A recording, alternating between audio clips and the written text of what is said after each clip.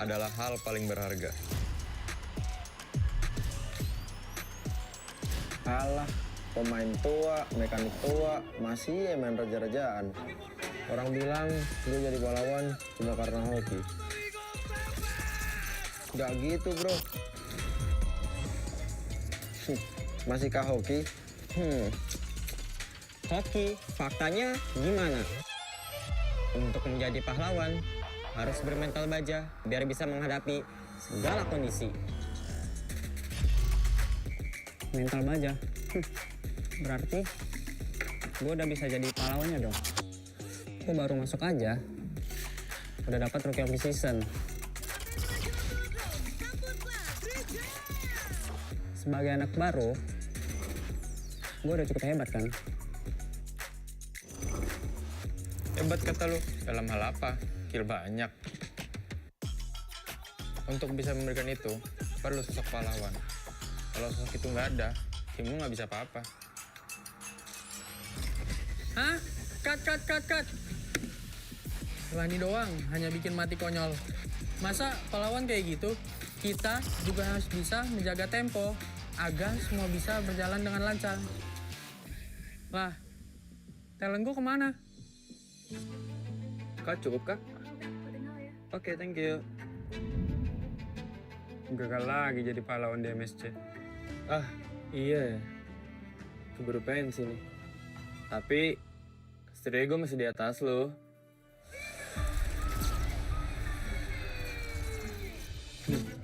Oke doang lo itu mah. Season ini nggak akan semudah itu. Yo, mulai syuting. Nih, baca dulu. Loh, kok lo jadi Estrada, Man?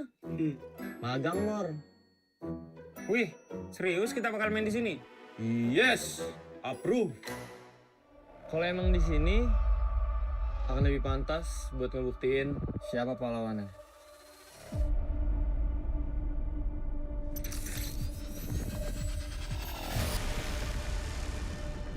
Persiapan kita cukup. Kita berpengalaman. Kita harus sesuai target. Kita punya mental. Kita nggak butuh waktu lama. Kita memiliki inisiasi. Kita bisa mengatur tempo. Kita punya banyak cara. Kita yang ngatur permainannya. Mari kita lihat siapa yang pantas.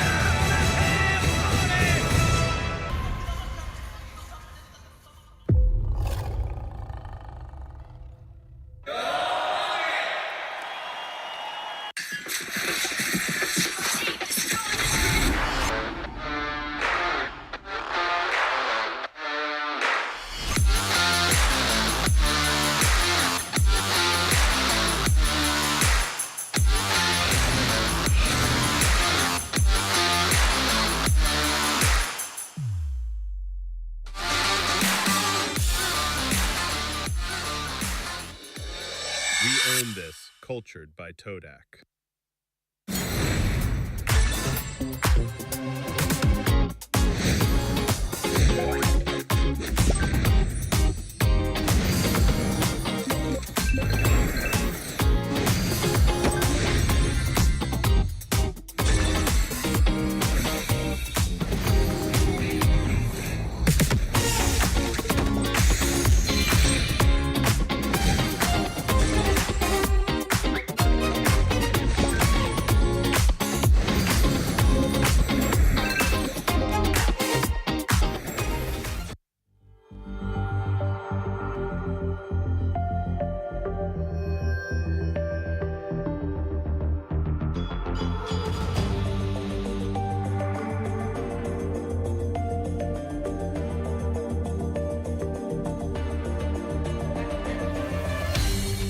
Aku kan berdiri dan terus berlari terus ke arah puncak tertinggi.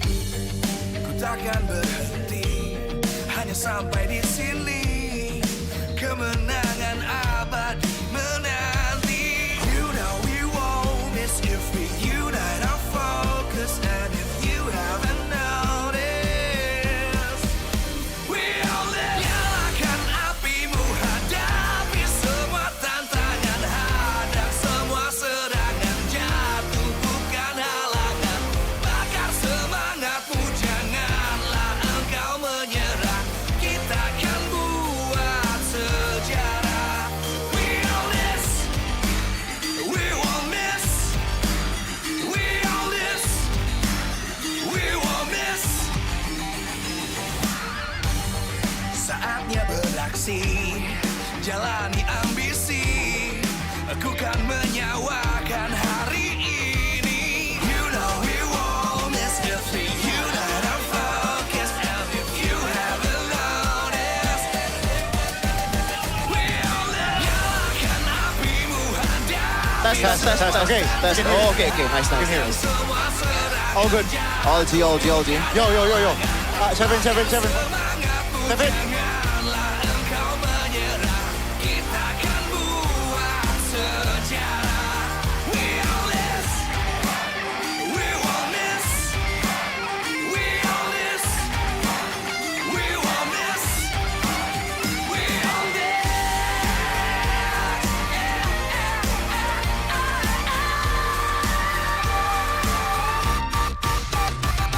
Nyalakan apimu, hadapi semua tantangan, hadang semua serangan, jatuh bukan halangan. Bakar semangatmu, janganlah engkau menyerah.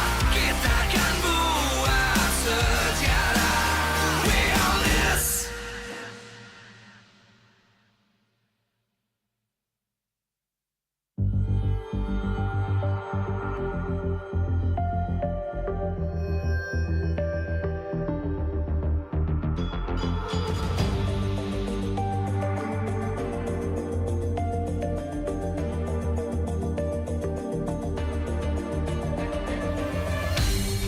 Aku kan berdiri dan terus berlari, terus ke arah puncak tertinggi.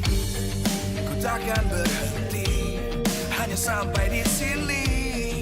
Kemenangan abadi menanti. You know we won't miss if we unite our focus. And if you haven't noticed, we all live. Nyalakan apimu, hadapi semua tantangan, hadang semua serangan, jatuh bukan halangan. Bakar semangatmu, janganlah engkau menyerah. Kita akan buat sejarah. We all this, we won't miss. We all this, we won't miss. Saatnya beraksi, jalani ambisi.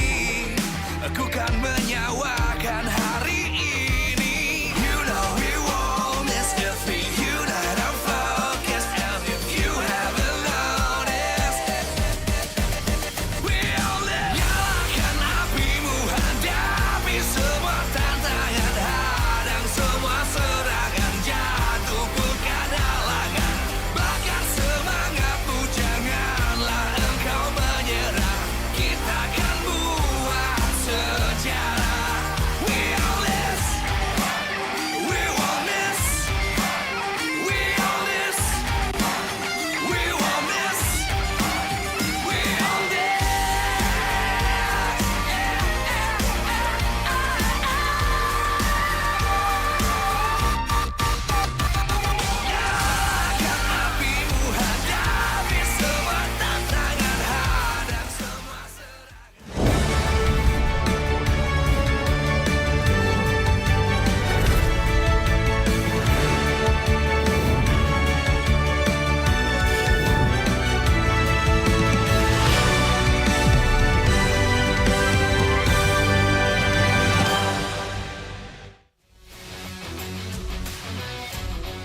Live from MPL Arena, Jakarta. MPL Indonesia Season 18 is powered by Muto. Supported by Esports Federation of Indonesia. Presented by official gaming phone, Infinix. Official e-wallet, GoPay. Official gaming chair, Toda. Partner in esports, Aqua. Good time. So good. We own this.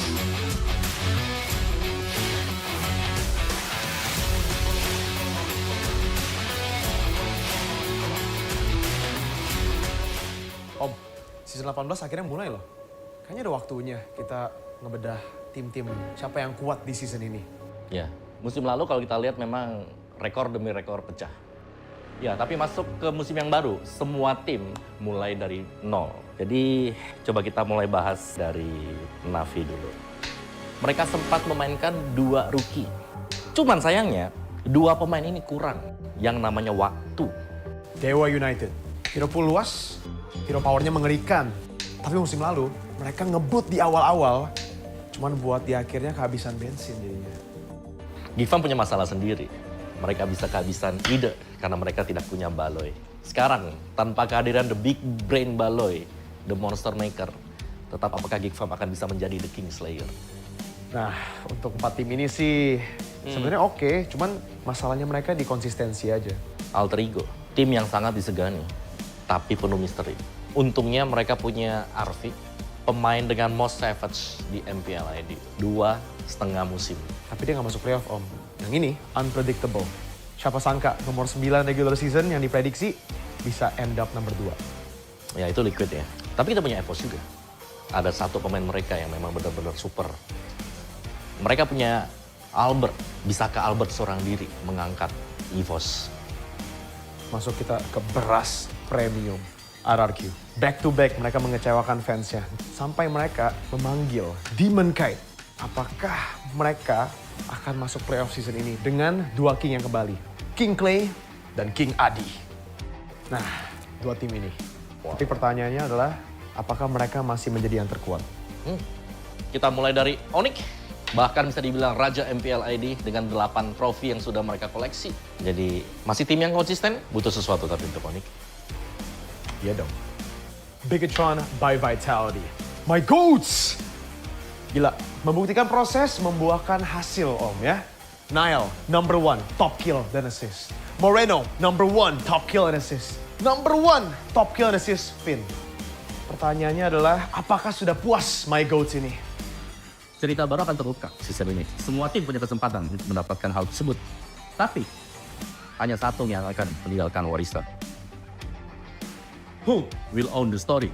Who will earn the legacy?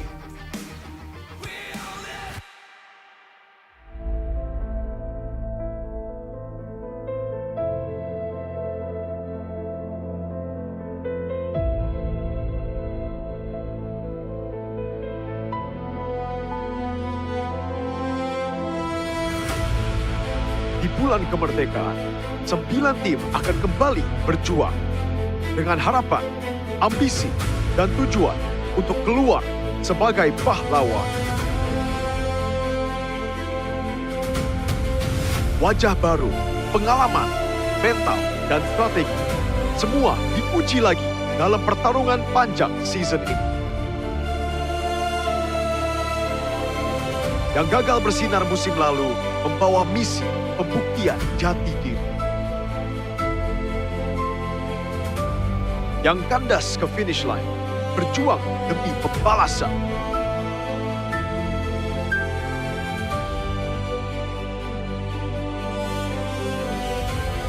Dan sebagai peserta terdepan untuk rebutkan titel King Phoenix dan Immortal Cup, sang finalis harus siapkan kembali taktik untuk bertahan di bumi.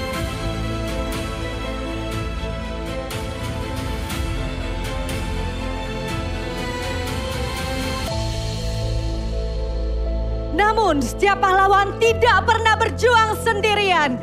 Karena di balik setiap kemenangan selalu ada suara yang selalu percaya.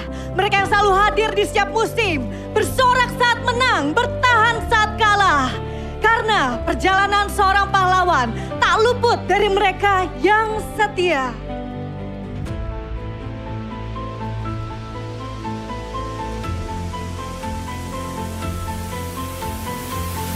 Tak ada perjalanan menuju tahta yang ditempuh dengan jalan yang sama. Setiap musim menghadirkan tantangan yang berbeda. Dan dimanapun panggung itu berdiri, selalu ada yang membawa harapan. Selalu ada yang rela pertaruhkan segalanya. Selalu ada kisah yang akan dikenang lebih dari sebuah kemenangan. Kini perjalanan itu berlanjut. Playoff MPL Indonesia telah menorehkan jejak itu. Dari satu daerah ke daerah lainnya. Tiap tempat menjadi saksi. Bagaimana mimpi diperjuangkan. Bagaimana rivalitas lahir. Bagaimana sejarah diukir. Dan pahlawan baru yang akan lahir.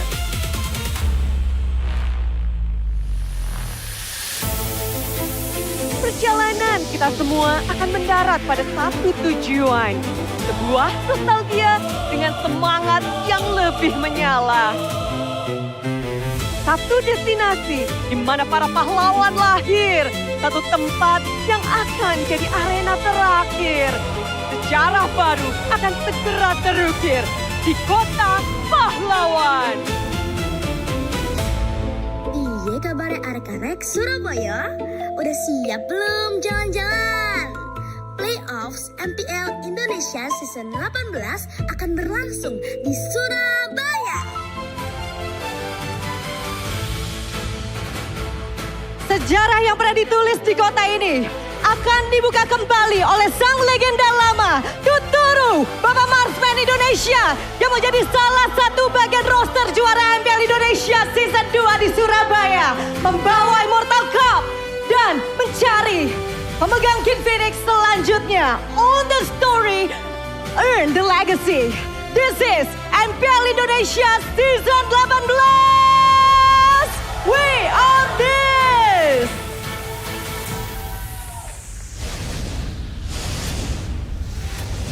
Own the story, earn the legacy. Ladies and gentlemen, welcome to MPL Indonesia Season 18. We open up today's show as a new chapter begins in Indonesia. It's your boy Mirko, joined here together with my boy Gani and our analyst for the day, Sheffin. How y'all doing? Folks, we've been waiting for MPLID for, honestly, not that long. MSC just ended, but it's been, I think, a very exciting start to the season so far. It's going to be very exciting indeed. We got a new champion, Season 17. The Red Robot here got the dub. Will a new story happen this season, Sheffin, is still up in the air. I think that's the preferable outcome, you know. We don't want any repeating champions, you know, unless you're a Pikachu fan, then that's probably the thing that you want the most. But aside from that, I think the best part about the start of the season right now is the meta. This is probably the best meta we've ever had in esports scene, in Mobile Legends scene. You can't really guess on what's going to be picked in the current meta. I agree. It's been the most dynamic meta. It really requires you to dig in deep. And that's why a lot of these teams have been utilizing that off time as, again, 7 of them didn't make it to internationals to rebuild their rosters. Heck, we got a crazy lineup later on to talk about for both these teams. EVOS and RRQ to start the show, to start MPL Indonesia Season 18. We've never had this in the history of Indonesia MPL, where EVOS and RRQ, the classic derby, starts us off. And right now, I just want to ask y'all, what are you expecting from the classic derby opening as we take a look at our schedule and our regular season standings later on? Firstly, again, it's RRQ versus EVOS. Then it's going to be Na'Vi taking on Alter Ego.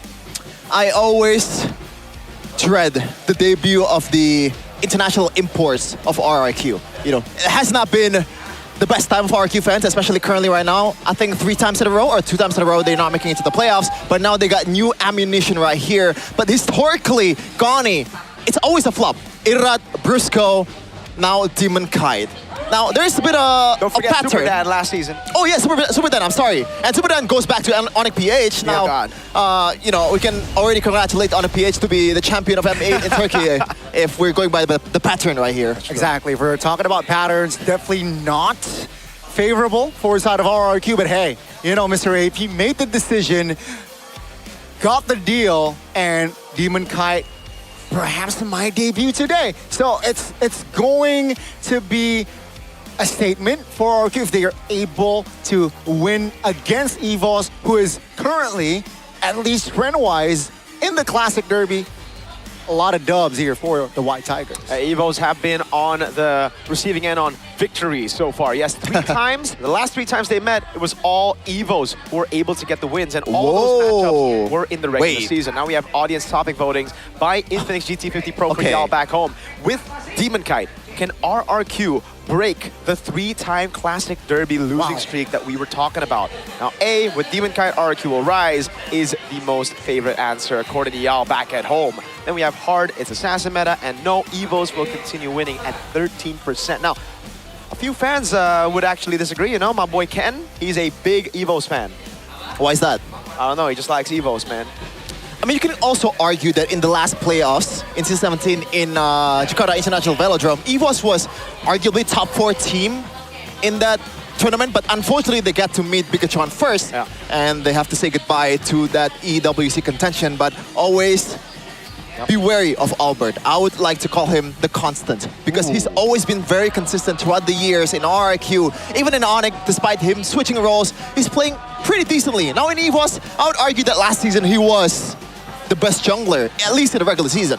Definitely the star player, right? A star player for EVOS, and we're about to see if he's able to bring that same consistency, bring that same quality here, going up against RRQ. Mind you, it was his X team as well, right? And it was RRQ that technically build Albert to become a player that he is today. And that's why there's just so many interesting storylines as we get into our Classic Derby opener.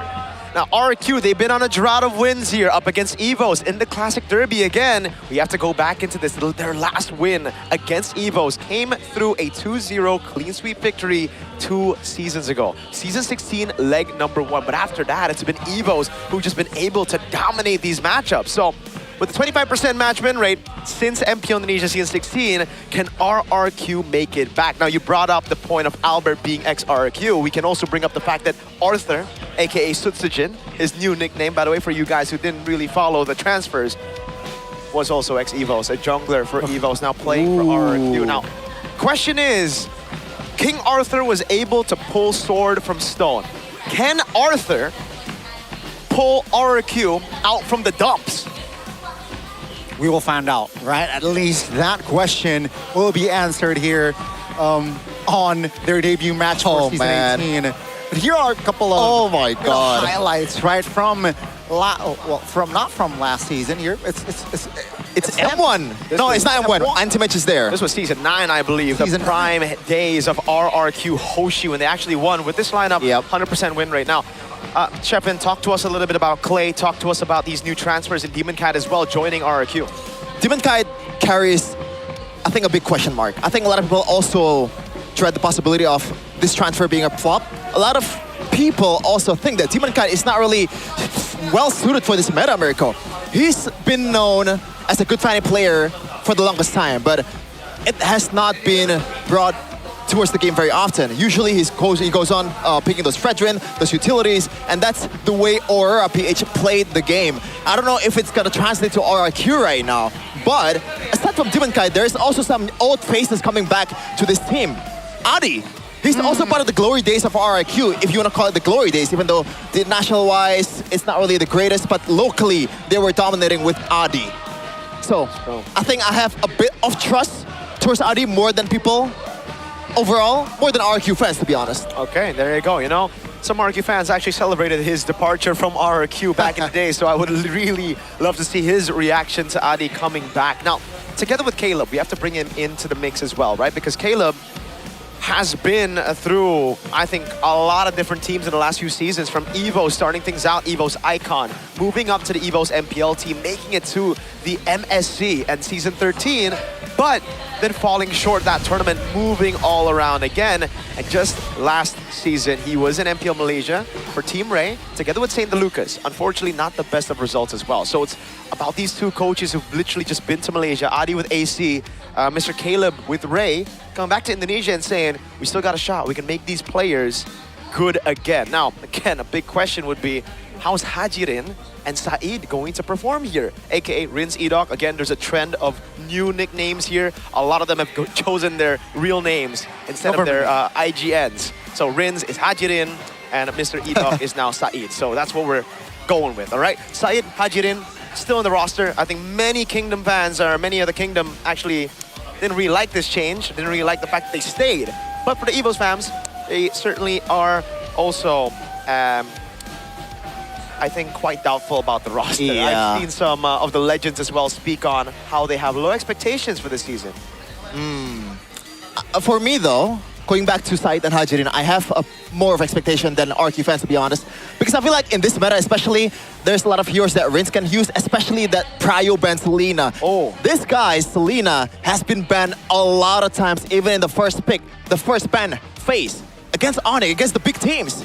So in this tempo-based meta, it might be suited for Rins more than anything. All he has to do is to get through that mental block that he had against Suns. And especially if he paired with Edok, right? If he's able to find his form, Edok is just a crazy momentum maker as well. At least in this meta, you know, I know that Edok or Said can make his mark, or at least try. Because RRQ, they need that sort of leader in the land of Dawn. Yeah, even Edok or Said, I'm sorry, he has more heroes to play right now, right? Despite the Tigreal not being prio, but there's a lot of set heroes that can still be played in the game. Atlas, Beleric. Atlas and Beleric. Those two, with Edok, absolute cinema.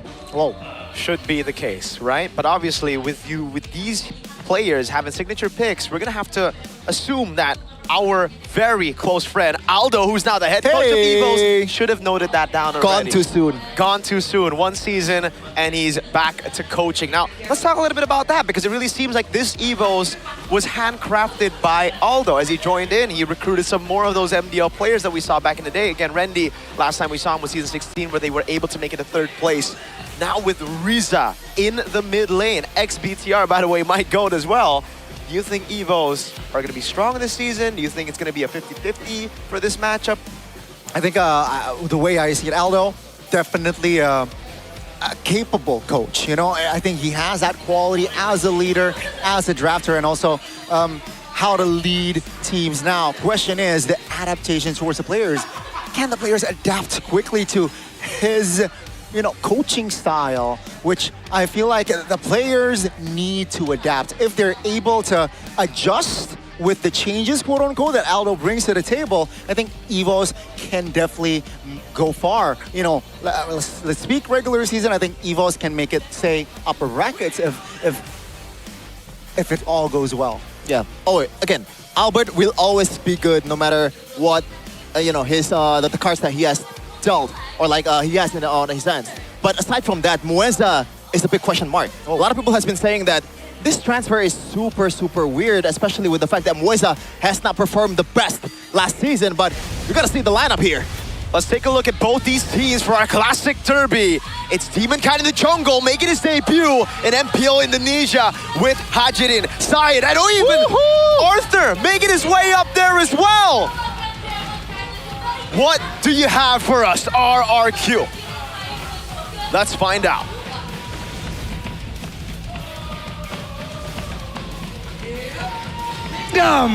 Lagi bahagia kalian ya, kedatangan jungler kelas dunia. Jadi langsung saja please welcome Demonkind. Demonkind has made his debut in MPL. This is the time to show those doubters that he can indeed perform, that this transfer wasn't a desperate move by the Kingdom. A new drip, a new hope. Ladies and gentlemen, please welcome, first time, Season 18. This is RRQ, Hoshi. A whole lot of veterancy in the background as well. Clay being the bench leaders of RRQ. Adi going back to the coaching staff. Can they do it again? The Kings are up against the White Tigers. And it's Randy, Albert, oh, Trian W, not Riza. Samueza in Rome, and my boy Erlan. Evos, can they keep their winning streak alive up against the Kingdom? The White Tigers, they're ready to take on another positive trend in the Classic Derby. Can they do it with this lineup? Albert, the center of the stage, leading, waiting for his teammates. Will they be able to do it, ladies and gentlemen? Please welcome, this is Team Evos!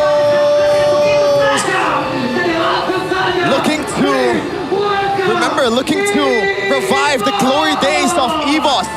Now with the Architect, which is also a journeyman by now, in the helm. Can they do it this time against their arch rivals, RRQ? Let's find out who's going to get the dub here today. Drian W, with his debut against RRQ, was not what I expected. I thought they would rely on a little bit more on experience with Riza, even though he didn't play too much last season. Dan, Coach Aldo, Bravo, Adi and Caleb, both of them have gone for, I think, what many believe to be not really the main lineup for both teams. Again, Drian W over Riza, Arthur over Kuroki, a much more experienced gold laner. We have to remember Arthur, the fact that he's a new gold laner is already supposed to raise some questions. Now, bring into the fact that he hasn't played for a whole season, that inactivity, that rust, could it be a factor to how, you know, okay, maybe it might be the language. Maybe they chose Tutsujin, aka Arthur now, to play because he can communicate with Demon Kite a bit better.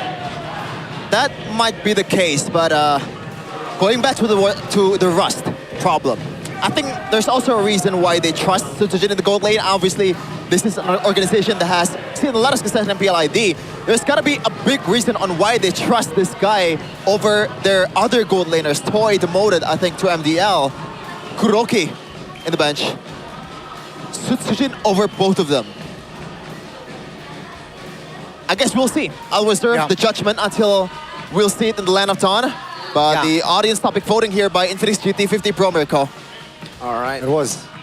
It is so 67%. Yeah. To Demon Kite, RRQ will rise. It's final.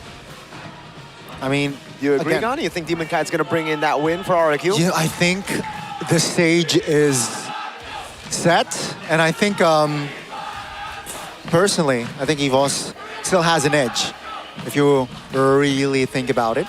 One thing's for sure, unlike the previous seasons, I think Demon Kite will be playing here without the immense pressure of the past. The previous lineup didn't make it to playoffs. Heck, they were 9th place. They were dead last in the regular season, so any improvement will be welcomed by the Kingdom. Maybe not another playoff miss. Okay. But they'll be happy with like 5 or 6 seed. Yeah, they'll be happy with it. Okay, what if they're 7th? No. What if they're 7th, same head-to-head matches, but just losing out on the game rates? That would be very, very See, a lot of RQ fans become RQ fans when Lemon was playing, when Tuturu was playing. That's true. Those legends. Yeah. So the expectations is set towards them despite the over and over again the drought of the playoffs. So the expectation is still there. If they don't get to the playoffs, there will be an uproar. Maybe not a bigger uproar than the last season because they're already miserable for that. But yeah, that's the reality. It is the reality, and another reality that we've had for the last, what, almost 10 seasons has been the consistency of Albert. You mentioned it, the constant from RRQ days to then Onyx winning those trophies as a bench player and coming back to the competitive scene by joining an EVOS that was rebuilding, an EVOS that had no big names at the time when he joined, to bring them back up to a 3rd place finish, and unfortunately last season 5th to 6th place, but they did lose to the champions, Gani. The Red Robots, huh? Yeah, I mean, a very, very strong story from the side of Albert, where we get to see him debuting here in MPL ID. King's new jungler right? He was a part of the RSG franchise. He's been here and there, Malaysia, Philippines, now finally in MPL ID. Going up against Albert, that's going to be a very interesting, head-to-head. Let's take a look at the keys to victory. Sheffin by Infinix GT50 Pro. Yeah, when you have a player like Albert, you play through Albert no matter what. Don't give him utility unless they already tested it and it's also working the scrims. But Albert, you have to give him a room to carry. The Hirara is probably the hero that they will probably the most. I don't think RQ will give him, but we'll see. Now for the other one though, punish RQ's movement. Oh, okay, I missed out on that. No worries. I thought it was one. My bad. Same. It's all good, man. But I agree. I think this roster as well really, it's I think very good depiction of all right. We're gonna play for Albert. We're gonna enable Albert. Now we look at RQ. Yep. Keys to victory. Play actively, not reactively. I think that's also the theme of the meta currently. The one that gets the early game gets the most dominant mid game and late game as well. We can see Aura, Turkey. Playing a really, really good early game with the Selenas, with the Atlas, the one that can force you to actually react. And I feel like these two teams, or every team in MPL ID, already knows that that is the agenda, that is the thing that they need to do. Secure the early game before anything else.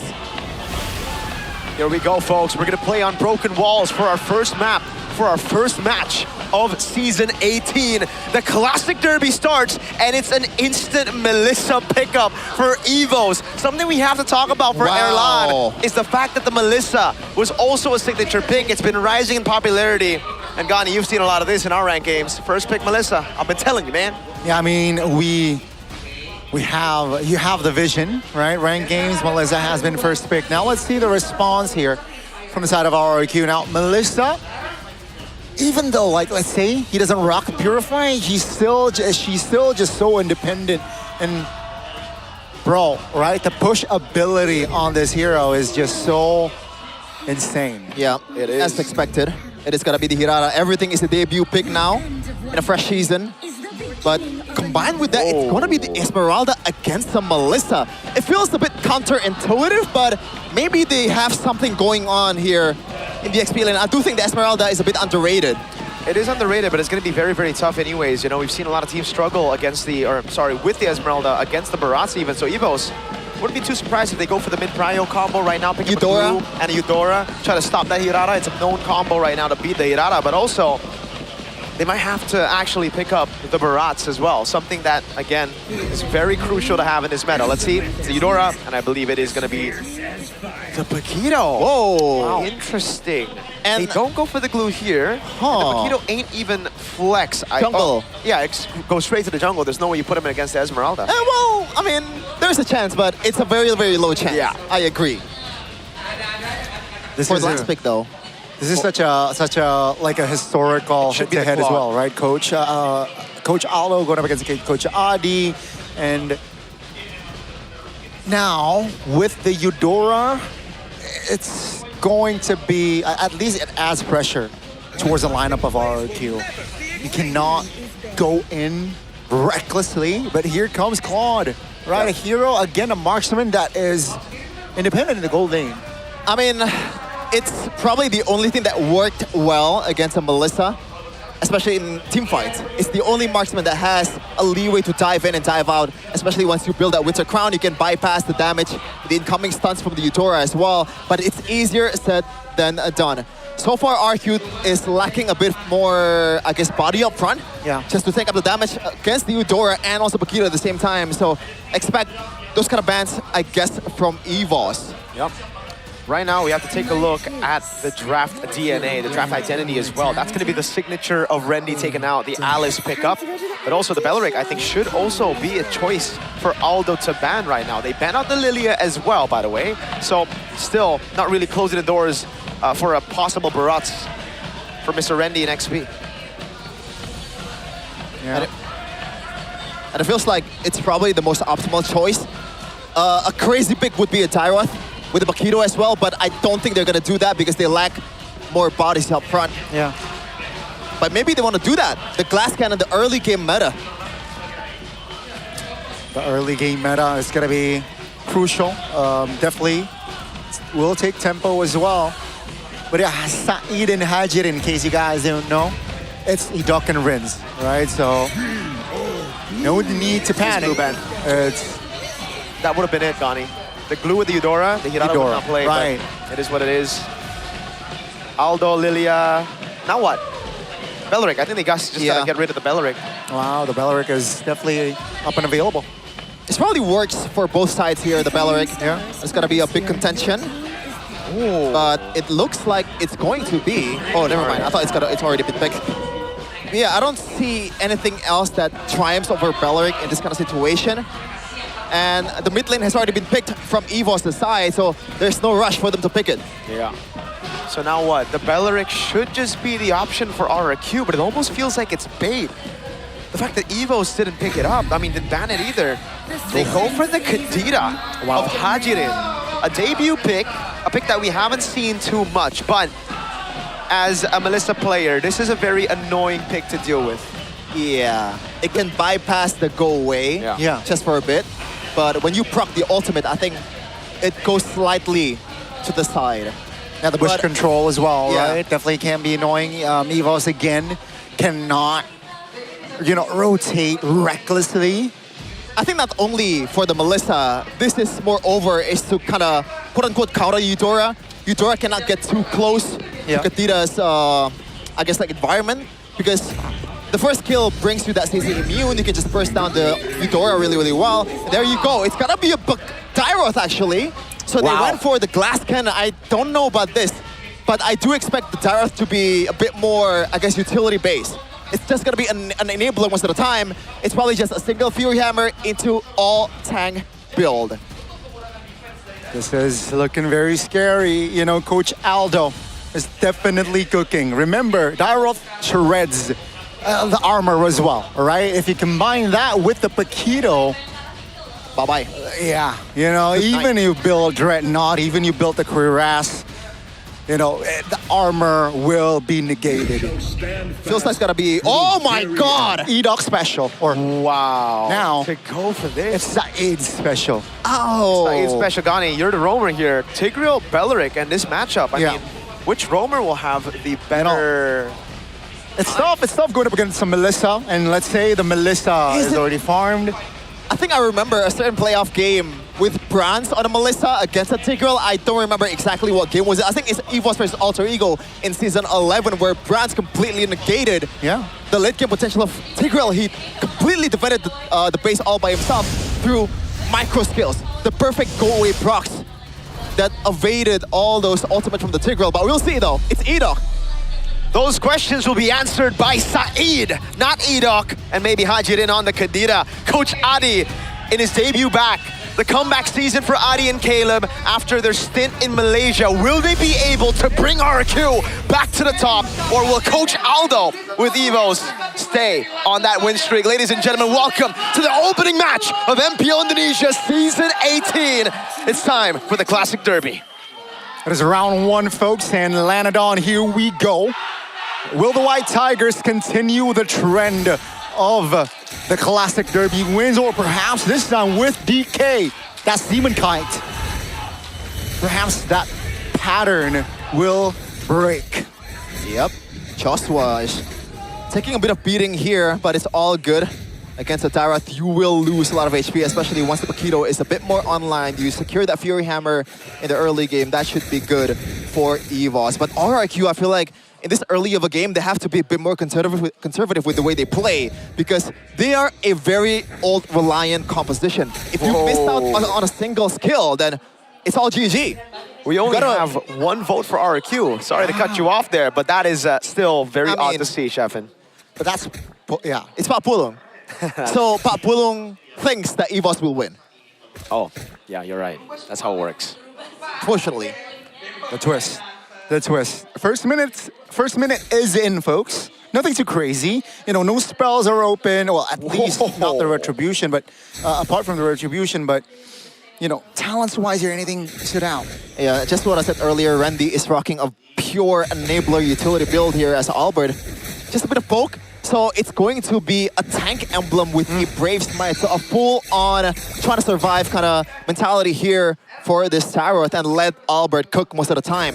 But the problem is, once again, RIQ, they're a window-based composition, obviously very reliant on the ultimate, but at the same time, this tower also works the same. That's a Petrify, finding Mueza, immobilized as well. Here comes Albert from another flank. That's gonna be Saeed taken very low. Pops the flicker to get out. No first blood just yet. Whoa! But this looks like an open turtle for Evo's ass. That's gonna be Joshua popping the Purify as well. A big win there from that fight. And it's Evo's with the tempo back again. If we take a look at Rendy and this Evo's lineup, they really love to play around that tempo. Erlan on the weak side, that's what makes them good. And again on this Melissa, it's gonna be a tough question to ask for Arthur, even if you're in a winning matchup, to push him through. Not just Arthur, man. Even Hajirin and also Saeed as well. It's a Purified Melissa with a go away. There's no way you're going through that. Oh, that's... Oh, the Wraith of Jiraiya locking Hajirin into place. And that's going to be first blood here for Albert. Damn. I mean, Evo's, I mean, it's classic Mueza. Even in Dewa, there are a lot of questions about this transfer, but one thing's for sure, though, early on in the season, he's always good. It's the later half of the season, that consistency that becomes more of a question for Mr. Mueza. But it's Evo's really just capitalizing on this early win, pushing through into the jungle, and giving Erlan all the space he needs to out-lane Arthur. Again, this was a big point of discussion. Putting Arthur in a lane against Erlan on the signature pick. Saeed! Uh-oh, here's time. Seems like RQ will strike back. They find a kill.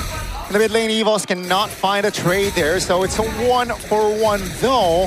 It's just the roamer from Evos, Mueza, who got taken down. But at least the timer works for RRQ because they can just cycle to the turtle. Find Arthur though, taking a lot of beating here. Yeah, the gold lane, but all right, Purify. That's going to be Albert though, looking for an engage. Doesn't find the connection. Erlan popped the ult. So again, it's just a trade of skills. I feel like it really depends on who strikes first here in this kind of composition for both sides. Oh man, Randy didn't even build a Fury Hammer. It's a full-on utility Tyroth here with a Silenced Robe. Aside from that, nothing too crazy from the looks of it. Yeah. And yeah, nothing too crazy. It took the keys to victory to heart. Play for Albert. Give him space. Enable him. The Tyroth pick was exactly what they wanted to go for. I mean, according to the keys to victory, right? Albert gets a little bit of physical defense shred from Rendy's second skill. The whole team plays MPL as well. So even if RQ try to re-engage, Erlan's going to be there with a go-away to stop this implosion. And that's why for Saeed, it's crucial for him to find the right moment, to wait for everything to be used. And now it's up to RQ. Mueza! Wow! That's the stop right there, Mueza. Finding the right timing. Here comes the Kadita, looking for an engage. That's a knock-up on towards the roamer, though. But here comes Evos. The rest of the players, Demon Kite doesn't find the connection. Ajirin taken down twice this game. DK now shoot away by Rendy. Open turtle again for the White Tigers. This is a stomp of a fight as Mueza starts things out. RQ weren't ready for that setup. And now they go on to Arthur! Oh no, 2v1. Saeed is there to cover. Here comes the implosion. Finds two. Whoa. Arthur goes down regardless. It's a 2-for-1. Finally, a favorable trade for RQ. It's favorable, but I feel like it's still worth it for Evos. Look at instant conversion from Albert up top, and it was Erlan who was able to stay alive. Yeah, not looking good at all for RQ right now. You cannot conceal out of the Wrath of the Dryad, man. Mueza has been very trigger happy, and for a good reason. Whoever strikes first will almost guarantee the victory, and unless you mess up on the engage. This is a Tigreal versus a Belleric matchup, a roam off in this classic derby. That's why we brought it up before the game started. You know, who's going to have a better time, the Belleric or the Tigreal? And so far, if you look at the KDA, you'd say maybe it's 50-50, but no. Mueza's been the man to set things up also brilliantly for Erlan, for Drian W to get these sets. And then Rendy comes in as the executioner, where you would think it was going to be the Paquito. Yeah, that's the thing, man. Belleric, you can play it actively with the Flicker as well, but in terms of playing it reactively, I feel like Belleric triumphed just a little bit over the Tigreal, especially with the amount of tankiness that Belleric has compared to the Tigreal, so they can be a bit more flexible with the way they play EVOS. Now it's very difficult Hirara to... Oh. Drian, help you. They're going in on towards Joshua. The mid turret, though, was the target. Still able to be defended. But again, 6 minutes in, almost 7. It's a healthy lead for the White Tigers. 2K gold is the difference. Even though they've rebuilt their roster, though, Evos, they've stuck through to that disciplined gameplay of last season. Again, if you guys remember, that was really what stood out for Evos, playing it slow, playing it clean. This roster feels like it's taken that aspect as they get a lead. At the start of the game, they're willing to take these risks, they're willing to push in, and now they're holding the turtle hostage. RQ, they don't know what to do. They send Arthur down below, and Randy's gonna open up. Yeah, finds Saeed and Joshua. Hajidin looking to find a reposition here. Oh, the jump from the Dyrolf here. Randy looking to provide damage. Again, it's a perfect turtle for the White Tigers. Joshua looking to find space, gets away, no casualty, but it's just another objective win for Evos. That's kind of insane, man. I want you guys to look at where Alan was positioned in that team fight earlier. He's the one who's thrown out the Tigreal. Normally, as a marksman, that you should not do that against a Tigreal that has a flicker, but no! He has to go away and also purify at the same time. Saeed cannot do anything about that. He cannot engage unless he knows fully well that the purify and also the ultimate is gone. That is 2 layers that needs to be peeled for this Tigreal to pop off. And there's no way you can bait it out right now because he's the sole initiator for the team. RQ, mid lane, and XP. It's Joshua and Hajidin that should actually be able to, you know, on paper, bait out those abilities, bait out those resources out from Evos, but they're just 2 behind. If Joshua walks up, he's gonna get shredded. If Hajidin goes in, he won't even have enough damage to take Erlan down. Bro's chilling in the back. This is supposed to be a good pick against the Melissa, but not if you lose out on mid-prio. We have to go back to the fundamentals now, right? The Tigreal, the Kadita in a teamfight scenario can be great, but they lose out too hard in their own lanes. They're gonna be too far behind to actually even threaten anyone from Evos. Yeah, and layering the CC is not even an option for RQ right now. Especially if Mueza does a good job in peeling for his team. When he has the flicker, he has to watch out for a single guy, and that is Saeed. He has to man mark, box 1, this guy down to the ground, and pretty much on his back the whole time. Look at that, Randy does not care. He wants himself to be ulted. He wants to bait out the resources. And it's because he's built that utility build full on. No damage, not even a Fury Hammer that you mentioned earlier, Sheffin. It's a Radiant Armor Rush, so there's no risk of him walking up. You saw the Kadita splash him with water, and it really just felt like that, like a little boy splashing water on you on a pool. Didn't feel like any waves, no rough waves, those are smooth. Yeah, he's playing in the bathtub instead of the beach. Wow. This is a bathtub. Randy. Yeah, slow push down Please below. ult me, please ult me. Please, come here. Evos are just masochists right now, man. They just want RQ to hurt them. Dude, he does not even care to use the ultimate because he knows that the ultimate for this Tyrant is kind of useless. There's no damage to proc. It's a fully enabler Tyrant at this point of the game. Oh no. Mueza finds an opening. The Wrath of Dryad is not really, doesn't really connect. Oh, Saeed finds a 2-man stun. Take a look at the damage though. Saeed very low. Hajid in the back. Take him down. Joshua will not be able to sustain the damage. Randy in the front will not fall just yet. Arthur gets away, but DK jumps in. Ladies and gentlemen, DK making it away. An escape, but Evos, they stand with 3. RQ actually pull off a pretty good fight. They were able to bait out some resources, and it was through Saeed going in, baiting out Purify, zoning them in the back. Basically breaking the front to back, but still they weren't able to fully convert on that fight. Yeah, unfortunately it was through Evos' mistake. Mueza, I think, is a bit too late or a bit too early in the flicker. Yeah, he has to be a bit more precise from now on because if that connects, it would have been a different story for Evos, man. They might be up like 4K, 5K gold lead by now. But yeah, good job by RRQ at this point of the game. Any equal trade is a good trade for RRQ, despite the late game might not even favor them. And this is where Drian W needs to start being very, very safe. Saeed can still pick him off, right? He can't pick up Erlan, but he can go for an easy pick-off on the Eudora. That's why both of them, Drian and Erlan, need to play together so that Erlan can purify out of that implosion, then get Drian into a safe spot with Go Away. And by the way, hold on. Amazing poke. Hirata's down below. They were going to force this. Yeah, it seems like that's going to be the call. Saeed pops the conceal to at least bluff. That's a taunt, that's a stun. That's going to be the damage coming in. Rajirin finds the burst. Saeed falls. That's going to be Demon Kite in the back. trying to provide damage as the Lord will be slain by Erlan. And now Arthur, the No Man's Land, still able to find a route to safety. But it is Evos again who will strike. Oh God, that was an early retry, I believe, from Demon Kite. Yeah. It was a 1v1 in the Lord Pit and he wasn't able to secure it against the Melissa. And this is a Melissa, by the way. It's a marksman that uses the Trinity build, so the basic attack damage is not really that much compared to the critical marksman usually. So there's absolutely no reason for DK to lose that retribution.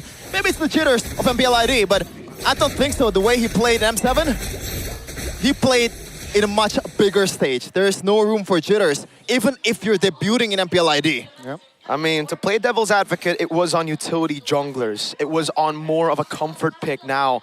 As he has to play the Hirara, it might be different. In a crazy brawl, chaotic server, is going to be much more difficult, man. Erlan walking up now, trying to siege that turret down in the mid lane as they have a Lord down below. Taking it slow, though. Again, classic Evos from Season 17. Let's see, it's going to be the first Lord rushing on towards the bottom lane. RRQ, though, will find composure and defend it. It seems like Evo says, you know what, let's not force anything. No opening, let's back off. Rinse and a reset for Evos right now. Not the biggest gold lead. Not that big of a gold lead, to be honest. Nope. From the way I feel like RRQ is playing this game, but now Side getting spotted up. Whoa. Thunder's Wrath even used up down in the bottom lane. Hajidin!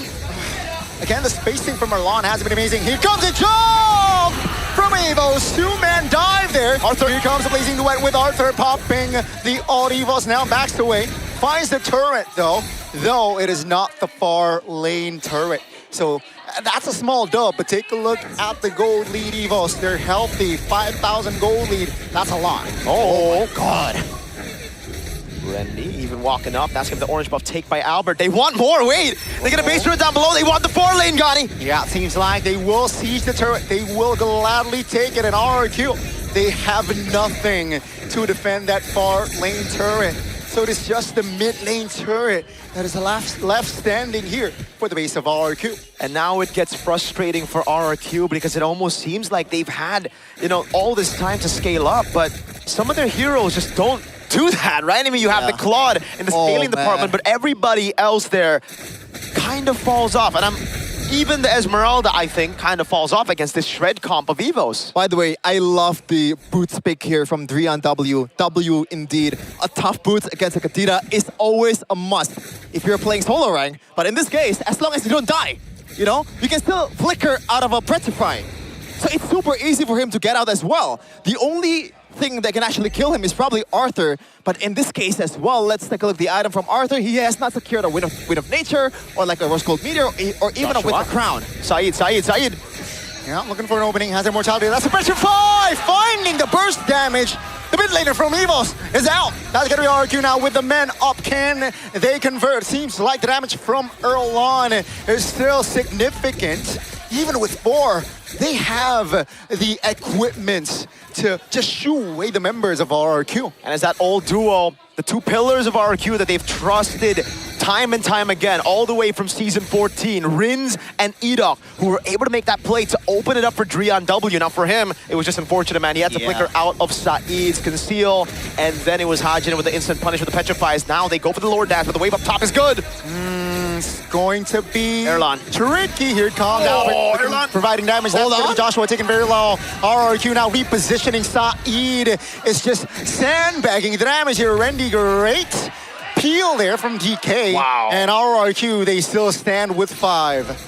Slow and steady wins the race. They know that RRQ, even with a man advantage, couldn't go for the Lord. They have no damage to burst it down. So they just wait for Drian W to come back up. They rely on the Melissa and they play around Erlan. Yeah. It feels very upfront and honest here. RRQ, the only thing they can do is wait out for the mistakes, wait out for the resource to burn by itself, which is really not good in this stage of the game, man. You cannot build a winning composition through that 5k gold lead for Evos, and this just might be the last load of the game. 16 minutes has elapsed. They have all the gold in the world and also all the items. Everybody's stacked up probably except for Mueza. Look at this, Randy. All in, crowd control on towards Randy, and he survives! Take a look at Albert. The Paquito is providing hella damage. DK looks for an angle, doesn't find the connection to take him down. That's a taunt by Mueza, locking DK down. And here comes Evos with a full-on Lord, marching on towards the base. RRQ, can they defend with 4? That's it, Evos now finding the mid-turret. RRQ now looking for an opening for Lord. Saeed. The burst damage from Evos is just too good. And ladies and gentlemen, in round 1, the White Tigers will drew first blood. The win streak looks to be continuing, but it is a full best of 3 in MPL Indonesia. Evo strikes first blood against RRQ. This rebuild also came with a rebuild in drafts, it seems. A very different approach to the old Keskute and NMM strat. I like that the way that they're sticking to what works in their glory days with Edok and Rinse. But unfortunately, it feels a bit too optimistic with this kind of composition. You give out the Melissa and you pick out this heroes that does terrible against Melissa, especially with the Purify as well. That is just tough, man, for RRQ. Not the greatest of a debut from DK, especially with the Miss Retry as well. Man, oh man. But Evos spams, a lot of things to look forward to. Despite the coaching staff being changed, the identity is still there. They're still very disciplined, waiting for the right moment to strike. I feel like with the identity of the past, Evo should have stuck to these kind of drafts, you know? Drafts that just keeps it simple. You look at the prio picks, you pick it up instantly. Simple is better. And we've had those conversations multiple times with the coach of Evos right now. Last season, it was all about that in the panel when we talked to him about keeping things simple, and that's what they did. They see the Melissa open, they pick it up. They go for these prio picks. The Belleric as well open, they pick it up again. It's all about punishing. It's all about waiting for RRQ to leave themselves vulnerable so that Evos can capitalize.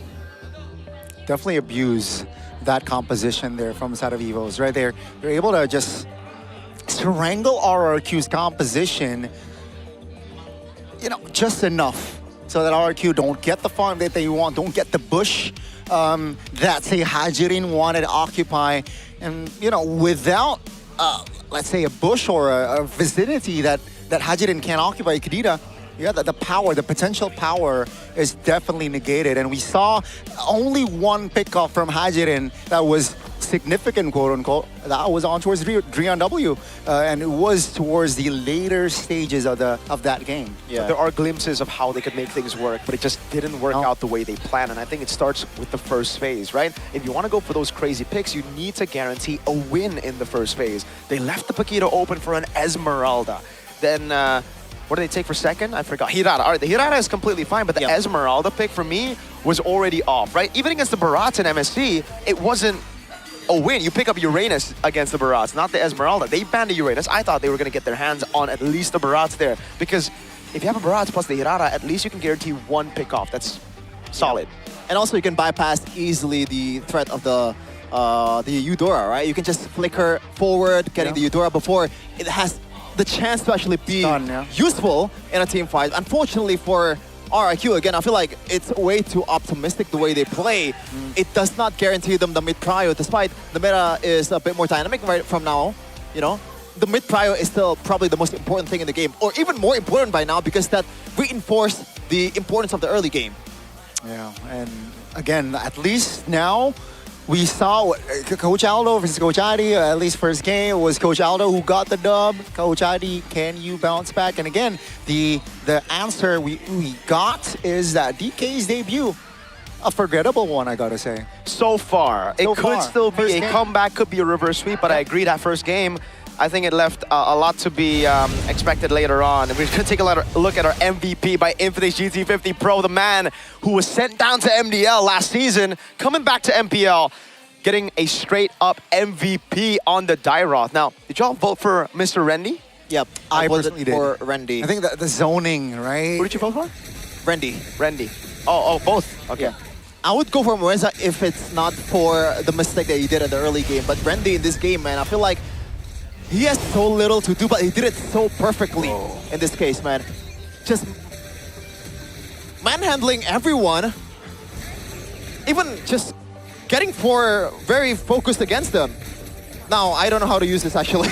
But let's see. This is the first time I use this, but we're gonna see the replay right now on what happens in the early game. Nothing too crazy. Can I just go around and I feel like I don't really have the tutorial to use this, but yeah. Even the early game, he did what he's supposed to do. Dominate against the Esmeralda and enable the early game Paquito for himself. And most of the part, he did that beautifully through a full-on enabler build. As you gotta see here, it is one of the moments where I feel like Randy needs the spotlight.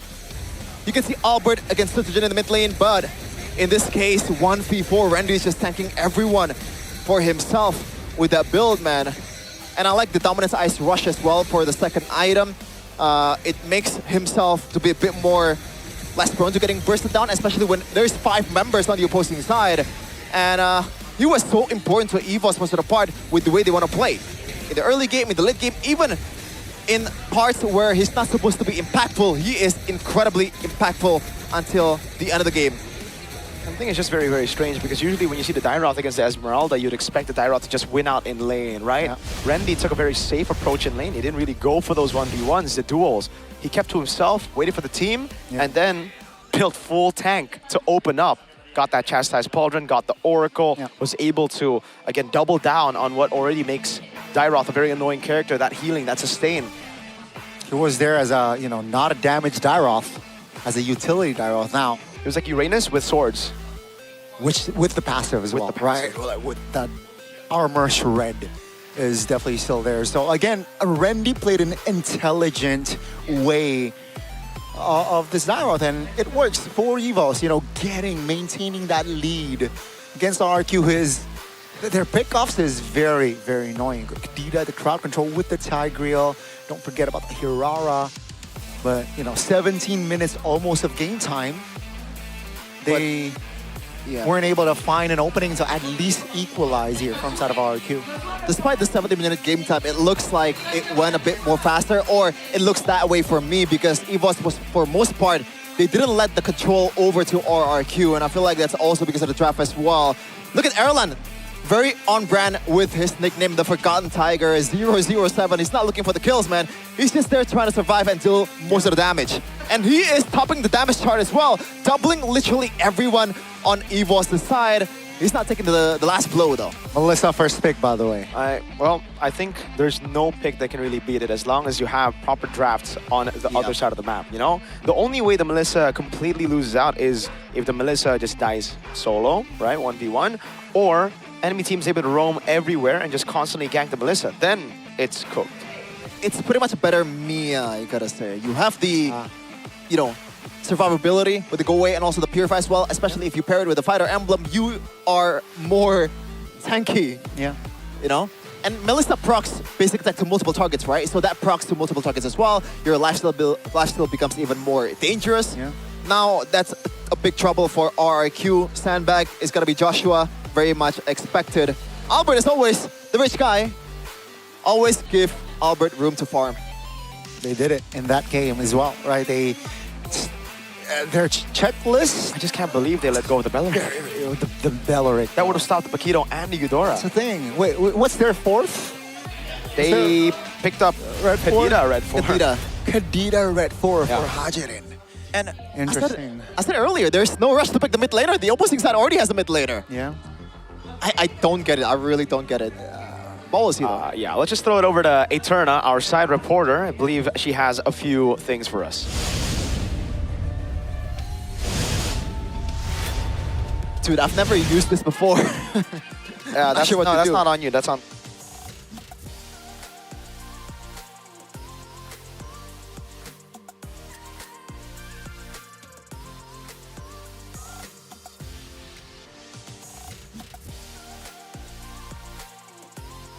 Masuk ke Derby Classic yang ke-40. Gimana perasaannya? Dari Derby Classic 40 tapi sekarang kelihatannya 1-0 nih untuk EVOS. Perasaannya sih seneng banget bisa jadi match pembuka hari ini, jadi Derby Classic ke-40. Semoga RRQ nanti bisa reverse sweep 2-1. Amin. Dan jadi kemenangan RRQ yang pertama kali di season ini. Untuk debut teman-teman ya. Iya benar. Soalnya kan kita lihat sekarang RRQ membawa roster yang berubah ya. Dari season lalu mungkin ada beberapa familiar faces tapi mereka ganti nama. Jadi menurut aku berubah atau sama sih sebenarnya? Ini full rombak sih, karena berubah semua.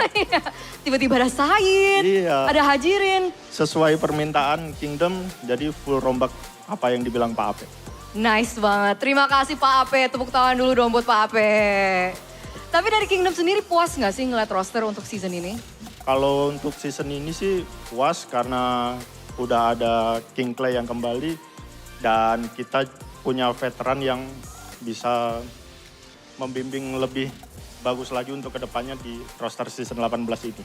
Pastinya, itu harapannya ya dari para Benar. Kingdom. Kalau ngeliat Coach Adi tiba-tiba kembali gimana tuh Coach Adi?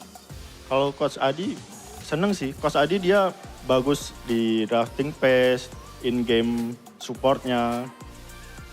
Dia overall bagus untuk RRQ Hoshi di season ini. Oke, overall bagus untuk RRQ di season ini. Tapi kita coba tanya-tanya kepada EVOS fans juga. Gimana EVOS melihat roster yang cukup berubah juga dari season lalu? Apakah dari EVOS fans itu puas?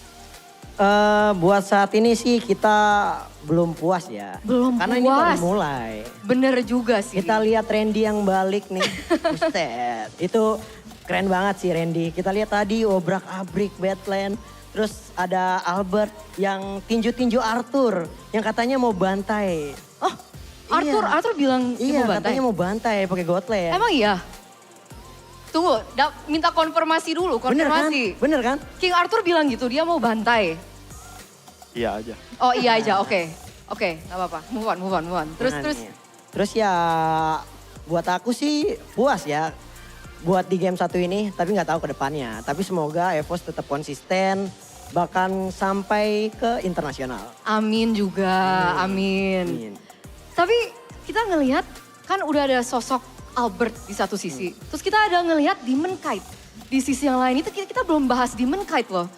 Aku pun kaget banget ngelihat Demon Kite masuk dan cukup excited juga untuk RRQ. So far ngelihat Demon Kite gimana? So far bagus sih gameplaynya, masuk kombonya juga sama trio midnya jalan. Cuman terhalang lawannya karena di game 1 banyak sisi, jadi emang agak kesusahan juga kalau kita main assassin ya. Jadi buat Demon Cat di game 1 udah bagus, tinggal nanti di game 2 pasti bisa lebih bagus lagi. Pasti bisa lebih bagus lagi. Berarti game 2 milik? RRQ. Game 2 milik RRQ. Itu pendapat? Enggak dong. Oh enggak. Game 1 aja udah kita yang pegang. Oke. Harusnya game 2 ya tetap kita yang pegang. Mau lawannya juara dunia, ya sejarah EVOS tetap banyak. Oke, kita boleh tepuk tangan dulu dong untuk EVOS fans. And of course kita masuk ke season dimana dari awal tuh udah diumumin ya. Kita mau playoffs di mana. Very exciting, kayaknya banyak orang juga sangat menanti playoffs yang akan ada di Surabaya. Harapan dari Kingdom untuk RRQ di playoffs di Surabaya itu apa sih? Harapannya sih yang pasti kita fokus lolos ke playoff dulu. Habis lolos playoff, pasti kita difokusnya untuk jadi juara. Playoffs juara, step by step. Kalau dari EVOS fans gimana? Harapannya untuk EVOS? Yang pertama harapannya semoga di regular season ini EVOS lancar sampai lolos playoff dan semoga nanti di playoff ya sebagai pahlawan lah buat EVOS fam nanti. Sebagai pahlawan untuk EVOS fans nanti, keren banget. Tapi jadinya game kedua tuh milik siapa sih? RRQ dong. Jelas EVOS. EVOS atau RRQ? RRQ dong. Kayaknya RRQ lebih kenceng nih. EVOS! Ya udah coba kita semangatin dulu masing-masing, mulai dari RRQ dulu dong. Dari Kingdom gimana nih semangat untuk game yang kedua? Ayo bantu teriak guys. FIFA! RRQ! FIFA! RRQ! Semangat banget dari Kingdom untuk game yang kedua di Best of 3 Derby Classic ini. Tapi dari EVOS fans jangan mau kalah dong. One team, one voice, one family. EVOS rock! Itu dia teman-teman keseruan dan juga semangat dari para EVOS fans dan juga Kingdom. Tapi kita akan melihat siapa yang akan memenangkan Best of 3 series ini. Apakah EVOS fans bisa mengambil 2-0 atau RRQ akan mendapatkan game kedua untuk force game yang ketiga. Kalau gitu kita langsung aja lanjut ke para casters, silakan.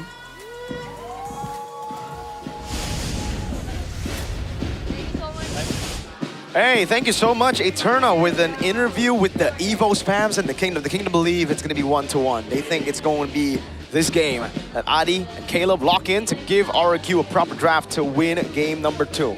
Do y'all concur?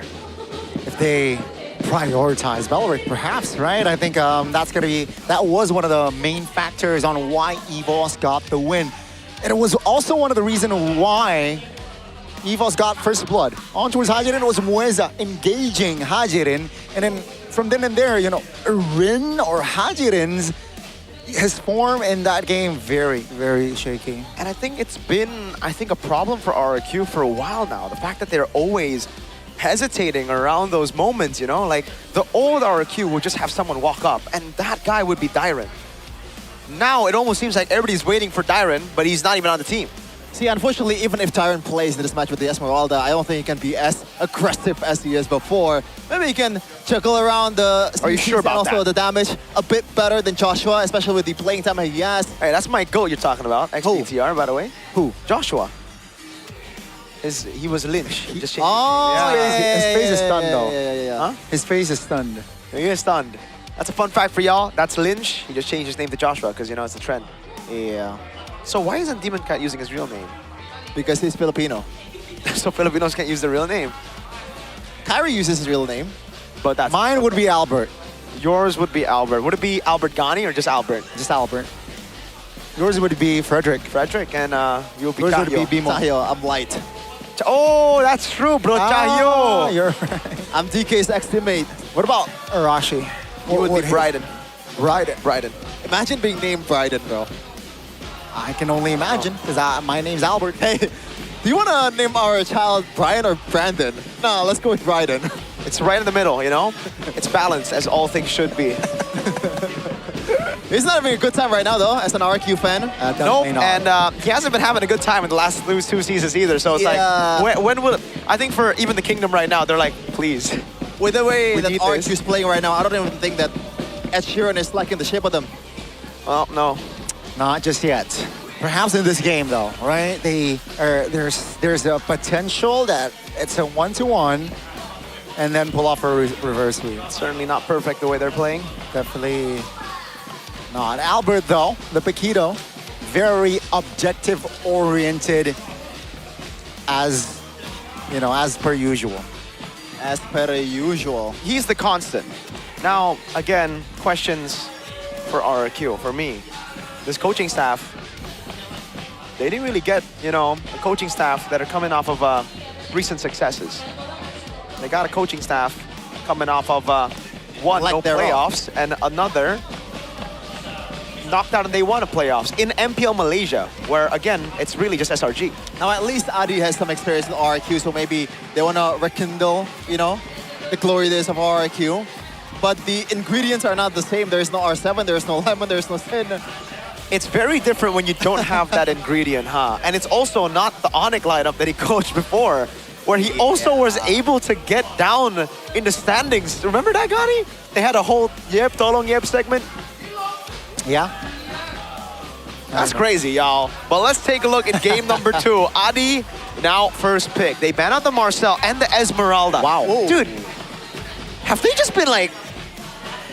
Is this like actually the meta? Have they just been scrimming other teams? I don't know what it is. The Esmeralda, we haven't seen this prio in like a while. I remember this was like early MSC where Esmeralda was super prio. Hey, maybe there's some things happening in the scrims that we don't know, but so far, it's RQ the ones that prioing Esmeralda most of the time, and they're even afraid to go up against the Esmeralda as the first pick, by the way. They even ban out the Hirara, so I think they want to go first pick Atlas. Right? Or I think the Valentina would make more sense. You can't just go Atlas here with a Belleric and an Atlas Open and a Valentina, because then Evos will just pick up Valentina Belleric and it's boom, bang, bada bing, as Ghani would say. Yeah. Perhaps. That's going to be the Atlas again. Not going to surface in the Lanadon. Now, RQ, what will they prioritize? Should be the Paquito. Or Uranus. Okay, with Melissa on the board, that's very sensible. Yeah, off the board is sensible. So, RRQ, will they go for, a Uranus, a Paquito type of approach? Or will they prioritize others. Do they want to throw a curveball and go back to the DK Fanny back then? Whoa. All right, That's a massive curveball. it's been a while since we've seen DK on Fanny. It's been a while. They go for the Mathilda first Okay, pick. There you go. Mathilda has been rising in prio, Or so I'm not Saeed. actually against it. I think it's a very, very good pick here. And then they can just supplement it with the Uranus and then maybe a Novaria for red, blue 2, blue 3. Evos, where do they go now? I think they pick up the Uranus. They take it away, right? And the Paquito. Yeah, Paquito, I think, is almost guaranteed for either Albert or maybe Erlan can play it. I'm not sure if he's actually capable of doing that because he's more known for marksman, but either way, we'll see. Pick it up and make RQ choose. Yep. Right? There you go. That's Uranus. This should be the Paquito. Okay. It is. Me and Aldo, man. We think alike. RQ. Where do they go? If they go Barats, Now, this would be the perfect time for you to play an Esmeralda, but... Yeah, but they banned it. That's why I'm like, why is it so prio? Only RQ knows, man. Only RQ knows. But all right, it is what it is. They should go... I don't even know. Like right now, what do they go? Yeah, that's a good question. There's nothing that I think stands out. Do they go Harley? Even then, Uranus and Paquito should do well against those. Or do you want to go Barat straight up? Not against Uranus, man. Like, that's why the Uranus pick, I thought was going to be first pick for Coach Adi. But it's not purely for the... Whoa! Mathilda Fredrin. This used to be a winning formula back then in Season 11, but unfortunately now it's Season 18. And even Three M4, and a half years since then. Yeah. That's crazy. That's crazy. Bringing it old school, I guess, right? Yep. And they can still go Guinevere here. Put the Paquito in gold lane, right? Unfortunately, if you pick the Paquito in the gold lane, you gotta play the early game most of the time, no? No, at this point, it don't matter, bro. Like, seriously, the Paquito gold is just that strong. As long as you go QC, you can play well. It really just comes down to how comfortable Erlan is, right? The Spirit won it with that. Instead, they go for the sustain. And this is even more disgusting, I'd say. The Rafaela to match a Mathilda in sustain. And guess what? If you use all your resources, that whole cycle on one dude, just gets to respawn again. Yeah, they're pretty much going for ban for ban here with the sustainability as well. But unfortunately, I think EVOS has a bit more say in the early game as well with the amount of damage that Paquito can deal. And they also have more flex to work with. This Rafaela is not necessarily a mid laner or a roamer. Same with the Paquito as well. The flexibility in the first phase is insane for the White Tigers. The Architect is doing work. Yeah, definitely a lot of questions is still up in the air for Adi to think about in the second phases of drafts. And there you go. There goes the Arlet. They don't want to go going up against an engaged tool, and that is the Arlet, right? Definitely can break the momentum, reposition you, displace you. All right. So now it's up to RQ to try to limit some of those picks. But the thing is, what do you even ban, right? The jungle is still open for the Paquito. That's why they ban out the Eastern Shin. Yeah. And that's why it's going to be very confusing either way. They're going to have to choose what to ban here. And it's not going to be easy because Aldo can still flex this all over. I think RQ with the Eastern Shin is trying to limit the flex here for the Paquito. But either way, it's still a possible flex. Yep. Yeah. Now, for EVOS currently, they can literally play any gold laner, no? They have the Rafaela, they have a lot of other damage to work with as well. You can still beef up with the sustainability of something like a Harith, by the way. Combine that with Rafaela, you get the healing, you get the shields. Yep. Yeah. And it's tough for you to lock down a Harith with a Purify, especially when there is no real damage currently for RQ. And I like that respect, you know, even though the Barats gets countered by the Uranus, you EVOs, they don't care, really. If it gets open all the way to the second phase, they're still going to ban it out. Now RQ, they are lacking damage, man. There's no other way to put it. The XP lane needs to be a damage dealer, but what is it going to be with an Arla taken out? That's the Nolan as well, banned out by RRQ. I'm not a big fan of that Nolan ban. I really think the Guinevere is still a good pick here, and EVOs can still flex the Rafaela to mid or to roam, right? Yeah, you can still have a bit more damage in the mid lane. God. Because Guinevere offers you a bit more sustainability as well, and also utility at the same time. Yeah, EVOS can go a lot of ways here. Then this is what I like about today's meta. In the second phase, it's a bit hard for you to predict what's gonna happen. It's never a sure thing, right? It's never a sure thing. I expect them to open the mid though here, right?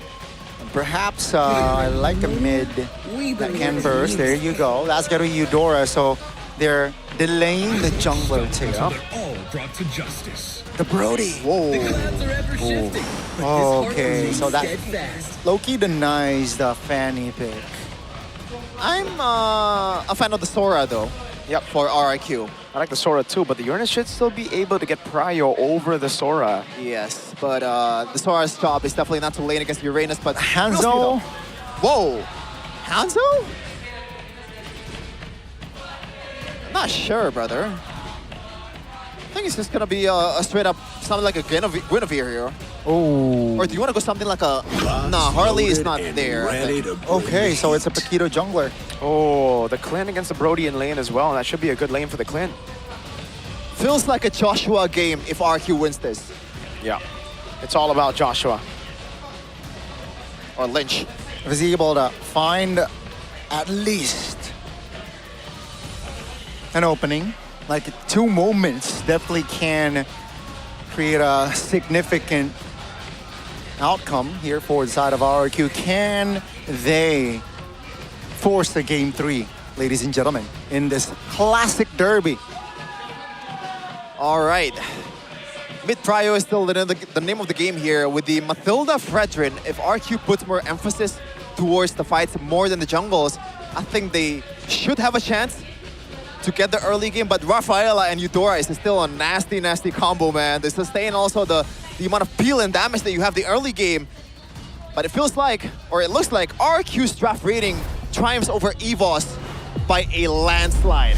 And I can see why. There's just so much CC on the left, and they'll be able to control it. Demon Kite as well, back to a signature pick. Even though it's not meta, it's what Demon Kite used to win a world championship. Ladies and gentlemen, welcome to game number 2. Will it be 1-1, RQ equalizing, or will EVOS take RRQ down with a clean sweep? The trend of EVOS winning in this so-called classic derbies, will it continue here in the second game? Or perhaps RQ have a say with Joshua again, a player to watch on the Sora in this game. XBTR battle away, Mr. Lynch, now Joshua Albert with the control over Lethal Wanderer. I thought Randy was going to go for the cut there. Now, let's talk about this matchup though. Sora versus Uranus, Shepin. Will the Sora even have space to play around these skirmishes? Yeah, Sora is just going to be there to secure the lane most of the time, and he's going to be online when the turtle fight begins.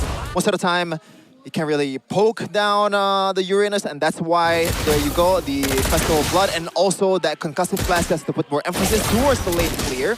Meanwhile, Arthur, King Arthur in the gold lane, getting dominated by the Forgotten Tiger. Yep. Looking at the other emblems as well, pull yourself together for a 3-1 dub. So it's going to be a bit more safe with the amount of flickers that he has, and also possibly that Winter Crown that's going to be available in the late game against heroes like Joshua.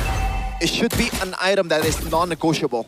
Yeah, and this is why I was talking about the lane matchup, right? I mean, if we're just talking about lane, Erlan should have a very good time down below. But EVOS, they gotta be very careful about that setting pressure from Joshua. Randy with the cut, so he has prio up top.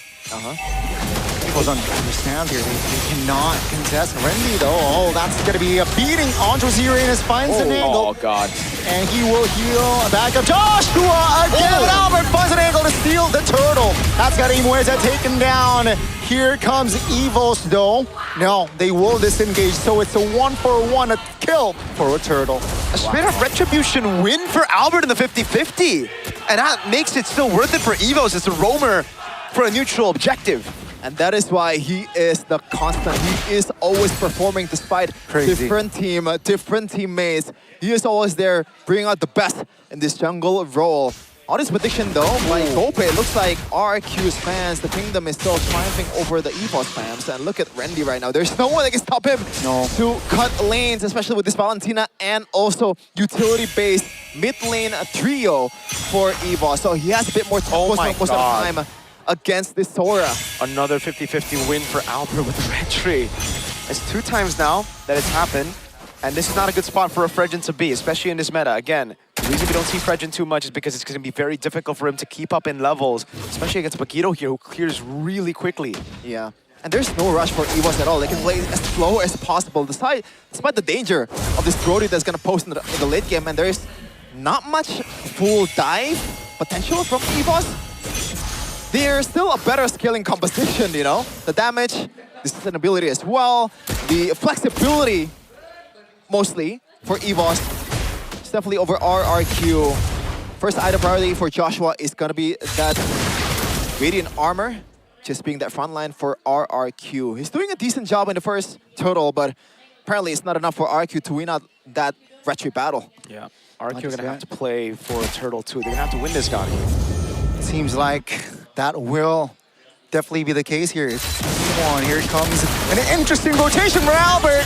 Great setup there. It's gonna be a kill. Randy though will be the trade, so it's an EXP4 gold laner as RRQ. Let's burst this floor down. Rion W will find an angle, opening things up. Is there? Oh my God! Locking the jungler in place.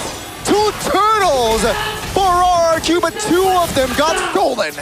A disaster for RRQ! They get the kill on XP, this should be free! But everybody was just corralling over. I mean, dude, guys, you gotta zone the enemy jungle, that's one! But also you gotta land those retries! That's quite possibly the worst case scenario for RRQ in that place. I was questioning the decision of Albert rotating over the tunnel despite them being, that's crazy. You know, RQ having the man advantage. They should have just played down below, but no, they get everything, and also the conversion immediately towards the purple buff. Everything have gone wrong for RRQ. Oh no, the Cyclone Eye as well! The timing definitely not favorable. Here comes EVOS though. They want to find something, but quick disengage there by the side of RRQ now. 5 minutes in, almost 3K gold lead here for the White Tigers. Definitely not ideal for RRQ. Not ideal is something completely different. I mean, we gotta shut the screen off right now. What you're seeing here shouldn't be available. Randy, pops the flicker, still able or still trying to get out, but this time RRQ has enough damage. Oh, again! Mueza just finds the holy baptism. The timing is impeccable. Oh my God, you can see the experience dip down below. Arthur getting manhandled by the cowboy. Yeehaw, partner! Again, that's the retribution. That's gonna be the flicker. Albert though still have abilities to close the kill out. Ladies and gentlemen, it's a carnage here. And the White Tigers, they're munching. They're eating kings right now. Not even a Barat's in the game, but that's true. EVOS are munching on kings. The Rafaela always catches you off guard, man. This is a hero that's still not fully, you know, a lot of people are still not... Thank you, Midnight. I guess, like, yeah, thank you, Midnight, for that. Not really fully adapted to this hero. The potential for the stats are always catching you off guard. You think Rafaela is a sustain hero, and it is a sustain hero, but the stat potential, bro. Joshua might have to use the ultimate here, and there you go. That's a free turret for Erlan. I mean, EVOS are just skill diffing RRQ at this point as well, right? It just... I mean, obviously we're gonna have some questions there. We got Lemon and Donkey, both legends. One with a very iconic medal. It almost seems like Donkey is, you know, kind of putting that in front of Lemon, saying like, hey, I got this, bro. I won. Remember that 4-3? Yeah. In M1? M1. They blew a 3-1 lead, brother. They did. They did. It's kind of sad. And Lemon literally has this... Shout out to our He didn't see Donkey in his screen. Oh my God. Oh, he's gonna see it. He will, and he's seeing his team get cooked. Let's see, Lemon. Lemon's reaction. Hello. Donkey's reaction though. Hey, but he's a wholesome guy, man. I don't think he takes offense to that. He took offense to, I think, another thing. You know, I think someone called him overrated or something. Anyways, 3-6.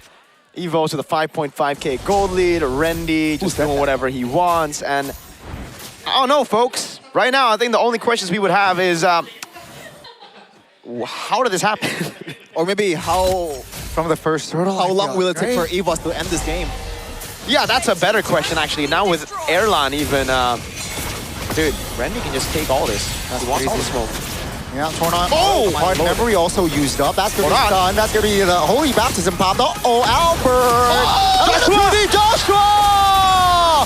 Finally finding the engage that the Kings of Kings wanted, and 2 members of EVOS wipe out. Okay, now that was immense levels of greed. What the heck? They were on the purple buff for so long, I thought they were just gonna go away. Let's take a look at the replay here by Infinite GT50 Pro. What? Albert missed everything. Yeah, I think the burst from the Eudora kind of makes their brain go, let's go, let's pull the trigger, and let's fight. Oh but my they forgot God. to sustain the Esmeralda and also the Fredrin brings to the table. And they gotta realize, man, as long as Arthur is not dead, RQ will always have a fighting chance. But the two EVOS way, they know they still have the advantage in terms of economy and also items as well. Yeah, I mean, the first game, discipline was shown by EVOS, but in that, at least, fight, they could have gotten way more discipline. Let's see here, the first lord of the fight here of this game. That's gonna be the Holy Baptism popped. Use done! Albert finds a turtle. Demon Kite getting away with the help of the Guiding Wind. Hajirin pops the Holy Baptism as well. So it will be a two objective get here for side of EVOS, getting a kill and the Lord. 4,000 gold lead now. I mean, RQ are able to turn things around for a bit, but Evo still just play the game slowly but surely. They know that RQ can only win through 5v5 team fights, and if Evos don't troll like they did earlier, there should still be no chance at RQ winning out these neutral objective battles, especially considering Demon Kite is 3 levels down, about to be 4 levels down on Albert.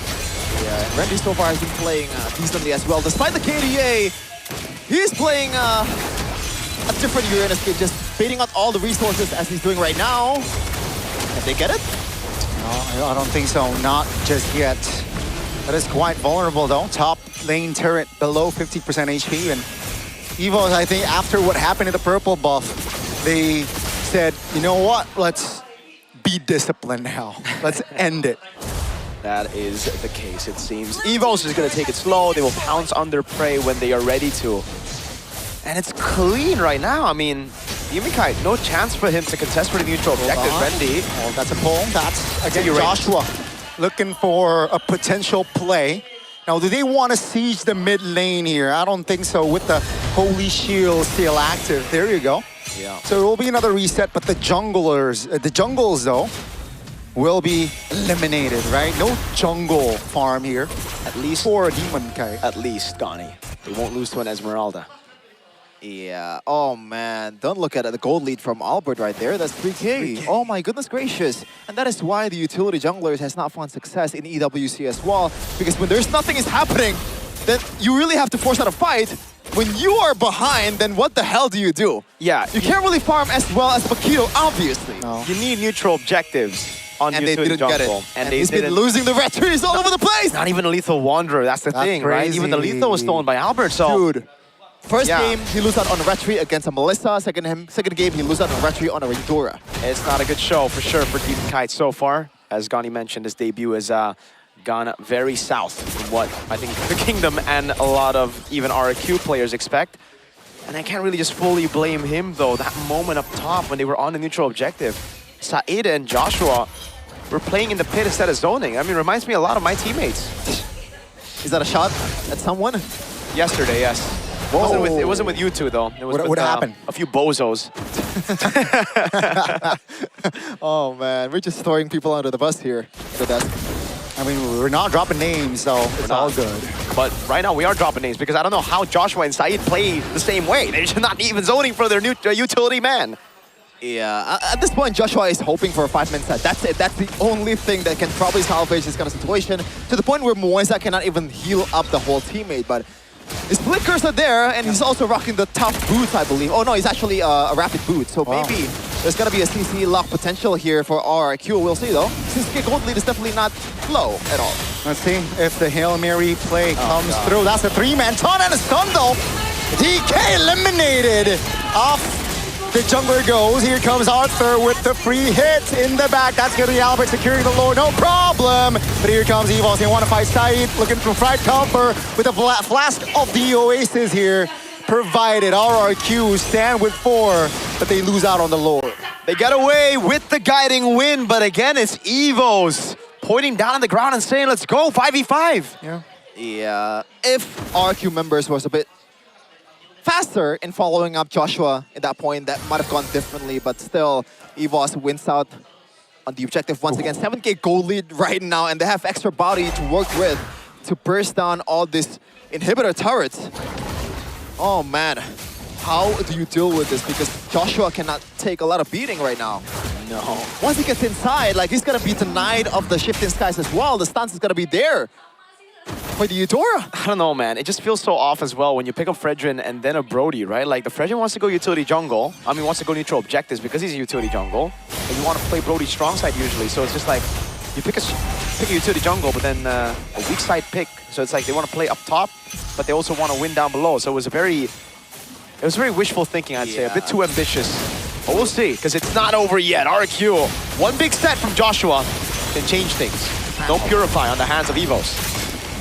Evos will get the far lane though. And that's going to be a very, very tough, challenge up ahead if RQ do survive this defense.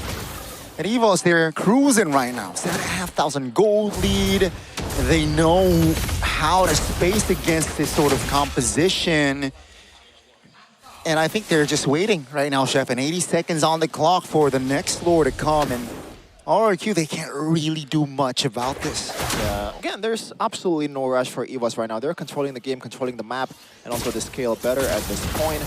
It's just a matter of like how disciplined can you be in this kind of situation. And I feel like EVOS is always battle tested in these scenarios. They like the experience that they have last season. What'd you say? They like it here. Okay, they do. Especially with Wendy, man. This guy on Alice was a different beast. Yeah. With this kind of heroes as well that relies on tankiness. He's also a different beast as well. Yeah. At this point, Drian, he's so safe, bro. Like, he's 0-1 and 6. It's all Rendy. Oh, man. They're just taking everything away, by the way. These Tigers are waiting in these bushes, taking away Albert again with the red tree, Ajit with the walk-up, but there's no threat. Uranus can take that all day, Sheffin. He cannot always get away with this, Mirko. Huh? Just like you just now. Player timeline, though, from Randy and Joshua. I'm sorry. Joshua. Yeah, it's not looking pretty good right now for Joshua, let me tell you that. That's also an understatement. Uranus is actually crazy though. The amount of damage that he is right now taking, and again, just providing info, right? Yeah, they like the, I guess, like the penetration here. The Brody has the Malfic gun, so maybe they can actually burst down the Uranus with 4 guys. Well, we'll see. I don't think so even, right? I mean, even if they are able to burst him down, the thing is, Rafaela can just respawn him. That's so crazy. You're right. It's back. That's why I'm laughing, dude. It's like, look, they can go all in on Rendy all they want. Dog, Erlan, kill out. You're winning the game. 141 BPM. Hey, Erlan will beat per minute as many minute beats as he wants to, Sheffin. Randy trying to spot out Joshua. Oh, DK. Half HP. Got it we use. Evo's looking for perhaps again, an opener there. Looking to pull the trigger. Seems like they will pull the trigger on the Lord, though. Yep. As RQ, you know what? There's not enough resource to contest. Let's back off. Oh, it's just so clean. Evos know they have a wave up top. RQ try to deal with it, but there's no way they can go for the fight just because Rendy can just stay up front. Then you have Mueza healing him. Then you have Mueza that can respawn him if he dies. This 0-3-2 stat is a fallacy. It's a lie. Yeah, it's a trick. I can't believe I'm only noticing it just now. Like, who the heck do you copy in this kind of situation? Is it like the Holy Baptism? Dude, at this point, you just try to copy a win, but you just can't. How do you copy a win? Well, that's something RQ have been trying to do for 2 seasons now. Maybe Hajirin needs to change his nickname to Hajirin W instead of Hajirin only. Ah, Drian in his debut with a W. Looks like he's gonna get a W. 6-8 right now. Rendy's gonna go for the zone. They have a Lord Ghani. Sheriff Erlan's in town. Well, Holy Baptism lands on Natalia. Definitely looking to at least put, or trying to end the bleeding here. It seems like they're taking it slow. No opening, RRQ's players not overextending. Perhaps they want to siege it here in the mid lane, and it's looking very low. But it seems like RRQ composed enough to defend that mid base turret. So it is still standing, folks, here. 18 minutes of the game. So far, this is the longest game we have MPL ID Season 18. Yeah. Tell me that's true. The last game was the longest That is game as well, factual, Donnie. Donnie. Thank you for the fun fact. I love the fun fact. with Last Donnie, game was man. the longest and the shortest. That's true. Now we have the longest. And it's set by Evo, so hey, maybe Evos are like the best team or something. Yeah. For Hope they RQ won. though, just like what the Filipinos says, usually walang damage, pre. What is that? No damage, right? Yeah. Walang damage, pre. Walang damage, pre. We usually say something to follow that up, but it's not really. Oh, we can say it. We can say it. Yeah, it's like about putting a tank somewhere in a mall. Yeah, which mall? All right. Donnie's enjoying it. 8K gold lead for EVOS. It seems like you were just waiting for the inevitable right now. But there is some comeback chance though, because EVOS, if they get over Zealous, that's literally the only thing that can save RQ right now. Dude, if Erlan Those 5 flickers man forward, stats. if Erlan flickers forward, RQ can win. Yep. Yeah. Oh, hey, if Rian and Erlan flickers forward. No, but they have respawn. Oh my god, wait a second. It's not even like a guarantee. Wow. I can't believe our Firelight is also a late game hero. Yeah, they got flying clouds too. Like this is just disgusting. 15 seconds towards the Lord. And let's see if DK can actually secure I don't think so, man. the objective this time. Is this still 0% on the objective? This Yes. game, yes. Oh, This even match, from last this game. match. Last game. Did they get an objective last game? I don't think so. Yeah, 3 turtles went to Evos, I believe. Oh, Yeah, brother. I think so. Not a single neutral objective That in is 2 crazy. You know, one of the keys to victory, or one of the many things I had to say in that opening video is RQ needs to fix their objective control. And they are trying to fix it with a Fredrin pick miracle, but so far it's not working at all. Rendy though. Oh, look at a reposition. That's Joshua finding the opening. No follow-up to Rendy. Taking it very low. Arthur pops the torn apart memory. Yeah. All 10 members are still standing. But Evos, with the lead that they have more say here in the rivers of the Lord. Arthur needs to pop off. Demon Kai needs to steal this, but Rendy is not letting him close. Look at that. That's how you zone an enemy jungler. And they reset again. Oh, Evos is intelligent. playing this very, very disciplinedly. so But well played. RQ right now, they have Top some lane is healing pushing. as well. It's all about the far lane control here for our RQ. Rendy once again trying to zone out people. Yeah. Seems like Rendy again just it's so beautiful. providing the scout information.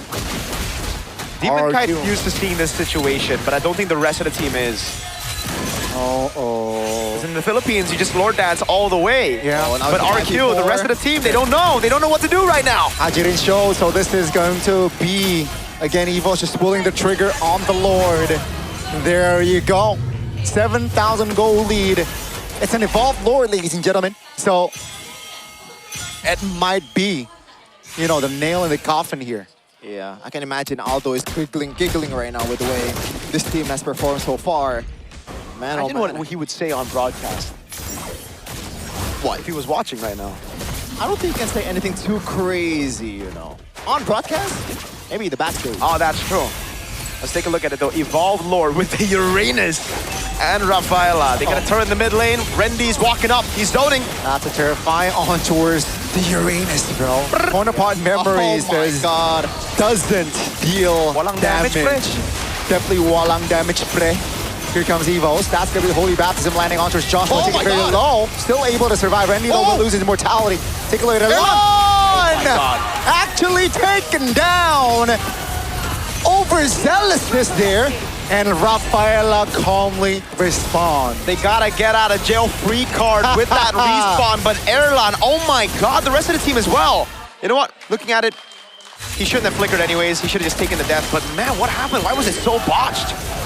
Yeah, I think it's like the positioning for Erlan here is not really that great.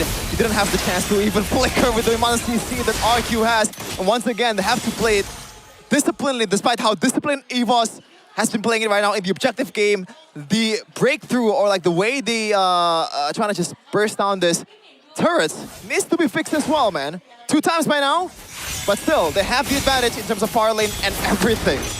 But in terms of economy and also items, RQ is catching up, and it's no more walang demek pre. They can burst down the Uranus from now on, as long as Rendy is overzealous. I still think they're gonna lack damage right now. The only way they were able to technically defend there was because Erlan stepped up a bit too far. Like, yes, they can still, you know, burst Rendy, but it has to be from, like, all of their resources, and that would give Evos bit more of an advantage to go back in, fight it out, and capitalize on those used resources. Oh, brother. This is building up to be a long game right here, ladies and gentlemen. Two healers on the opposing side. They can kite away easily, especially if they have Demon Kite, you know, get it? Kite with Demon Kite. No, Get it, yo. Okay. Get it. Still. Demon wants the kite. Yeah. Lord comes up. Far lane does not matter. Two turrets intact on both sides for EVOS. So they can play with it easily.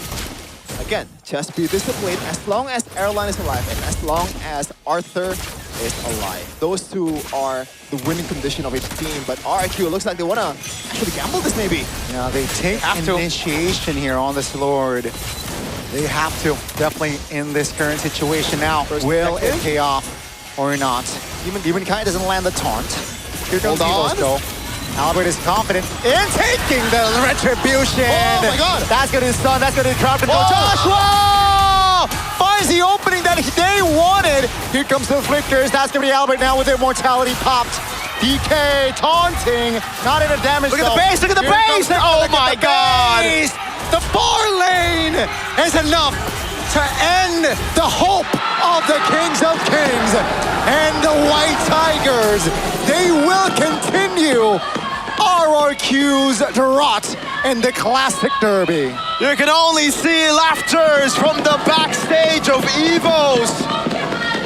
No way!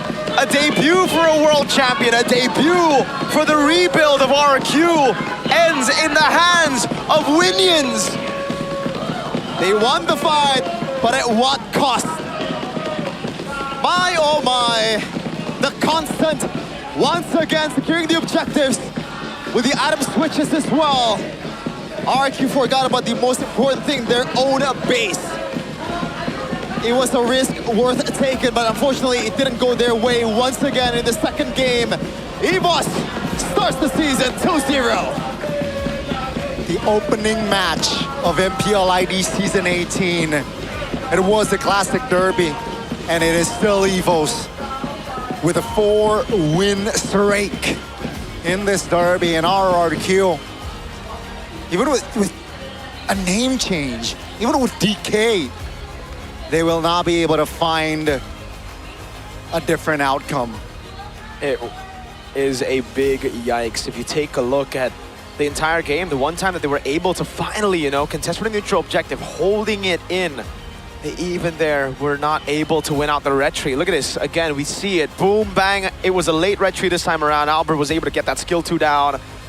Absolute Winion, absolute cinema. We're gonna throw it over to the stage for a winner interview with our boys, EVOS.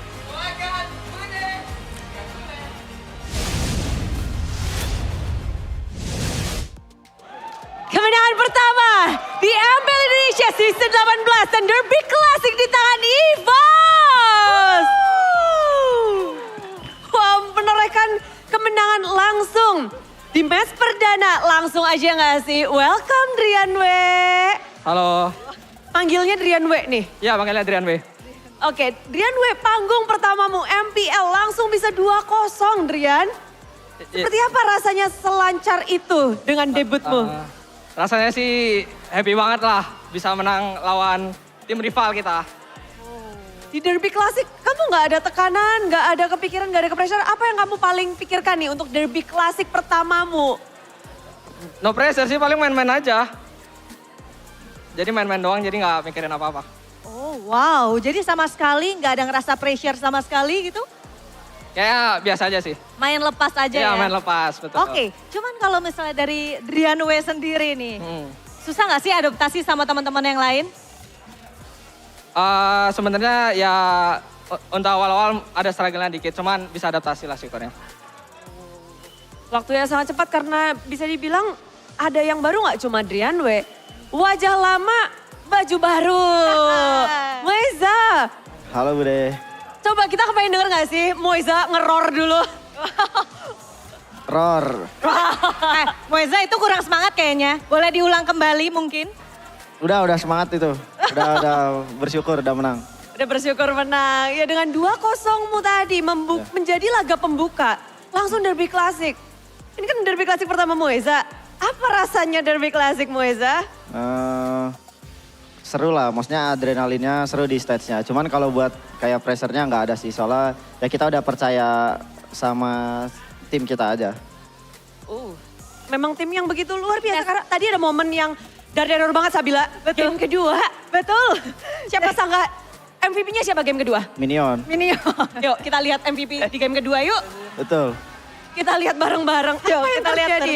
Gerobak, MVP gerobak. Nah, ini. Nih ada namanya nggak, kalian namain nggak sekarang gerobaknya? Boleh kita minta namain ya nanti ya. Gimana Moeza Apa? tentang momen ini? Oh, ngeliat momen ini. Ya udah cuma kayak bisa Ken, lamain aja udah gitu. Bisa ngen, aman aja udah katanya Bude. Oke. Tapi kalau ngelihat momen ini kan epic banget loh. Kalian tuh lagi battle di area Lord, lagi di tengah-tengah river. Ya. Terus tiba-tiba minion, emang kalian nggak sih kalau itu minion lagi jalan atau memang hoki nih? Nggak, dari sebelum udah nggak. Kita kan ya udah expect juga maksudnya. Dia kan udah lagi susah wave gitu kan. Gimana cara kalian ngebait RRQ biar ngelupain tuh ada minion yang lagi jalan? Ya emang udah mereka desperate aja sih, mau nggak mau harus gambling Lord gitu kayaknya. Dipaksa untuk gambling Lord. Betul, dan terbukti ya memang Bude di sana kita lihat juga dari RRQ sendiri mungkin lagi fokus tadi nge-warnya sampai akhirnya kecolongan untuk di game yang kedua. Tapi Erlan. Apa responnya tuh tadi ya? Erlan? Yes. Yes, langsung dengan lantangnya. Gimana Erlan responnya tentang game yang kedua? Ulang? Responnya tentang game yang kedua gimana Erlan? Aslinya nggak kaget sih. Kenapa nggak kagetnya kenapa? Soalnya emang kita udah setup. Emang udah di setup seperti itu berarti. Jadi emang udah gak kaget lagi, udah biasa aja kok dari Erlan Bude. Gak ke defense gitu? Iya. Ya kan mereka Iya. gak sempat ke defense gitu ya? Gimana tuh, apa yang kalian plan sih, komunikasi kalian gimana bisa membuat game kedua tuh nge-endnya Minion yang jadi MVP? Kayaknya mereka udah pasti kain Minion deh. Koms kita begitu. Gitu, udah yakin Iya. banget. Tapi pada saat itu nih, karena kan pada saat war tadi kita ngelihat ada 2 player dari teman-teman EVOS juga tumbang gitu. Nah komunikasinya gimana sih dari teman-teman EVOS? Karena kan tadi kalau misalnya kita ngeliat dari Moeza bilang kalau misalnya yes kita udah tahu kalau Minion tuh udah jalan gitu. Nah komunikasi kalian pada saat itu kayak gimana Erlan? Aslinya Randy yang bisa jawab sih itu. Oh boleh, boleh. Welcome back Randy, halo. Hai, datang-datang langsung menang 2-0. Gimana Randy? Digendong diktator Erlan. Diktator Erlan. Oke, tapi dari Randy sendiri nih ya, datang kembali ke MPL melawan tim RRQ yang kita tahu komposisinya banyak yang comeback tadi. Erlan juga melawan Arthur di gold lane. Tadi Erlan ada ini nggak di in-game gitu, shock ngelawan Arthur sekarang. Susu Jin dulu jungler, sekarang ada Arthur di gold lane. Enggak sih aslinya. Udah ngomong juga. Lalu gimana? Jadi ya udah. Gak gimana-gimana sih Bude.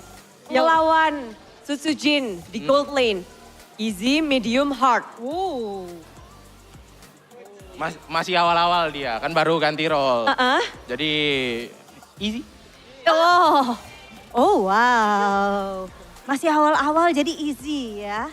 Kita lihat nanti gimana kalau misalnya udah di pertengahan. Tapi dari Albert. Albert, gimana Bert ngelihat roster baru dari tim RRQ sendiri? Ya mungkin masih butuh banyak adaptasi aja sih. Soalnya kan ada yang pindah role, ada yang baru dari Filipina juga kan. Terus ya mungkin mereka masih kurang adaptasi lebih aja sih.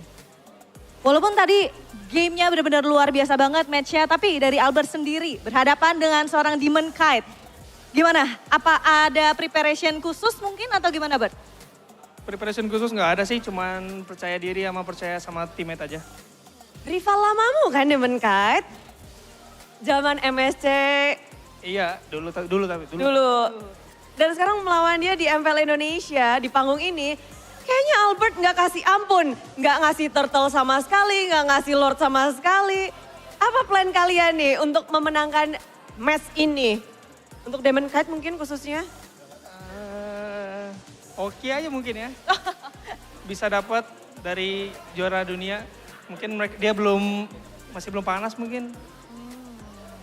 Butuh dipanasin. Butuh dipanasin karena sudah keluar juga kata-kata hoki aja Bude mungkin belum panas. Mungkin habis dari match ini dia baru panas. Oh, jadi maksud Albert ini bisa dibilang adalah match pemanasan dari tim RRQ gitu?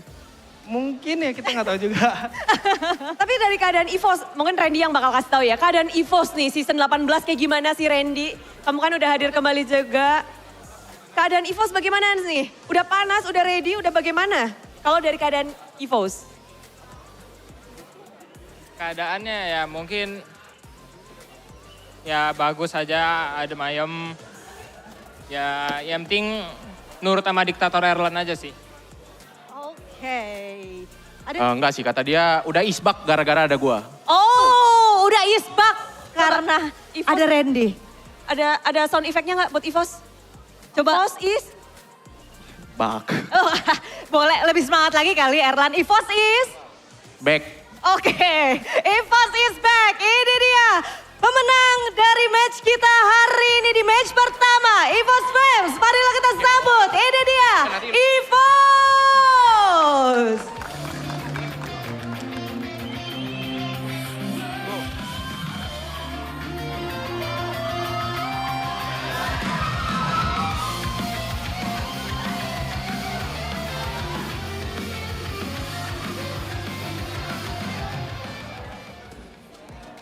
Begitu meriah pembukaan match MPL Indonesia season 18, namun tak akan berhenti di situ karena Sabila kita punya yang spesial ya. Yes, betul sekali karena kita akan ada bagi-bagi hadiah di GoPay Hadiah GG. Benar-benar, season 18 ini season yang spesial, jadi kalian pastikan udah download GoPay dan caranya tuh gampang banget dan ini juga special bill ya karena akan lebih banyak. Oh, dengan season 18 ini angkanya juga makin besar. Oh wow, jadi makin besar. Nah Bude, ini kalau misalnya aku nggak salah ya, katanya hadiahnya itu 18 juta ya Bude ya? Iya Bila, ini semua super fans bisa ngedapetinnya. Gimana caranya? Nah gimana? Langsung aja, ini dia cara untuk mendapatkan GoPay hadiah GG.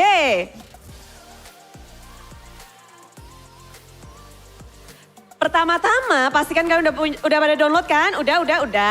Kalau udah download nanti siapkan layar kamera kalian ke depan. Putih-putih itu nanti bakal ada QR yang muncul. Setelah itu klik buka hadiah dan otomatis kalau kalian udah klik GoPay kalian akan bertambah.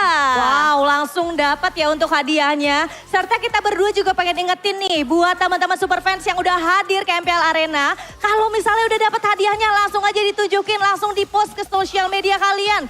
Tag MPL dan juga tag GoPay biar yang lain juga gak sabar pengen datang juga Bude. Bener, dan pastinya semua superfans udah gak sabar, inilah dia. GoPay hadiah GG. Yeay, langsung aja di-scan sekarang juga dan ditunjukin ya. Pamerin. Ayo langsung Kingdom. Ayo EVOS Fans. Pamerin. Semuanya.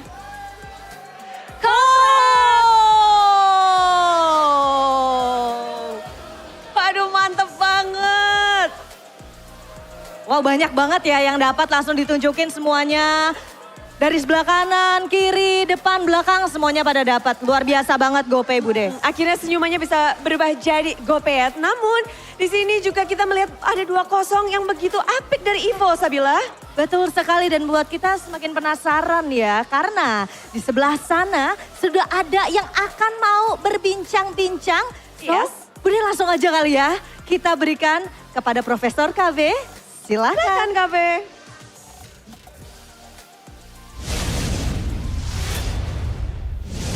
Macan emang gak makan telur, tapi Albert makan telur. Makan protein. Gimana Bob? Habis makan protein 2-0? Kenyang banget rasanya. Kenyang. Enak banget. Enggak, kita ngomong spesifik aja. Game 1. Hey, we got no translation. We got Season 10 champ, Season 8 champ. With Onyx. Coached in Alter Ego, coached in Bigatron, my GOAT as well.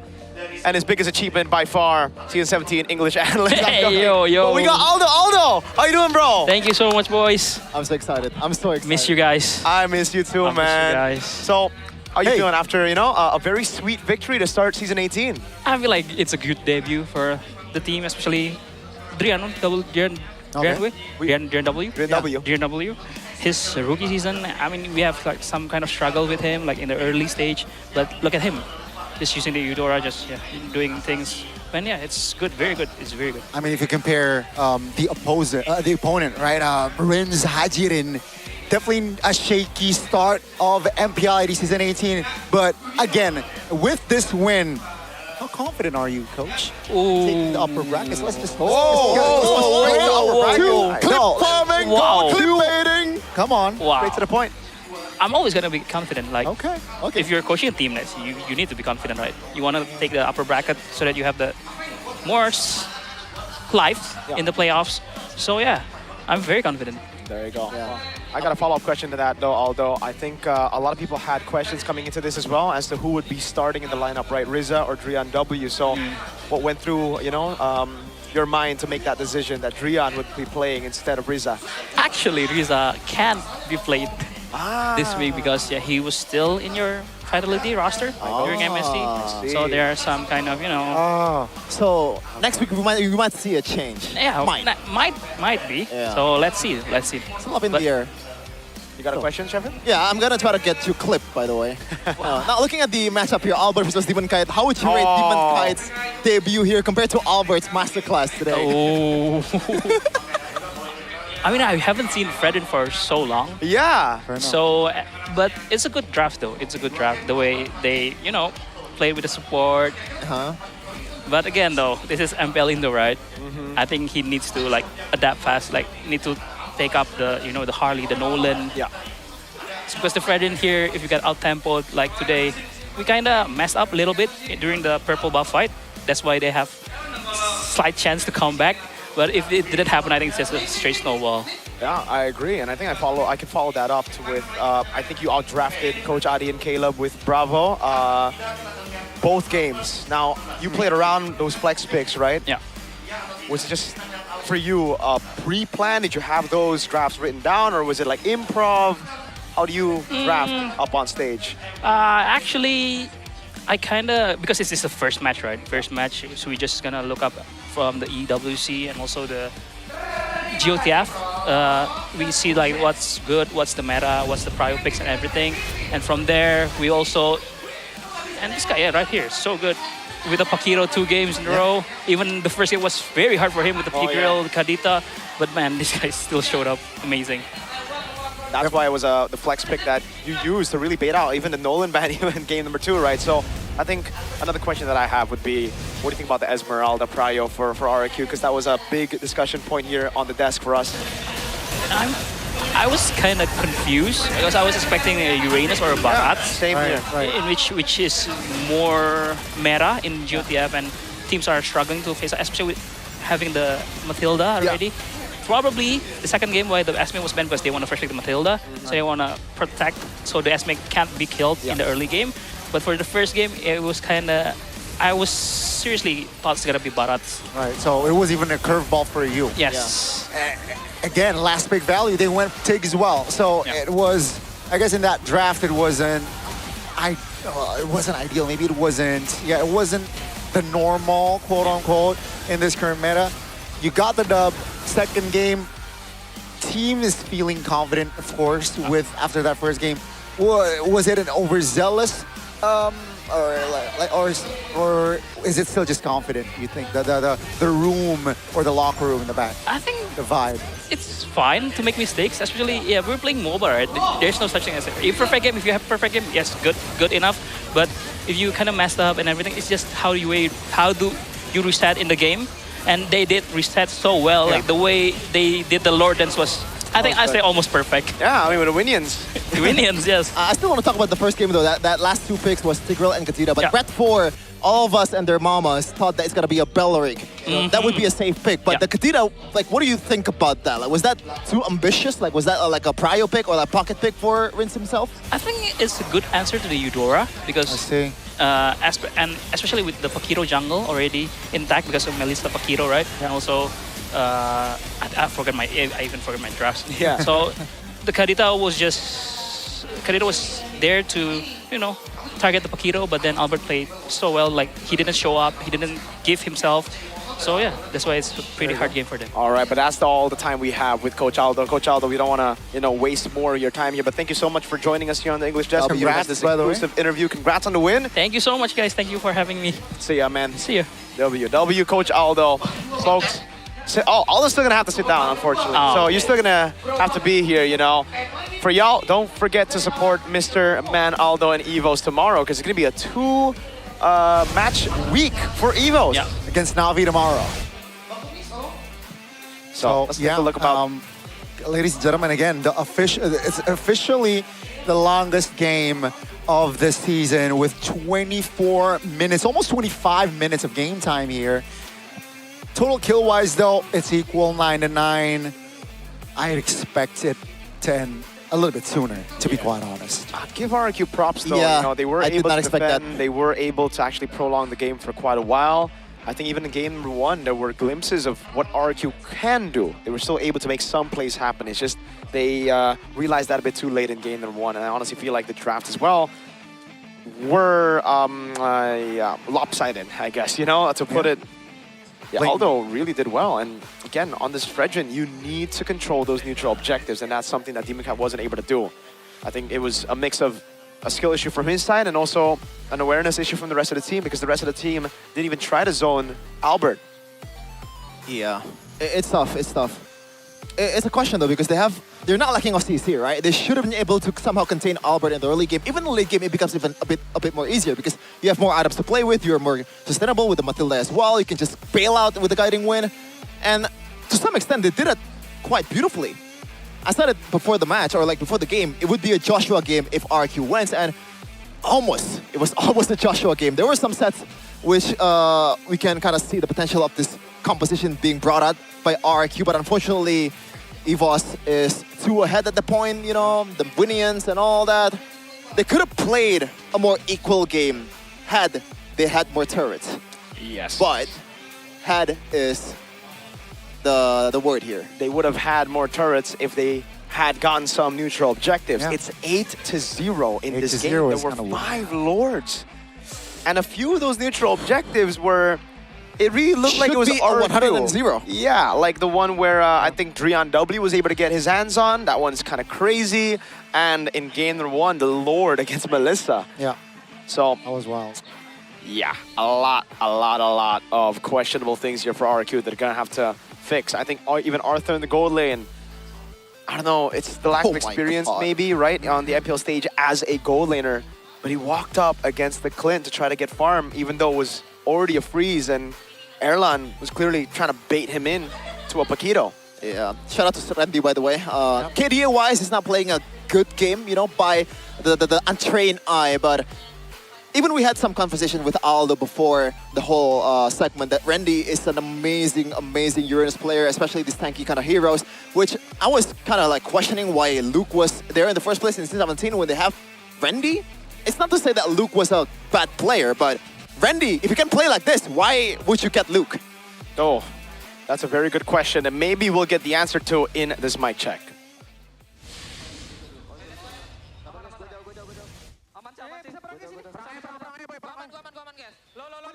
Lihat Hirara nih, sabar masih jauh. Aman gua. Aman Asbob. Lihat Hirara. Kena sun. Nice. Bisa yang sini bareng-bareng Lord. Gua dorong midnya dulu kan. Udah. Bentar. Bisa stun nggak Tat? Bisa nih gua stun nih. Boleh Tat. Sara. Kena. Lihat kejarannya tipis guys. Bawa. Santai. Masih ya. Dia mau Lord. Maju yuk. Aman. Aman kalian? Gua coba aman. Balikin, jangan kasih balik. Boleh. Bisa lagi Atat. Nice. Bisa pelan-pelan. Jangan kasih balik, Jangan kasih balik. Itu. Let's go. Minion. Nice.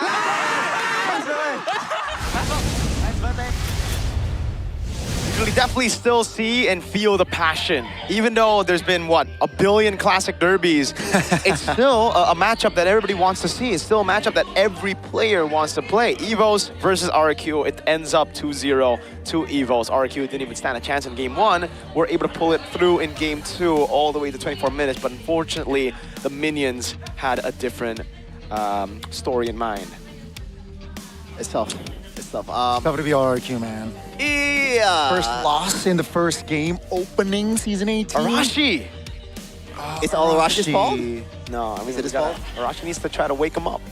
Wake him up like how? How? He's not even on the team. Shake Adi. You know, it's wake him up. Thank God Arashi is like not casting today. That's true. That would be a very sad day for him. It's kind of crazy that right now it's a normalcy that RQ loses in the first game of the season. That's true. Back in the day, it's like almost a guarantee that they would win their first match of the season. Well, at least we still have one thing that's always guaranteed. It's our Infinix GT50 Pro that is always there for you, right? Because if you play rank and you use those on the phones, usually it gets hot, especially during intense team fights and strats. Don't get used. It starts frame dropping. That used to be all of us before Infinix. But then we were helped out because we have upgraded to the Infinix GT50 Pro, the official gaming phone of MPL ID and MDL ID. It's equipped with Hydro Flow. Now, Hydro Flow. You can literally see it here. Like when we turn it on, it just starts boom, boom, boom, boom. The water inside that Hydro Flow is going everywhere to ensure you guys stay cool when you play. So pro players are playing with it. If you guys want to have a chance to actually play like the pro players or playing on stage with this phone, go get your Infinix GT50 Pro by scanning the QR code right there and unleash the liquid cooling beast yourself. Get it, all right? It's all available, all in Infinix official stores, perhaps e-commerce platforms available to you. Check it out because you can be cool with it.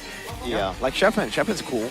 I like the hydro cooling feature though because it feels like you're having a PC in your pocket all the time. It's that powerful. Seems like you're gonna have a good time with that beast in your pocket with good time, even if you lose out in game. Unfortunately, RQ didn't really have the best of times, but they can still try to compensate for that bad time with good time. It's just good time, man. You gotta. Have you tried good time though, Mirko?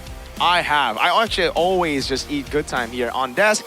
We also have a lot of snacks in the town room, so don't worry. For just 2,000 IDR, you get a chance to win millions of MLBB diamonds. It's easy. Scan the QR code down below and check it out because the diamonds is gonna come to you real quick, real soon.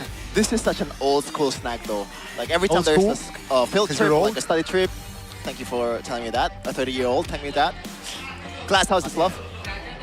Yeah, good time makes everything better. Your field trip when you're, after you swim with your friends and all of that, just bring a good time and it's gonna be even a better time. That's true. When you play, I mean, we literally, while playing MLBB, usually we snack on good time.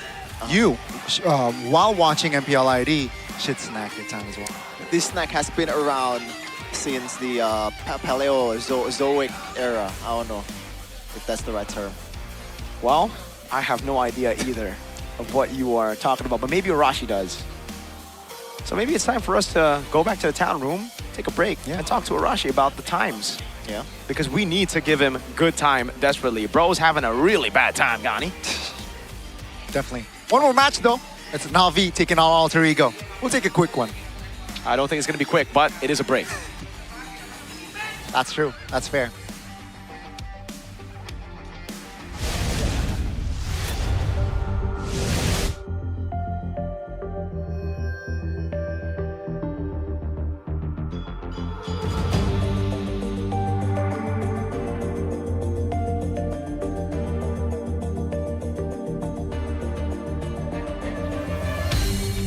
Aku kan berdiri dan terus berlari, terus ke arah.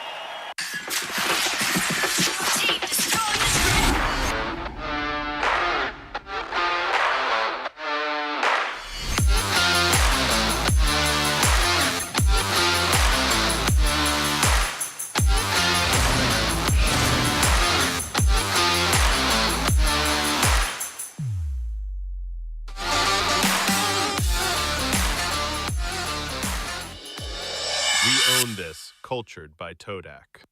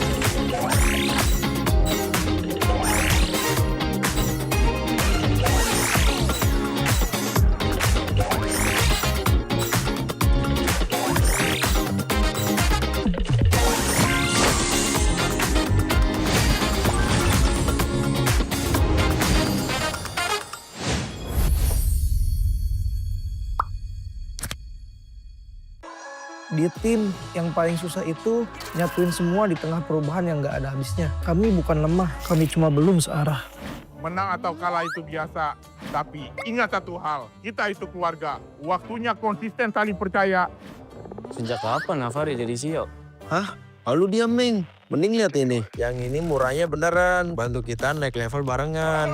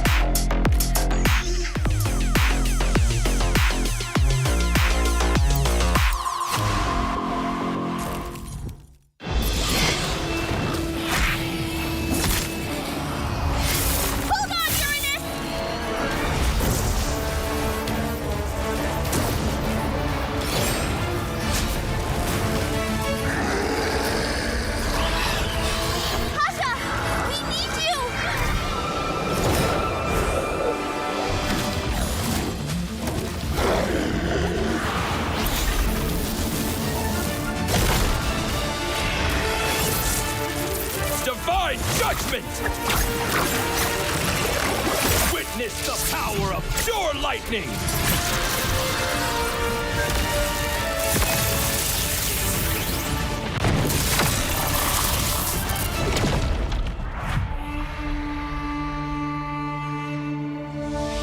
All that lies below is under my vigil.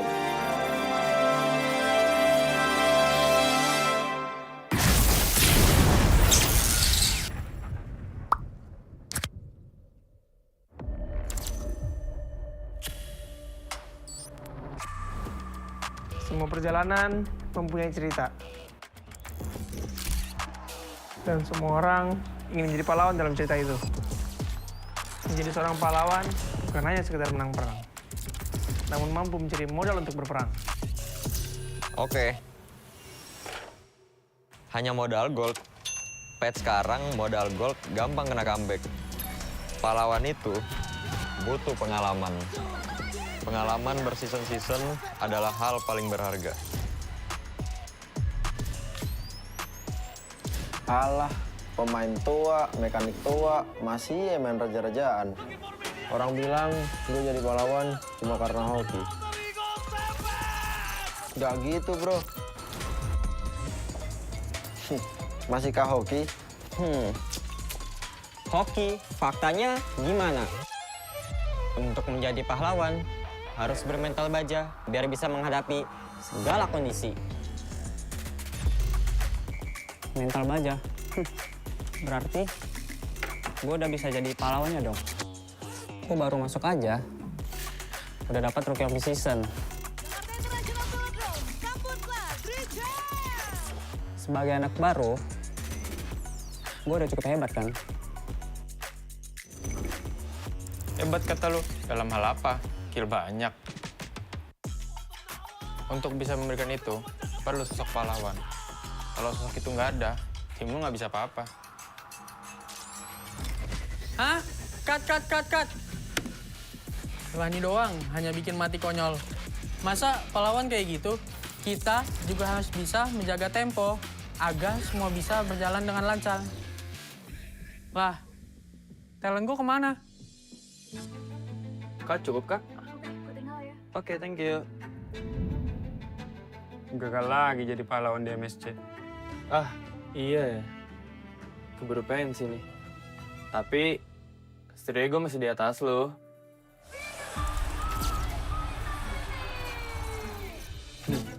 Oke doang lo itu mah.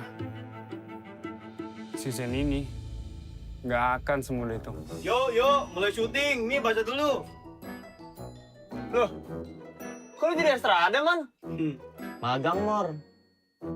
Wih, serius kita bakal main di sini? Yes, approve. Kalau emang di sini akan lebih pantas buat ngebuktiin siapa pahlawannya.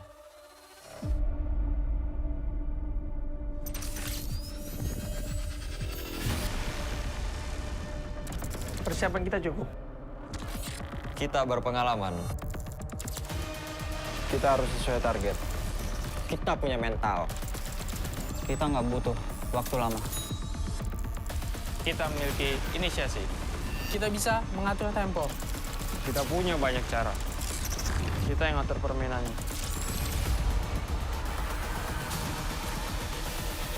Mari kita lihat siapa yang pantas.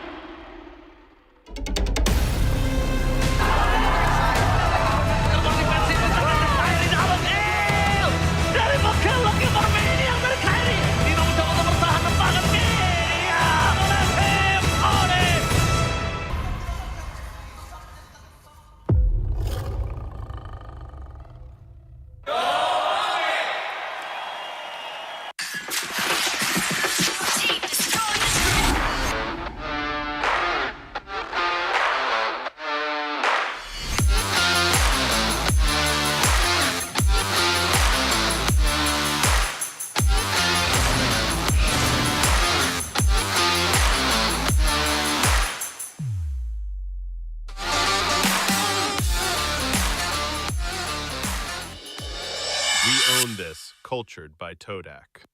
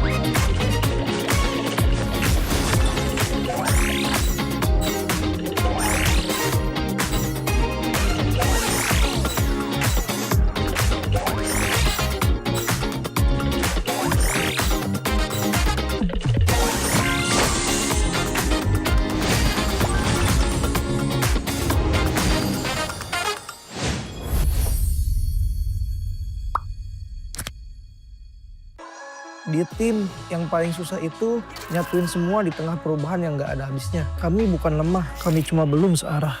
Menang atau kalah itu biasa, tapi ingat satu hal, kita itu keluarga. Waktunya konsisten saling percaya. Sejak kapan Navari jadi CEO? Hah? Lalu diam, Ming. Mending lihat ini. Yang ini murahnya beneran. Bantu kita naik level barengan.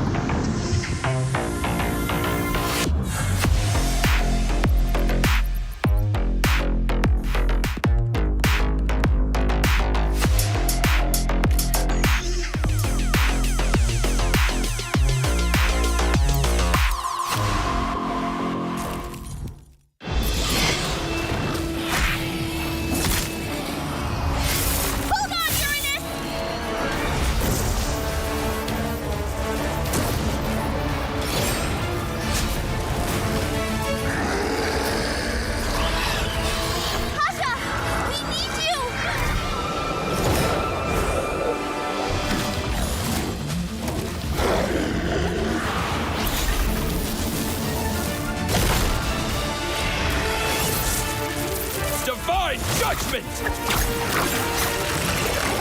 Witness the power of pure lightning!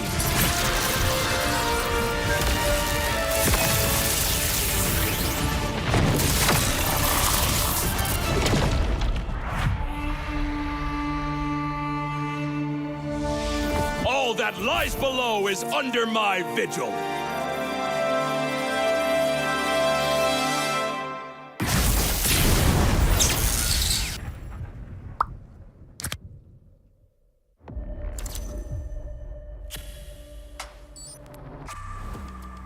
Semua perjalanan mempunyai cerita. Dan semua orang ingin menjadi pahlawan dalam cerita itu. Menjadi seorang pahlawan bukan hanya sekedar menang perang, namun mampu mencari modal untuk berperang. Oke. Hanya modal gold. Pet sekarang modal gold gampang kena comeback. Pahlawan itu butuh pengalaman. Pengalaman berseason-season adalah hal paling berharga. Alah, pemain tua, mekanik tua, masih main raja-rajaan. Orang bilang gue jadi pahlawan cuma karena hoki. Gak gitu, bro. Masihkah hoki? Hoki, faktanya gimana? Untuk menjadi pahlawan, harus bermental baja biar bisa menghadapi segala kondisi. Mental baja? Berarti gue udah bisa jadi pahlawannya dong. Gue baru masuk aja, udah dapat Rookie of the Season.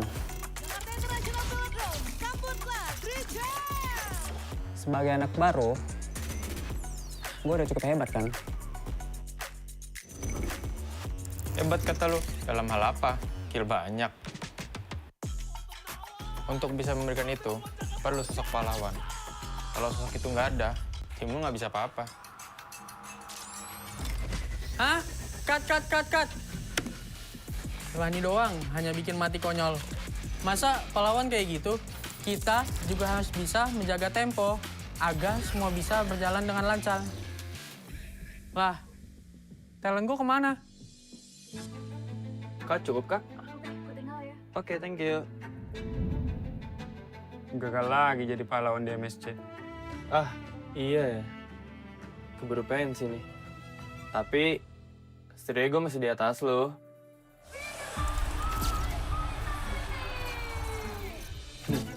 Oke doang lo itu mah. Season ini, nggak akan semudah itu.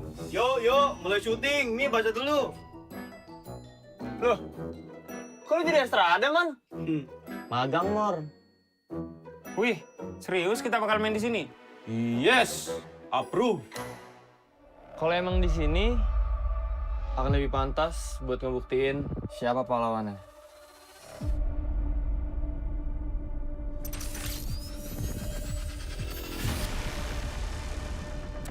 Persiapan kita cukup. Kita berpengalaman. Kita harus sesuai target. Kita punya mental. Kita nggak butuh waktu lama. Kita memiliki inisiasi. Kita bisa mengatur tempo. Kita punya banyak cara. Kita yang ngatur permainannya.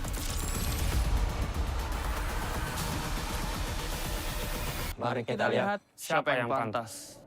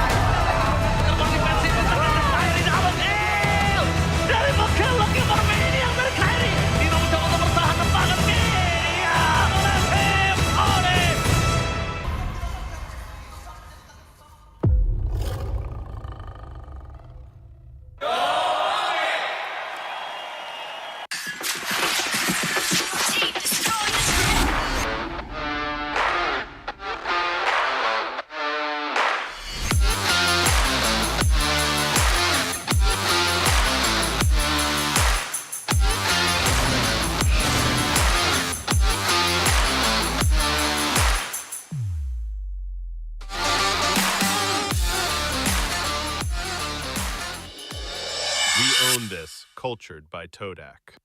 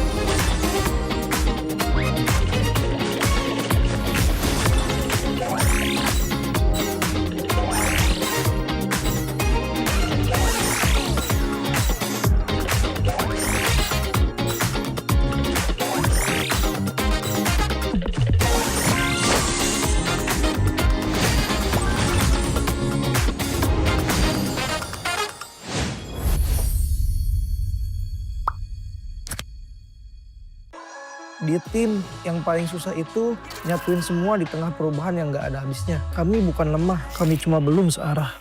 Menang atau kalah itu biasa, tapi ingat satu hal, kita itu keluarga. Waktunya konsisten saling percaya. Sejak kapan Navari jadi CEO? Hah? Lalu diam, Ming. Mending lihat ini. Yang ini murahnya beneran. Bantu kita naik level barengan.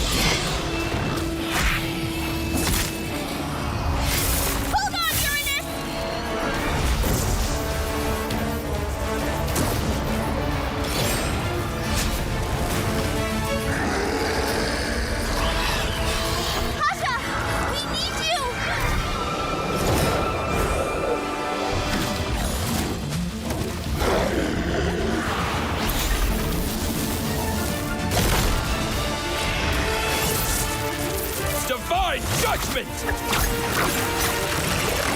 Witness the power of pure lightning!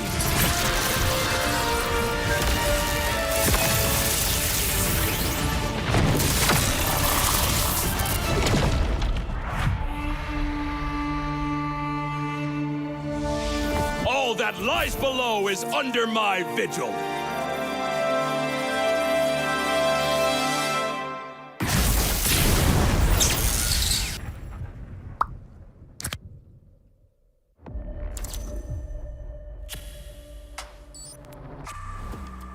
Semua perjalanan mempunyai cerita. Dan semua orang ingin menjadi pahlawan dalam cerita itu. Menjadi seorang pahlawan bukan hanya sekedar menang perang, namun mampu mencari modal untuk berperang. Oke. Hanya modal gold. Pet sekarang modal gold gampang kena comeback. Pahlawan itu butuh pengalaman. Pengalaman berseason-season adalah hal paling berharga. Alah, pemain tua, mekanik tua, masih ya main raja-rajaan. Orang bilang gue jadi pahlawan cuma karena hoki. Gak gitu, bro. Masihkah hoki? Hoki, faktanya gimana? Untuk menjadi pahlawan, harus bermental baja biar bisa menghadapi segala kondisi. Mental baja? Berarti gue udah bisa jadi pahlawannya dong. Gue baru masuk aja, udah dapat Rookie of the Season. Sebagai anak baru, gue udah cukup hebat kan? Hebat kata lu, dalam hal apa? Kill banyak. Untuk bisa memberikan itu, perlu sosok pahlawan. Kalau sosok itu nggak ada, tim lu nggak bisa apa-apa. Hah? Cut. Lani doang, hanya bikin mati konyol. Masa pahlawan kayak gitu? Kita juga harus bisa menjaga tempo agar semua bisa berjalan dengan lancar. Lah, talent gue kemana? Kak, cukup kak? Oke, thank you. Gagal lagi jadi pahlawan di MSC. Ah, iya ya. Keburu pensi nih. Tapi, setidaknya gue masih di atas lo.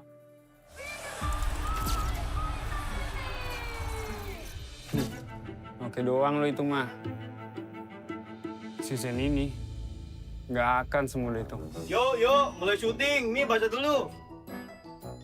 Loh, kok lu jadi Estrada, Man? Magang, Mor. Wih, serius kita bakal main di sini? Yes, approve. Kalau emang di sini, akan lebih pantas buat ngebuktiin siapa pahlawannya.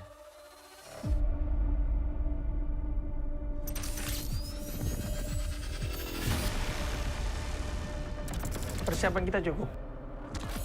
Kita berpengalaman. Kita harus sesuai target. Kita punya mental. Kita nggak butuh waktu lama. Kita memiliki inisiasi. Kita bisa mengatur tempo.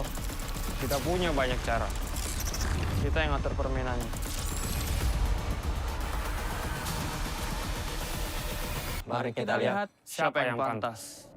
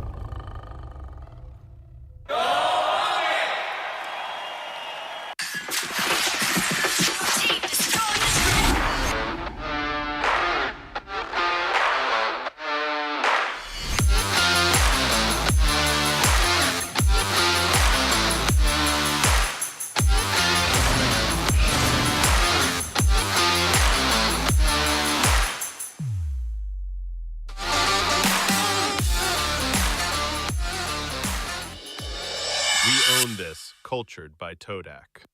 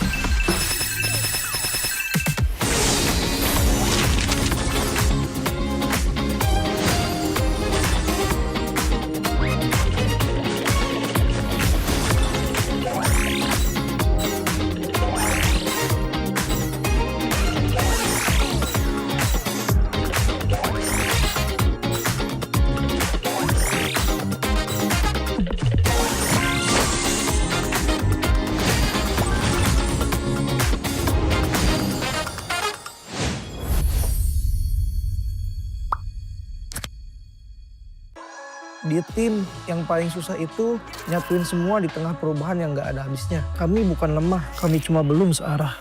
Menang atau kalah itu biasa, tapi ingat satu hal, kita itu keluarga. Waktunya konsisten saling percaya.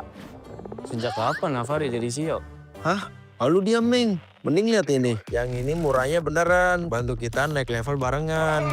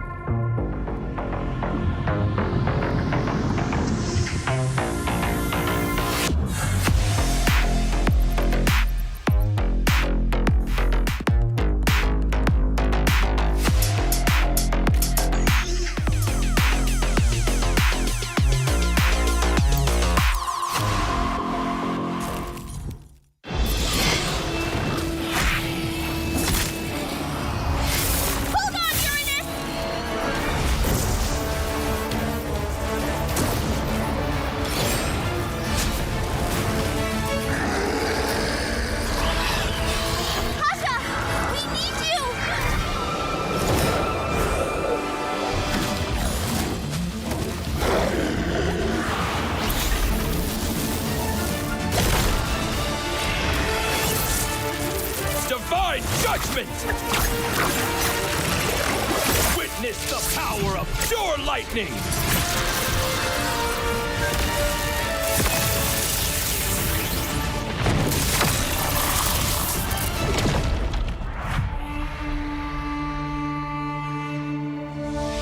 All that lies below is under my vigil.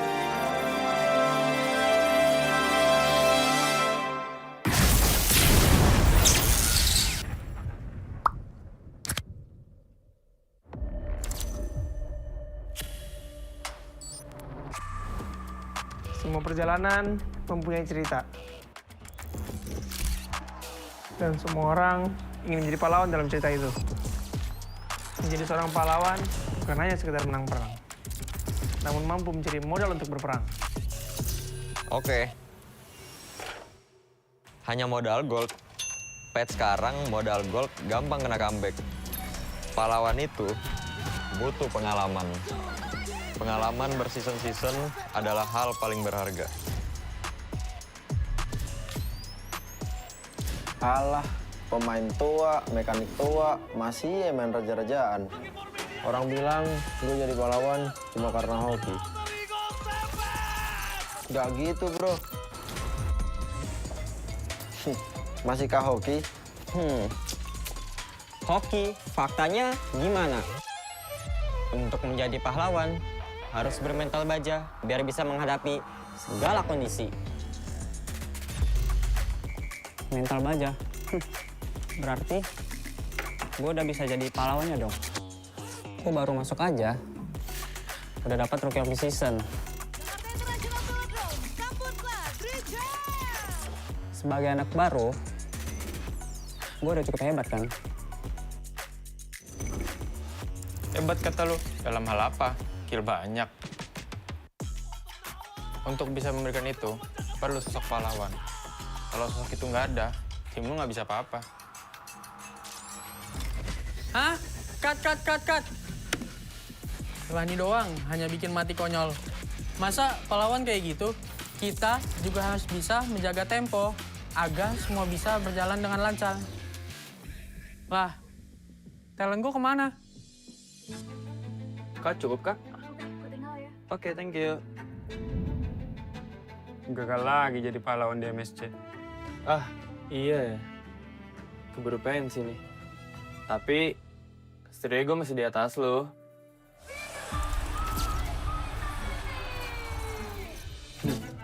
Oke doang lo itu mah.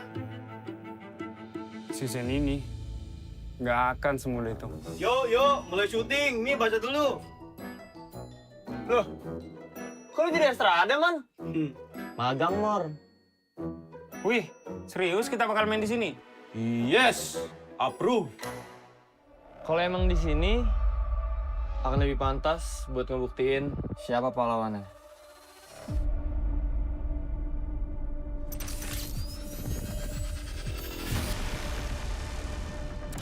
Persiapan kita cukup.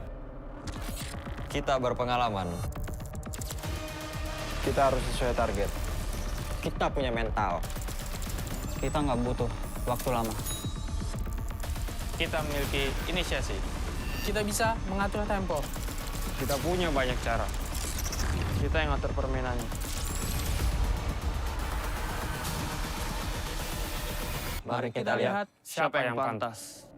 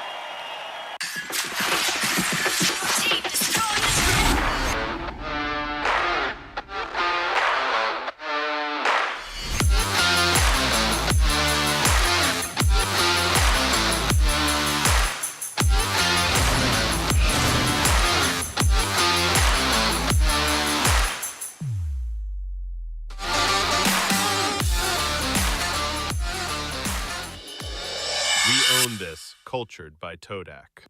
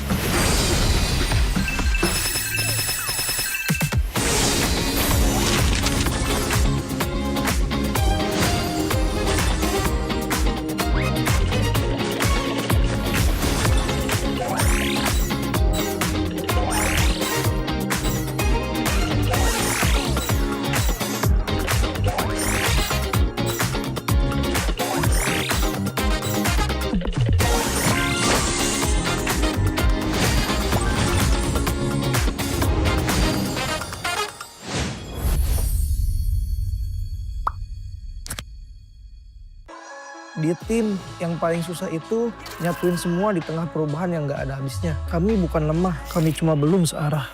Menang atau kalah itu biasa, tapi ingat satu hal, kita itu keluarga. Waktunya konsisten saling percaya. Sejak kapan Navari jadi CEO? Hah? Lalu diam, Ming. Mending lihat ini. Yang ini murahnya beneran. Bantu kita naik level barengan.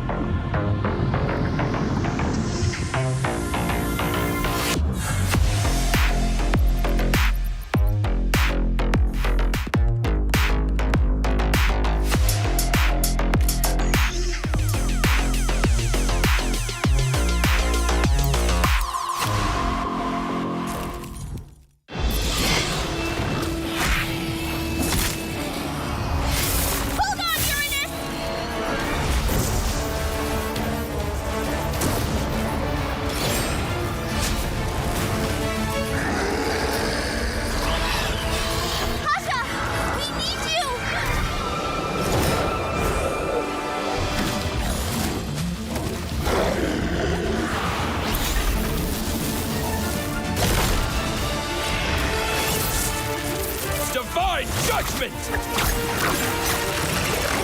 Witness the power of pure lightning!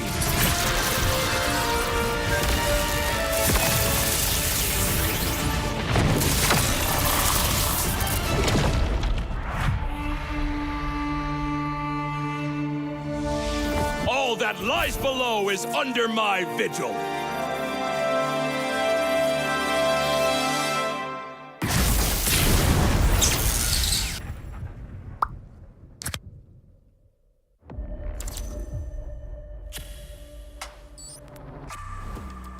Semua perjalanan mempunyai cerita. Dan semua orang ingin menjadi pahlawan dalam cerita itu.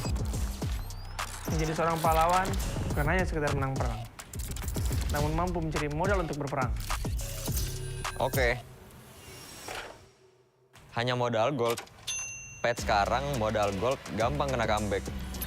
Pahlawan itu butuh pengalaman. Pengalaman berseason-season adalah hal paling berharga. Alah, pemain tua, mekanik tua, masih main raja-rajaan. Orang bilang gue jadi pahlawan cuma karena hoki. Gak gitu, bro. Masihkah hoki? Hoki, faktanya gimana? Untuk menjadi pahlawan, harus bermental baja biar bisa menghadapi segala kondisi. Mental baja? Berarti gue udah bisa jadi pahlawannya dong. Gue baru masuk aja, udah dapat Rookie of the Season. Sebagai anak baru, gue udah cukup hebat kan? Hebat kata lu, dalam hal apa? Kill banyak. Untuk bisa memberikan itu, perlu sosok pahlawan. Kalau sosok itu nggak ada, tim lu nggak bisa apa-apa. Hah? Cut. Rani doang, hanya bikin mati konyol. Masa pahlawan kayak gitu? Kita juga harus bisa menjaga tempo agar semua bisa berjalan dengan lancar. Lah, talent gue kemana? Kak, cukup kak? Oke, thank you. Gagal lagi jadi pahlawan di MSC. Ah, iya ya. Keburu pensi nih. Tapi, setidaknya gue masih di atas lo.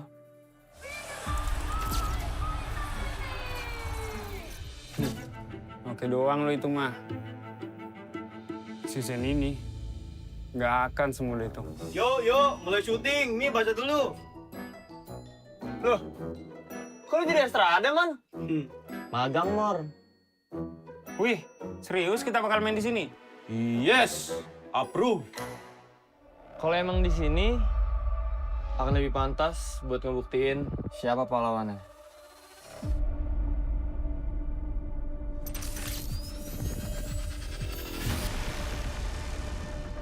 Persiapan kita cukup.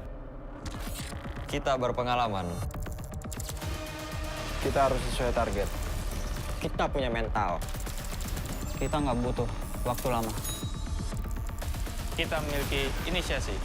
Kita bisa mengatur tempo. Kita punya banyak cara. Kita yang ngatur permainannya. Mari kita lihat siapa yang pantas.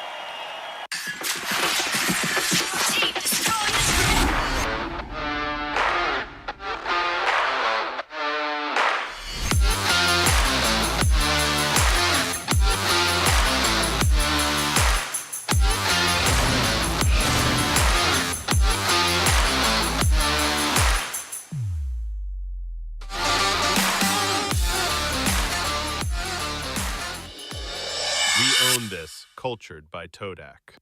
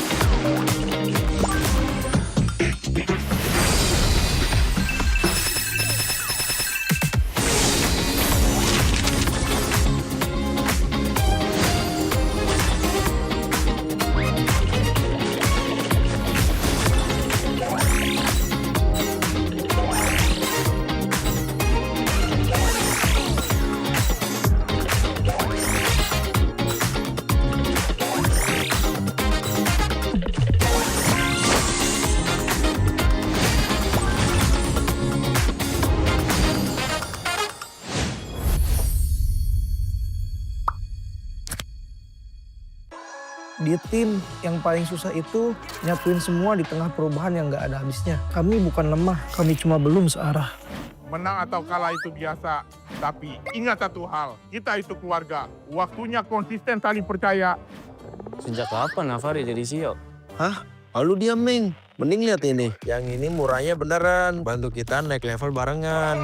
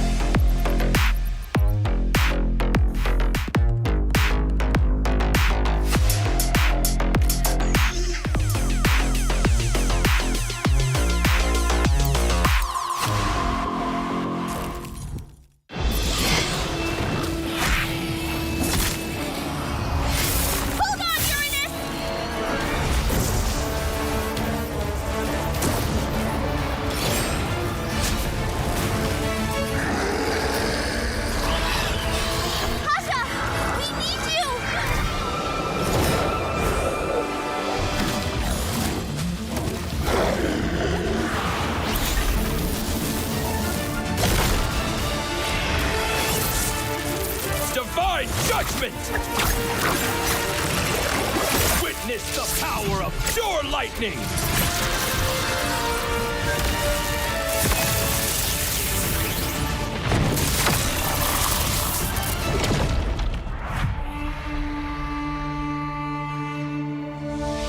All that lies below is under my vigil.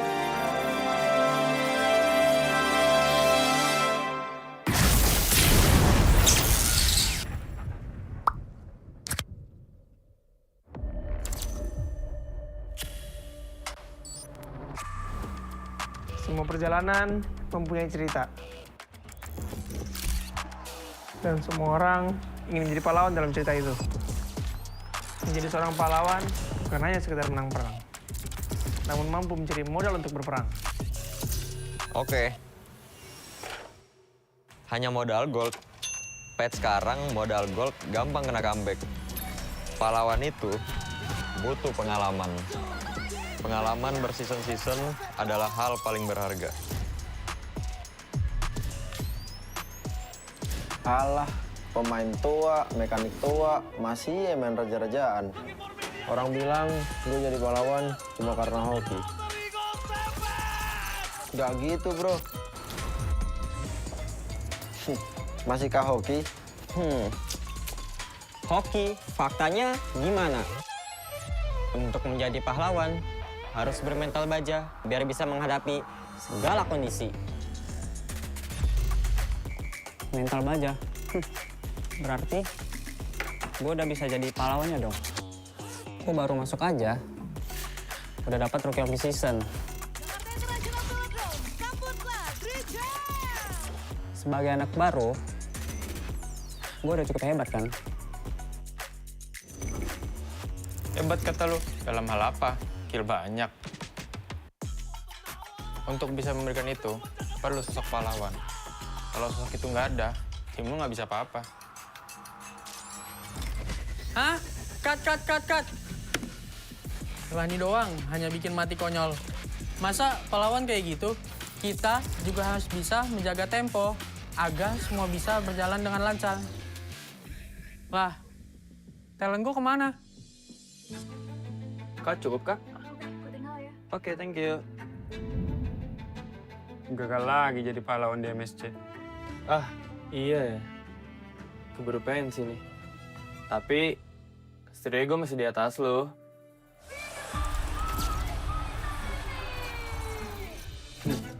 Oke doang lo itu mah. Season ini nggak akan semudah itu. Yuk, mulai syuting. Mi, baca dulu. Loh, kok lu jadi Estrada, Man? Magang, Mor. Wih, serius kita bakal main di sini? Yes, approve. Kalau emang di sini akan lebih pantas buat ngebuktiin siapa pahlawannya.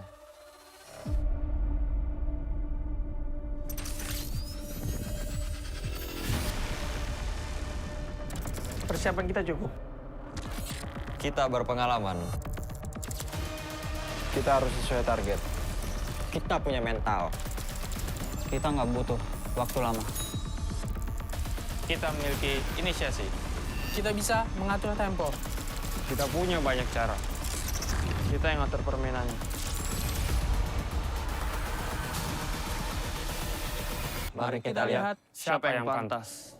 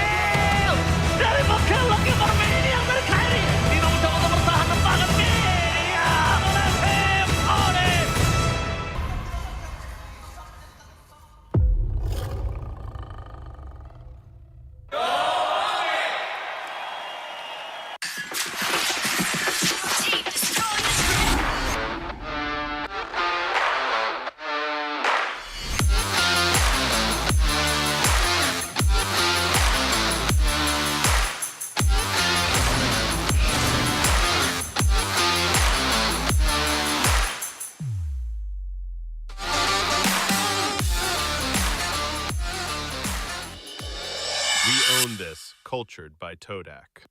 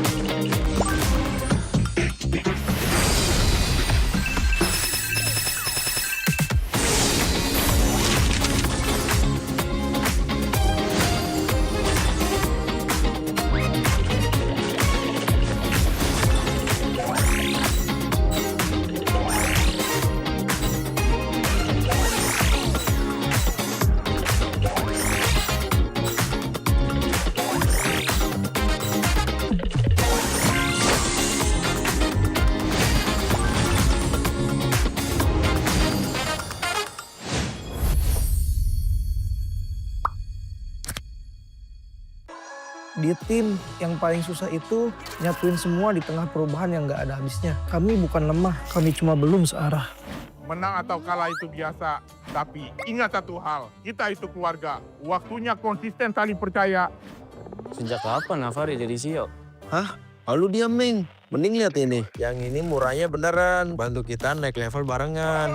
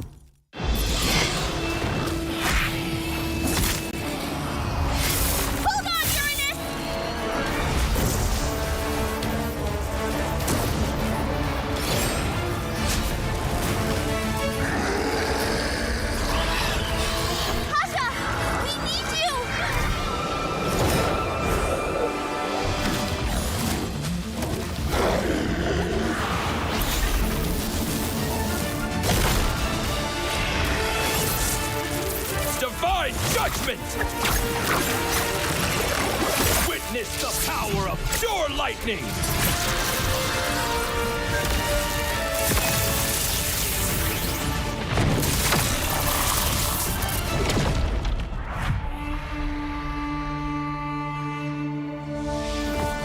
that lies below is under my vigil.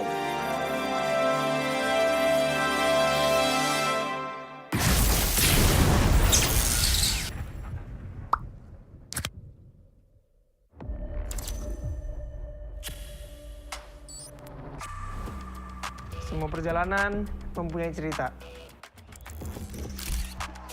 Dan semua orang ingin menjadi pahlawan dalam cerita itu. Menjadi seorang pahlawan bukan hanya sekedar menang perang, namun mampu mencari modal untuk berperang. Oke. Hanya modal gold. Patch sekarang modal gold gampang kena comeback. Pahlawan itu butuh pengalaman. Pengalaman berseason-season adalah hal paling berharga. Alah, pemain tua, mekanik tua, masih main raja-rajaan. Orang bilang gue jadi pahlawan cuma karena hoki. Gak gitu, bro. Masihkah hoki? Hoki, faktanya gimana? Untuk menjadi pahlawan, harus bermental baja biar bisa menghadapi segala kondisi. Mental baja? Berarti gue udah bisa jadi pahlawannya dong. Gue baru masuk aja, udah dapat Rookie of the Season. Sebagai anak baru, gue udah cukup hebat kan?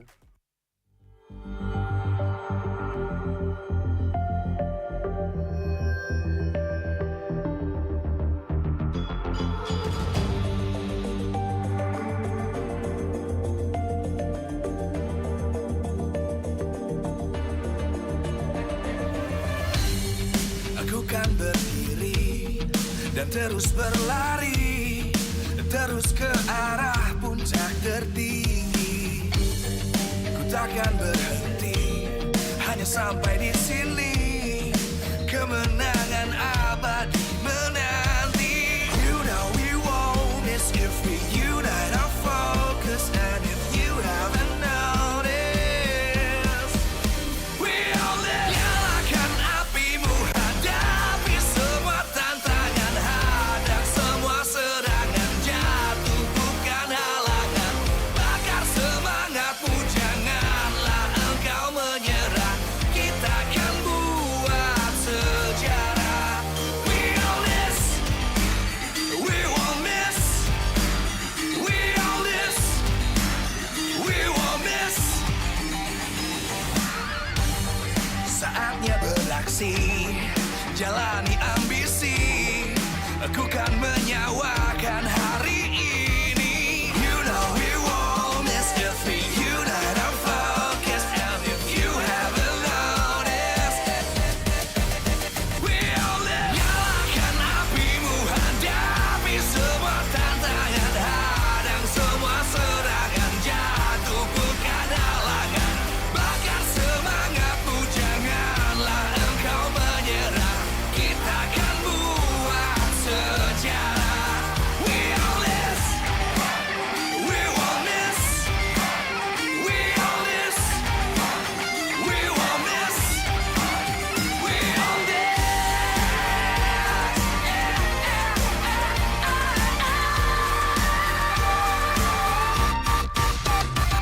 Nyalakan apimu, hadapi semua tantangan, hadang semua serangan, jatuh bukan halangan. Bakar semangatmu, janganlah engkau menyerah. Kita akan buat sejarah. We all this.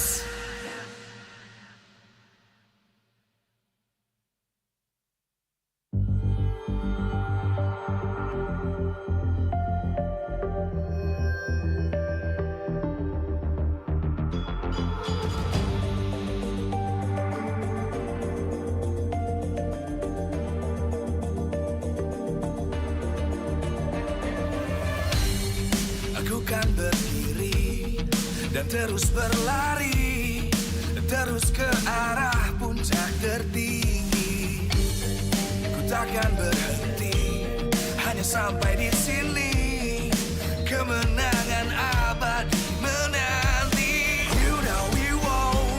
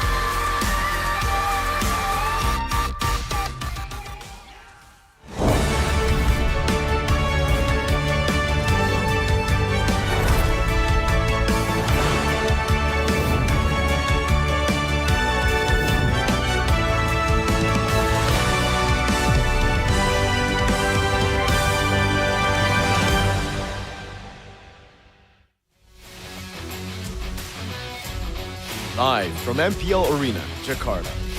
MPL Indonesia Season 18 is powered by Muto. Supported by Esports Federation of Indonesia. Presented by official gaming phone, Infinix. Official e-wallet, GoPay. Official gaming chair, Toda.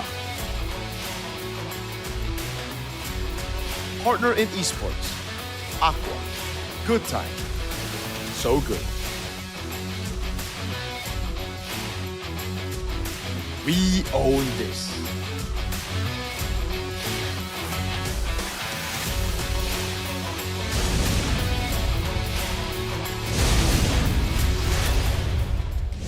Di sini dan sebelum matchnya kita lagi di player room Navi. Tadi kita dengar ada briefing and aku juga dengar kalau misalkan Coach Wainal udah bisa bahasa Indonesia ya? Dikit. Dikit. Little. Oke Coach, apa kabar? Bagus. Kabar bagus. Kabar bagus. Gimana persiapan untuk season ini? Apa yang lagi dirasakan sama Coach? Apa kabar?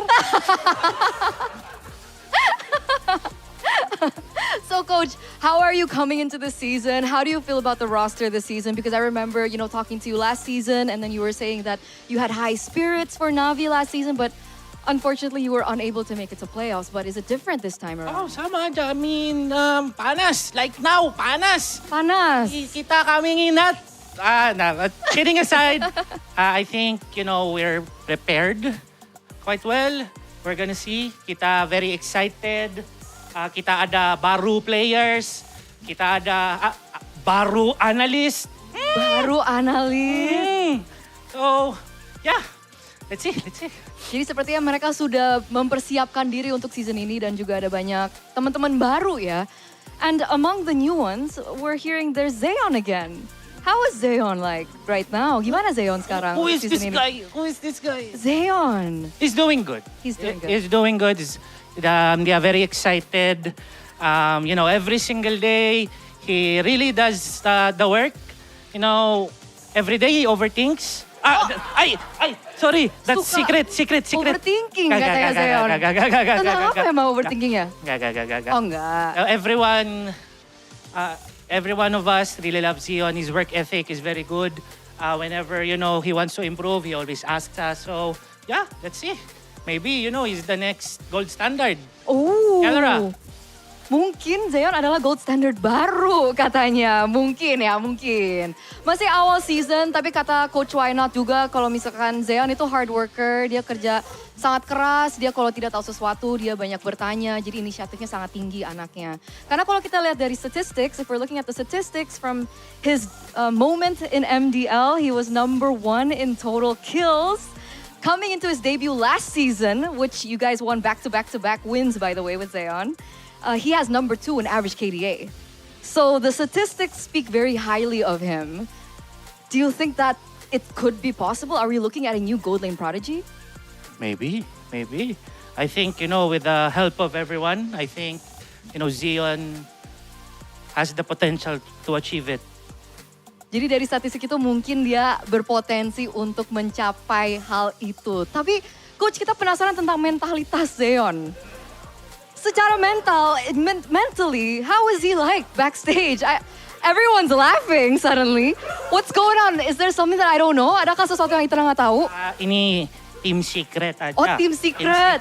Secret aja. Apaan sih? We don't want our enemies to know the weakness. Oh, ada weakness-nya. Zeon ada weakness-nya secara mental nih kayaknya nih. Dia mentality kuat. Penasaran. Andorius ini bentar. Tadi kamu yang ketawa paling kencang soalnya. Aku penasaran. Ada apa sih? Kenapa kamu ketawa? Gak apa-apa. Lah. Mentalitasnya kayak Spider-Man. Kayak Spider-Man? Maksudnya apa tuh kayak Spider-Man? Dia ada kayak 2 kepribadian apa gimana nih? Sense-nya bagus banget. Oh, sense-nya bagus banget. Art of dodge gitu. Kayak art of dodge, oke. Banyak yang ngomongin killer instinct-nya Zeon soalnya. Itukah maksudnya? Killer instinct makanya dia mirip kayak Spider-Man gitu? Bukan killer instinct sih. Oh bukan? Duitnya kalau ini ada minion gitu. Di sini. Oh gitu. dia. Oh With langsung. instinct, bukan killer instinct. Oh do it instinct. Gak apa-apa, bagus. Ya kan sebagai gold laner. Ya udah gak apa-apa, Andoryu. Silakan duduk lagi. So before this, was there something that you shared to everyone before your match? Really just, sama-sama just, have fun. Kita make sure we play as a team. We're gonna have problems in game, but that's the beauty of the game. What's important, kita ngomongin, kita just make sure we connect and that, there's respect with the enemy, but still there's trust and there's confidence in each other. Jadi aku tanya tadi sebelum match, soalnya tadi kan Aetherna nunggu di luar. Terus Aetherna sempat dengar sedikit tentang apa yang Coach Why Not sharing ke teman-teman. Dan pokoknya Coach Why Not bilang harusnya fokusnya mereka tetap have fun, saling percaya juga satu sama lain. Jaga komunikasi antara satu sama lain dan juga jaga confidence juga untuk satu sama lain. So before this match, how confident are we against Alter Ego? Oi! Confident gak? I am pretty sure my team will do everything they can. That's how we like it. Are you guys confident as well? Yeah. Tanya Budi. Mana siapa? Oh, itu nama aslinya apa? Oh, oke. Gimana Zeon? Final words. Kata-kata terakhir sebelum match lawan Alter Ego. Good luck, Evan. Yang lain dong. Masa kayak gitu tuh, dimarahin Coach Why Not? Gak apa-apa, latihan. Kan mau jadi next star, harus latihan. Jangan main Brody, tolong. Jangan main Brody, tolong. Oke, thank you so much Zeon. Kita akan langsung lempar kepada match yang kedua hari ini between Navi dan juga Alter Ego.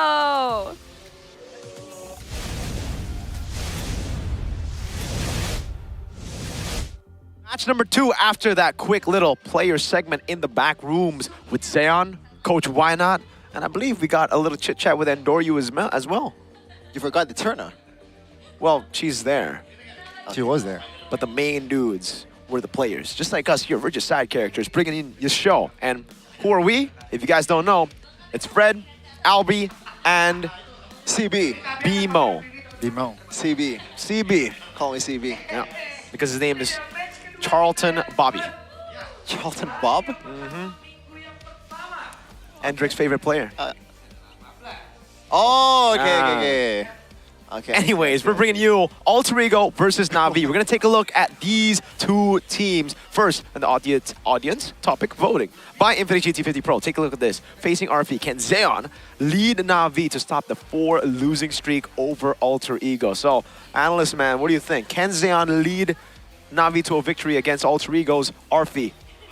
My question is, who the hell is Arfi? That's what I'm thinking. There's no Arfi anymore It's in season Dingarai. 18. It's Dingarai. Dingarai. It's Dalvin.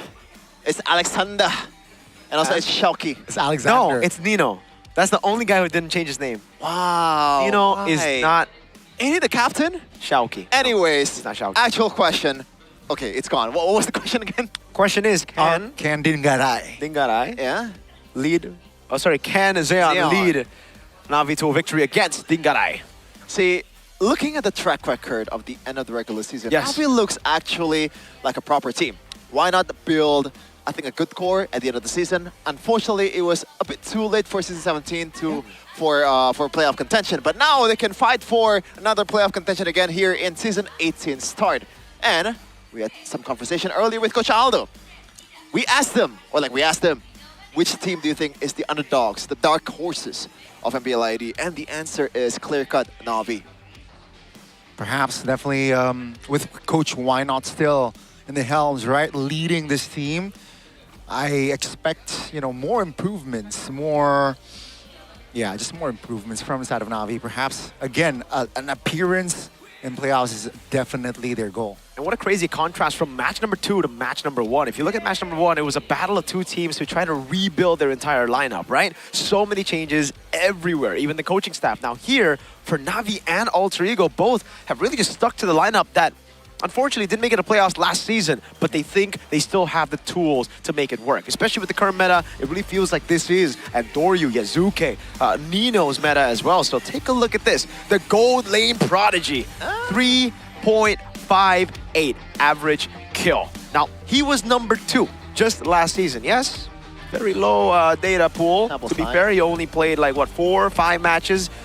But still, it was very impressive in those 4 or 5 matches. Yeah, a glimpse of brilliance. Xeon and Jize has brought a new color, I think, to Navi's gameplay. There's very... what happens? No, Yuzuki was doing the little trend. Okay. Yeah, but unfortunately, the track record for Navi in the regular season, season 17, is not really that great. Yeah, Xeon, I think, is... I'm not sure if prodigy is the right term for him just yet. We have to see a bit more. Yeah, he is promising. We have to see a bit more for him to be called the prodigy. But the numbers does not lie.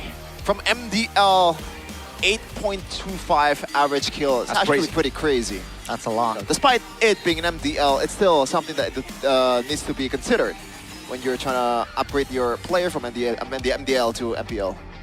The thing about Xeon, though, is I've heard this name before already. Like, for Mr. Aldo's first season at Navi, when they went 0-16, unfortunately, I remember hearing of this man's name, and he was in the lineup as well as a substitute, but he wasn't able to play because I think mentally he was just not ready to be on the MPL stage. So the fact that it took, what, 2 more seasons to grow in MDL, to come back here, and then go on a winning streak after that debut performance against Onyx, I think it's still very, very...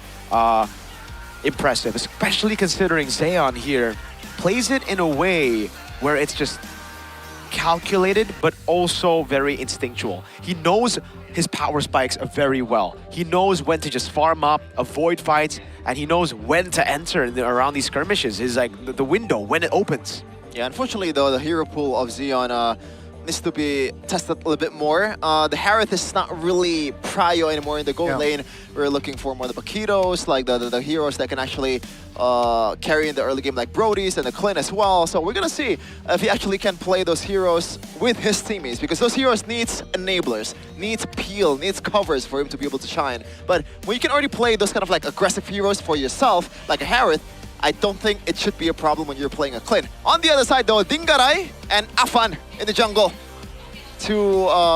Back then we can call him prodigies, I guess. The Savage Merchant, the whatever merchant you want to call. And also some of the members of Alter Ego here, always having a good time. How about the drip though? What do you guys think? I think this is a downgrade. Ooh, the drip game. Downgrade from last season? Yeah. From the M7 crazy jersey? Okay. Yeah. To be fair, that was just peak jersey. I think it is a downgrade, but not in a bad way, because it's like, it was just because they had a crazy, you know, jersey for the last 2 seasons. So let's see. Drip game may have gone down, but usually something else goes up. And for Alter Ego, they really need to get their performance back up to top form, as Micah would say. I mean, a very surprising result, right? From the side of Alter Ego. Got the runner-up of, you know, M-Series. Got the runner-up from MPL ID Season 16, but Season 17, out of form. Again, now to start here, day 1, week 1, definitely a lot of questions here, this team as well, Alter Ego. How is Zephyr gonna lead this team this season? And again, guys, check out the phones. It's amazing. Look at the quads, the slow motion. It's amazing. Yeah. It's so amazing. By the way, Alter Ego also played amazing in AFK Masters Cup, winning it out against first time, winning it out against Aura Gaming PH, which is not really on their prime form, but you can still consider them to be one of the top dogs based on the M7 result. So, you know, there's a lot of things that they need to look forward to for the Alter Ego fans, especially with the fact that in Season 17, they were, like Zephyr was willing to admit that the problem that they had was they were a bit overzealous, there's a bit too much experimentation. They thought they were the top dogs, but unfortunately, every team learned how to play against Alter Ego, and they go right at the you know, start of the season. Yep. I think they were one of the top dogs for sure, right? Unfortunately, they just took that, and they took that for granted for sure. Because like the way that they were playing, they were really just experimenting every single time instead of utilizing what made them special at M7, right? It was the Freya and the gold lane, it was all these crazy picks. They went back to try to play the normal meta, play it fast with the Nolan. And actually, now is the time to do that. So I Yeah. hope they don't go back to the M7 form, as we see now a very dynamic meta. We need to see some of those crazy picks this time, Coach Zephyr and Coach Styx. Let's take a look at the lineups, though, for both the teams starting. Obviously, with Alter Ego, it is Nino, it is Afan. No changes, it's Dalvin here as well, with Alexander and Dingarai.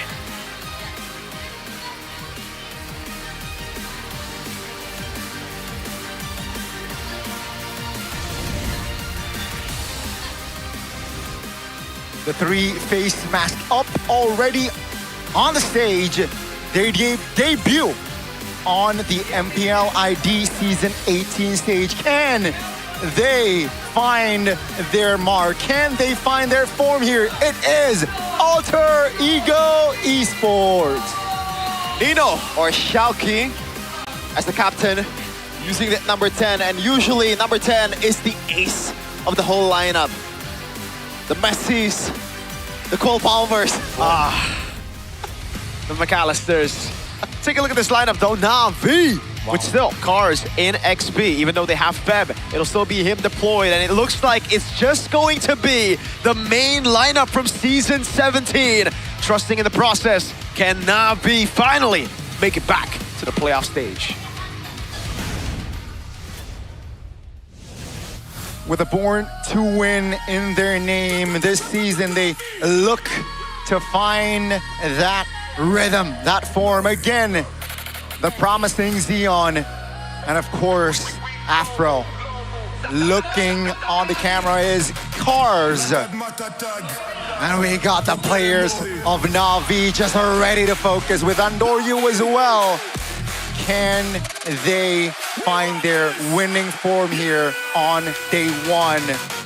Just what Evos did earlier. Ladies and gentlemen, this is Na'Vi! They did not make it to the playoffs last season, just a tad bit too short. But good news, Na'Vi Nation, the only way is up for your team right now. And they'll only get better from now on with Why Not Tutelage H in Season 18.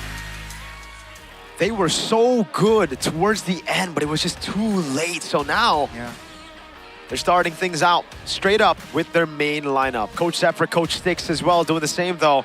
It's two coaches having to deal with similar problems, trusting into the process and trying to build upon the lineup that did not make it to playoffs last season. One thing I can say about Why Not is it really feels like this is his meta. If we take a look back at his stint with Onyx Philippines and MPL Philippines in 14, it was King Kong on Assassins, it was Kirk on an Enabler, it was Prince on those Salinas, on those crazy picks, and it really seems like that's the story of this meta. If definitely he is able to tap the potential of like Xeon, of Andoryu, Cars as well. I think he's gonna struggle. You know, Aldo said it, you know, it's an underdog team now. Why not?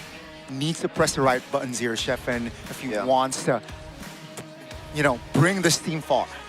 I think the other members that needs to be studied for the opposing teams is Apro. He's been brilliant too in certain moments last season, especially some of the heroes that he played. It's currently meta. Beloric was, I think, the first hero that, at least in the first match against RRQ in Season 17, that Why Not brought to the table that really shocked us. Now it's in the meta. We're gonna see the top audience topic voting though by Infinity GT50 Pro. Facing Arvik and Xeon leads Na'Vi to stop 4 times losing streak over Alter Ego. Yes, Xeon has potential. And by the way, this is a very neutral, I guess, like voting in a way, because we have a lot of Filipino fans out there that don't really have a lot of info on Xeon, so they trust him a lot, I guess. And I would trust him as well, based on the current form. Oh, would you trust him, Gani? Do you think this man is the man to bring Na'Vi back to the playoffs? I'm hopeful.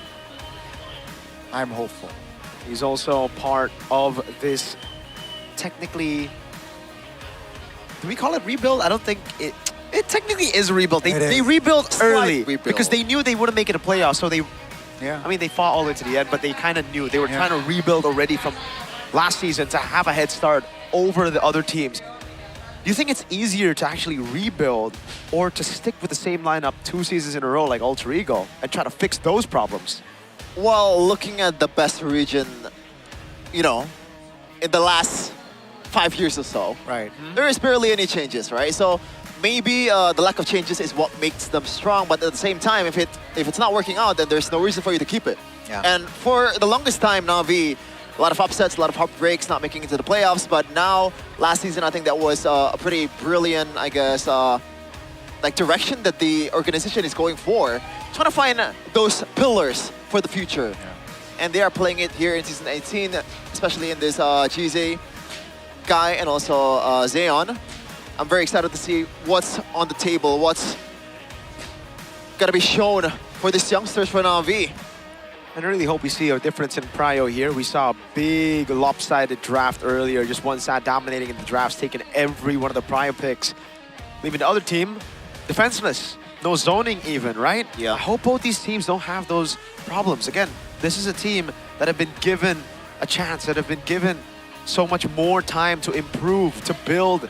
So I don't expect jitters from either one of these teams. Yeah, especially looking at the track record of both of the coaches. These two guys have something in common, which is they've achieved the grand finals of an M series. Why not actually won it in M6? So I expect a crisp draft, especially in this kind of meta. The players feels like very well suited for this kind of like brawly skirmish early games that we used to see in EWC. And that's where I'm going to raise my own doubts about cars, right? Yes, both these teams love to brawl. They did so last season, but in a different way entirely, right? It was very disciplined brawls for Na'Vi. They played front to back. They played around the gourd, the clawed as well. Now this time, it's not really like that anymore. You want to go for these kind of dive compositions everywhere. And you might have to go for enablers and XP. It's no longer the lap with the Yuzongs of the past that we've seen on cards. Unfortunate.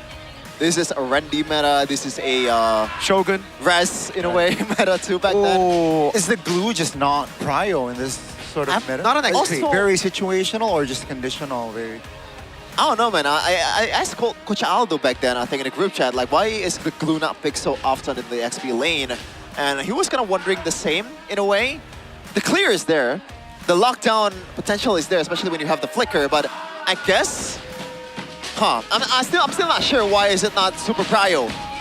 Maybe like glue cannot cut lanes as well as Uranus or Esmeralda, so you gotta stay in the lane much more often than those two heroes. The glue's been better in Rome. I think it's a very, very good way to deal with, say, Hiraras, but against most of the composition, it's going to be very, very tough just knowing how much setting tools there are on the enemy side, a lot of pickoffs as well. Easy to poke, especially when a Melissa is around. The glue cannot be picked up. You just cannot dive past that go away. That's why it comes down to how smart the coaches can be with how smart the players can execute as well. Alter Ego. Not only have they trusted this lineup, but Indonesia has trusted in this lineup as well. They are Indonesia's, our representative for Asian games. So a lot more pressure on their shoulders compared to Na'Vi as we get into the first map of the game, and it will be Dangerous Grass. And some of them for ENC too, by the way. That's true. ENC with Lutpi, though. They have Lutpi and Sans. The sky is my domain. We're gonna take a look at the banning phase here. Kaja bans right away for Alter Ego and Phobius as well. So are they looking for, oh, never mind. I thought the Fanny setup was there, but the Fanny's already been banned. And also the Freya as well. So they know what's up. Or like what's the very prio for Alter Ego, Coach Wainoi? Definitely a target ban, right? On towards Alter Ego. And that's a specific, that's a Kaja banned out. From inside of Alter Ego, also a specific ban. Now with the changes, in case you guys missed it, there are some tweaks towards the Kaja. It is no more a single lock. Now with the Divine Judgment, you can find multiple targets. With a big, big trade-off though. When you are locked down, quote-unquote locked down in an ultimate of a Kaja, you can still use your skills. You can still move around, you can still deal basic attack. At the same time, like, why would you want to pull the frontliners of the opposing team to yourself? That is a very good question. They leave the Atlas open, something that has just been prio banned every single time. But Na'Vi have a way to go, just Valentina and a Belleric. So Belleric red 3 is what I'm thinking right now. They pick up the Valentina together with the Hirara, and I think they're set. That should be the case here. No rush to pick the Belleric unless Alter Ego wants to go crazy with the Belleric XP lane, but I feel like that's too much. The Barats will be the option here, and Valentina. So it's not going to be the Hirara. They're still confident that the Barats can still lock down the Hirara, or maybe they have an answer for those heroes. It really just seems like this is going to be the Uranus pickup and the Hirara for Alter Ego. Then Na'Vi they're gonna be forced. Yeah. Okay, so I think it's just Uranus Hirara right now as the response for Alter Ego. Na'Vi end the draft on the first phase with Belleric. That should be it. Yeah, that will be the standard way, I guess. There's still some other prior heroes as well, but it doesn't really fit against the opposing team. Like Eudora, it's very much hard countered by the Barats. But we'll see though. Sever is known to bring up something that's special for himself, but it's gonna be the Makito, even against the Valentina and also Barats at the same time. And a Kimi, this is definitely a curveball, something that we don't really expect at all. But it's actually really, really good. I really like the Kimi pick. Now the Paquito, not too big of a fan up against the Barats and probably a Belleric here, but the Kimi pick is great against the Barats. If you want to play front to back, especially with the Valentina there, Kimi can outrange you, constantly just be on you, shredding these guys down, and Na'Vi, that's the thing that I was questioning for me. Like, why did they go Barats when you're gonna have to choose between Hirara or Belleric in Red 3, whereas if they went Valentina, Hirara, they could have just guaranteed that Belleric. Now, I think the Belleric should be banned out, and that's why the Paquito will have a lot more say. The Alter Ego, that was a very smart Paquito now that we're thinking about it now. Because earlier I was all right, the Paquito, not too big of a fan because the Belleric's gonna come out, but now that there's no Belleric, it looks very good. Uranus gets banned out, so that's, I guess, the trade-off. We're gonna ban the Uranus out. You know, I think there's a possibility that the Rafaela can be banned as well for the side of Alter Ego. It's gonna be the Belleric first. You mentioned it. Belleric should be, you know, picked up here from side of Na'Vi, and Alter Ego says, yeah, let's ban it away. You know, target the roamers. Now the Atlas can move quite freely here in the opening game of this match. And will they ban another EXP laner here is the question. My kiss. Okay, that is a good question. So they ban heroes, or like heroes that actually work functionally the same with Uranus. Yeah, I was gonna say Mathilda is still very much pickable for Na'Vi, especially Apro, and also Coach Wynot is very, he likes to play the Mathilda. So now what's gonna be the option here for Apro, especially against a hero that dives really well, like I'm not Uranus, Atlas. I don't think Rafaela should be picked here. You don't want to clump up against an Atlas and also Kimi at the same time. I think the best choice might be the Cho, but they got baited into the Claude, I feel. The Paquito's gonna go gold now, and they're picking up a jungler. I think someone that can clear really fast could be good. Something like a Nolan, but if they want to go for brawls, the Harley is a solid choice. I don't think they need YSS. They already have a Kimi in mid anyways, they got range. They go for an XP lane they can deal with the Barats. That's one. Now what is that? And the Harley. I think that's what it is. Don't think there is any clear option to go against the Barat unless you want to go something for like a glue, which we mentioned earlier. It does decent, I guess, against them, but they're hovering towards the Moskov here, looking for that long lane presence, but they're gonna love the Esmeralda, which is in a way still a decent answer to the Barats, but we've seen it in EWC. It's very easily locked down, and especially when you have the Shred in the Claude, when you have the Trinity, it's much easier for you to burst the Esmeralda down. Is it enough? Do they have enough bodies here? That's just my concern from the side of Alter Ego. They have enough, you know, beef in their composition. Sure, you have an Atlas, but Atlas is not that tanky unit that sits in front. Let's see, though, the response from the side of Na'Vi now. They somehow lack in crowd control. Cho, maybe? Okay, it's gonna be the Lilia. So they just roll fast, clear. Valentina roll. Valentina roam it is. We saw this from Jianfeng Yao Guai in GOTF. The Valentina roam that gave Onyx some trouble. Yep. Now, obviously it brings you that Fatal Links and you are most likely more tanky with the way you're building the Valentina, but there's a big difference between the Atlas and the Valentina. The Atlas can dive easily with the perfect match, but Valentina is a bit more, I guess, like, how do I explain it? It's compare the mobility for Atlas to go inside. I think the idea is we just want to lock the Paquito down. That's the thing. And Valentina provides something that the Atlas doesn't early on. Level 1 to 3, you're much stronger. You're able to actually have a little bit more map pressure, whereas the Atlas is very reliant on the ultimate. So Na'Vi trying to double down on that level 1 to 3, try to win it out, especially with the Lilia. We thought the Kimi was going to be a winning matchup against the Valentina. Not when you have Valentina and Lilia. This will certainly be a Na'Vi mid-prio situation. and it just all falls in place to Coach Why Not's plan. Let's see if Alter Ego can beat Na'Vi, or if Na'Vi takes this game one. Let's see, ladies and gentlemen, is Coach Why Not cooking, or is he cooked for the first game here? As Na'Vi will take on Alter Ego, Lanadon, here we go. Yeah, but it looks like they're taking a lot of damage here. Cheesy and also Apro. Both sides already proccing that healing, but it's just gonna be mostly a non-lane in the XP lane as we're gonna take a look at the emblems. So tenacity for the Esmeralda, contrary to some people that chooses to go for Festival of Blood. And I like that idea because you're most likely gonna be locked down by the Barat anyway, so you need something that can deter the burst potential from the opposing team. And it looks like nothing too crazy just now. Just the bargain hunters, I guess, for me, right? Yeah. Solid stuff. I like the idea that they're going for right now. The Moskov against the Claude, a bit of a skill matchup here, but I do lean more into the Claude having more impact later on in the game in the team fight. So, we'll see. Andoryu, great pathing though. He started bottom lane, purple buff, goes straight into Lizard, taking it away from Afan. I think he should be able to match this too, but it's still an XP advantage for Andoryu for a bit. Afan is over 4 though. That's a stun, that's Halfine in the mid lane, trying to provide pressure, forcing Afro to recall. And that's gonna be a small win there with the rotation. Alexander can capitalize on. Yep. You still have to be very careful against this Paquito, man. It don't matter what you are, even if you're a roamer, a tanky boy, especially Valentina.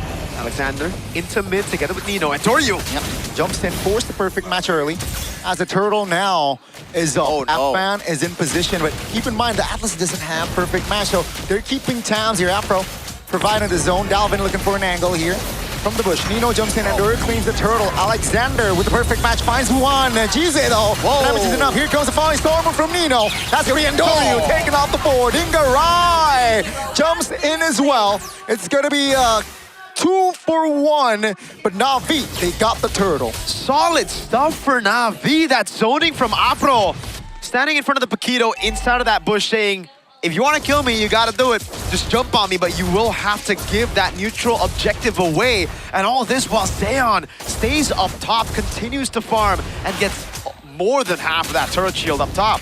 Yeah, and through those 2 wins, Na'Vi has already secured 1K gold lead in a span of 3 minutes. Things are looking pretty mighty good for Coach Why Not currently, especially with this kind of composition. They have a lot of flexibility to how to play this kind of matchups. Andoryu still has the EXP lead over Afan as well. And that's why I say it all just falls into place for Why Not.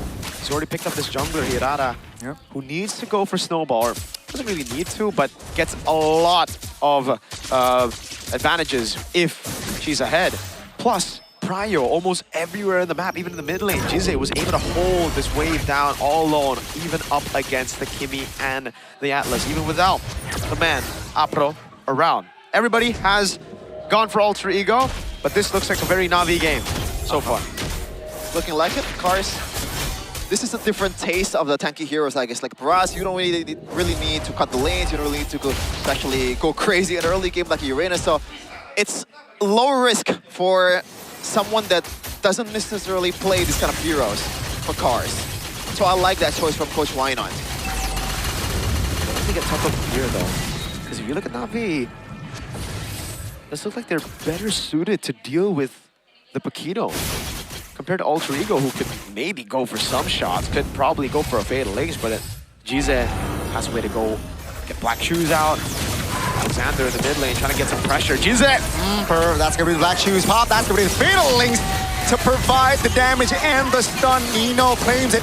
That's gonna be Andoryu looking for a jump on towards Alexander. Still able to get out, but it's gonna be a 5v4 now. Na'Vi, will they lose control? Just as I say it too, it should be safe for Na'Vi, unless they just walk up. Jize, a lack of respect against Alter Ego's kill threat.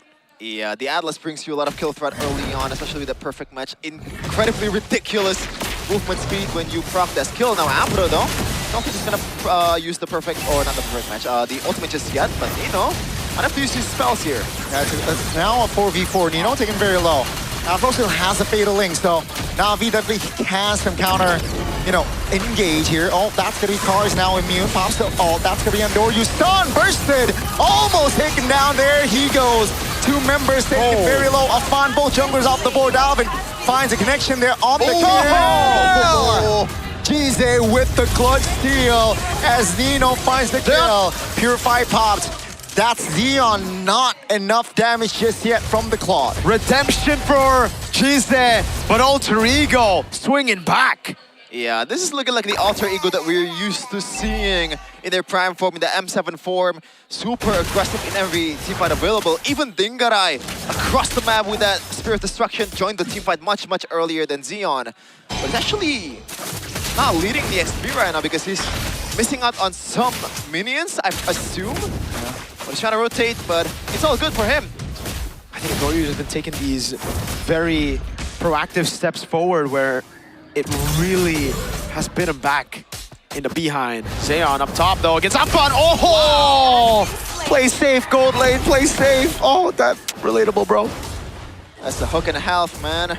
It's like a Mike Tyson punch in the face. And good night.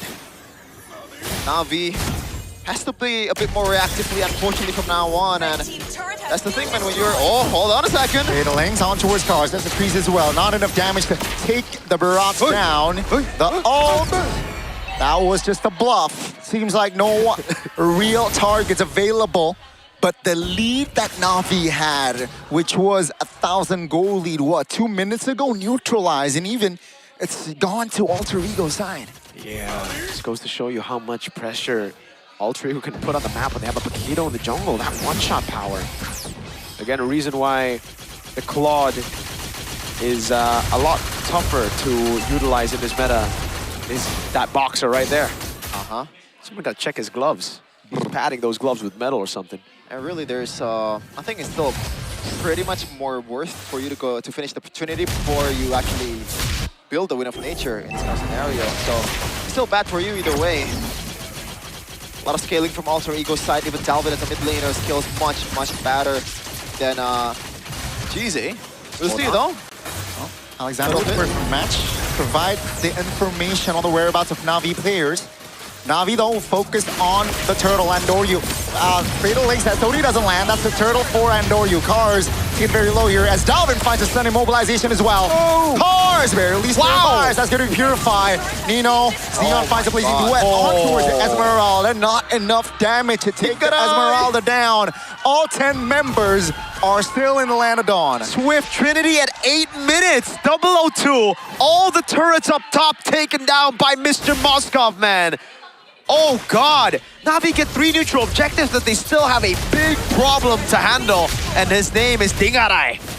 Is it Dingarai? Dingarai? Who knows? But all that's important is he's farming up a storm right now. Gize might be in trouble. Oh, that's Alexander forcing Gize to pop the black shoes flicker from Gize to safety. Here comes Afro! That's Andoryu now saying thank you, finding a kill, though Afro will be taken down. That's going to be Andoryu now providing pressure. Oh, great on target over Gize. No resource for him to get to safety. Oh, from the Barat, that's the stun, that's the fun, saying good night. Okay, maybe it was too soon to call Dingarai a problem. He just skill 1 forward into Na'Vi trying to chase Gize, and he got baited. The master himself, Gize, baiting everybody into that skirmish. And Andoryu, Cars, and Zeon with crazy cleanup. Yeah, sometimes the problem works on both sides, man, when you're making those kind of errors. And now Andoryu is just converting that towards a purple buff take. Na'Vi gets back the gold lead economy. They are leading currently, not by a lot, but it's still something. It's not much, but it's honest work. And now we see kind of the question mark that we've always placed on the Esmeralda, even from the first match. Even if you're ahead, which has been the case for Nino, can't really do much, right? You're just there dancing. And you don't have the regen like Uranus, so you're not even as sustainable. Zeon is able to shred you down later on in the game, and now that advantage that Dingarai has gone for himself because of the Bargain Hunter, because he's been able to farm up, is gone. Swift Trinity completed as well by Zeon. And Mans didn't even need Bargain Hunter. That's gonna be much harder from Nino from now on. And now Alexander gotta find a crazy set here. Hold on. Perfect match SOD. Landing on towards Cars. That's a knock up from the Lord. That's a big dino. Mobilized. That's gonna be Cars. Taken down by Dingaray. It's a 5v4. Now the Lord though is not reset. Afan again. I adore you. Punch a clutch retry. Afan taken down. GZ now will be the trade. Take a look at the Moskov. Dingaray will not survive as Xeon will find the double. That was insane. Xeon got away. I thought for sure he would be cooked. And also amazing job from Apro looking down Afan, so it's not a 50-50 anymore. Andoryu has a say on which jungler wins the retribution at a time. Na'Vi has the Lord. I don't know if they can convert this one to a lot of turrets right now. Got the wave clear here. Look at the damage. That was Andoryu testing the waters, and it seems like Dalvin felt it. That's, again, a tower for Na'Vi. If they're able to maintain this sort of, you know, quality, man, Na'Vi, they're scary. They are certainly scary. That tempo all around the map and the fact they build up towards this point. We've been trying to say all this game that Alter Ego need to be able to kind of match that from Na'Vi, but they haven't been able to, right? Even though they were able to get some openings here and there in the early game, it wasn't enough to get a massive lead. And now Na'Vi, with this composition, they kind of scaled up to become threats. Afan on the Paquito. You need to snowball. You need to get those shots in. But the thing is, that Atlas Fatal Link steal, that ultimate for Apro has just stopped Afan every single time. I mean, it's not just that. I think a lot of targets here from Na'Vi is not really ideal too for Afan to abuse, man. Cheesy has a flicker and also the black shoes. The Valentina is pretty much a roamer. You can't really target him. Xeon now already secured that Win of Nature, I believe. Oh, he hasn't actually. Wow. But he is surely on his way. He's good. Yeah. He's surely shifty enough to actually dodge those punches from now on, as long as he's careful. And also Cars in front of you. Like, playing this kind of assassin against a Barats, it's always a nightmare. This is a great game right now for Na'Vi, man. They know how to play it slow. They don't get too hasty, overzealous, as we've seen from them in previous seasons. And it's all about trying to suffocate your opponents inside of the base. Nobody on Alter Ego can really get free farm. There's always something to trade it back for. You see the Moscow. Oh, this could be it. Oh, wait. Finds him. Oi! Got it. Not enough damage to burst Andoryu down. That's a fun showing that you cannot get. You cannot get to, I guess, what, free? Like, move? You gotta stay focused. And now 20 seconds on the clock for the first or the second Lord of the game here. And again, it's all about, for Na'Vi, forcing Alter Ego to make a move whenever they want to farm up. And it's so difficult here. Dingaray, if he walks up, he's going to get chunked. If his Purify's down, boom, GG for Na'Vi. Apro gets another free ultimate on. There's too much, I guess, like the CC threat from Na'Vi to be able to dodge by Dingaray. He has to pick his moments. Gotta play a bit more safely, but at the same time, Alexander has to use this Fatal Links to the utmost potential. There's still some Purifies too from Na'Vi. It's only on Xeon, but you gotta see. That's a great traction pulse. That's gonna be a Mount Munch. Oh, under the turn, and Norio claims another red objective. That's Xeon. And Xeon taken down. Alter Ego, they lose out on the Lord, but they find two. And a brute force onto the turret. Straight up, Dingaray and Dalvin. They'll be able to figure this out for sure. This Lord advantage not going to play out the way Na'Vi wanted to. Yeah, they're not short of wave clear. For both sides, actually. GZ is also a good wave clear as well, but it's not equal. It's Dalvin. Oh, hold on. Win of Nature is still there. Traction pulse. Still safe for both sides, but yeah, Moskov and Akimi. It's gonna be tough for Na'Vi to utilize this Lord. And this is gonna be a negative Lord for themselves, not only from economy perspective, also from turn perspective. This is where Na'Vi are gonna have to be very careful, because Alter Ego's carries have also started to hurt real bad. We don't think that hurts. It's all about positioning for him. That's the main problem in the last few fights. But Dalvin, look at that tread on Cars, right? It's not the Kimi pick. I told you the Kimi. Oh, it's just a desperate escape for the Dino. Alexander's on him! Oh, flicker 2 finds 2! Oh my god! What? But here comes Eon! Finding the AoE, blazing the web, but take a look at Dingaray. Two marksmen going at it in the mid lane. The double D, Dingarai, Dalvin, together, smashing through these frontliners. Also the double fatal links as well. Apro with a beautiful reaction over the fatal links from Alexander here with the flicker as well. GZ does not run Purify, but look at Apro, bro! Ban for ban, it's a roam-off here in the Land of Dawn. Na'Vi and Alter Ego is trading punches right now. I'm not even sure who is having the control at this point. I don't know. Well, I think. Yeah, it really feels like it. I mean, the map's looking a lot more blue than red for now, so map control's on the side of Alter Ego. But Na'Vi, they have the clutch factor, I'll be honest with you. Something that they lacked a lot of before in the past with previous iterations of their roster. Jize getting that clutch black shoes to survive. Apro with the dive in back. And Zeon with the blazing duet. That but could have still, gone a lot of work. It really could have gone, but for Na'Vi, they still have to try to crack this front to back. As long as they only get the front lines, Dingarai and Dalvin are cool with it. Man, I don't want to be Cars right now. I don't want to play Dino. Like, you're just a sandbag at this point. Yeah. There's too much shred. It's a Kimmy and also Moskov at the same time. Two heroes that deals HP percentage-based damage with the glowing one and also the DHS. Now, Alexander, I think you could have gone for Cars, but he has to watch for where Apro is all the time. Yep. Cars still has CC immune. You don't want to be wasting your resources this close to a Lord respawn. 10 seconds. For the next Lord to spawn. It's going to be the third Lord of the game. We've seen games go past the 24-minute mark just earlier in our first match of game number 2. RRQ EVOS took us straight into that late game with 5 total Lords. Yeah, at least right now, we got the most competitive game so far. It's season 18 now. Alter Ego, to pull the trigger. Traction falls on towards Cars. That's gonna be the stun. That's gonna be Daytona's welcome on towards one already. That's a stun. Alexander almost bursted down. Still able to get away with the perfect match of Fawn though. Apro! 3-man fatal links as Zeon cleans house. Zeon taking down S18 landing, but Na'Vi, they disengage. Look at that turret down below. Oh God, it's all crashing down. It's going down. Can they save it? No, they can't. Oh, next load in the top side. That's crazy. That's expensive. The stars are aligning for Alter Ego right now. They can delay this load until Afan comes back healthy and alive. And they are not short of staging potential, Mirko. They got Moskov, they got Atlas as well. The zoning potential is crazy.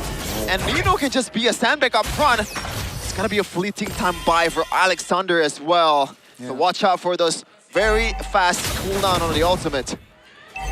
Can Na'Vi defend? They have a Lilia, they have a Claude, so they should be able to, and they will. Instantly cleared out up top, the Lord advantage.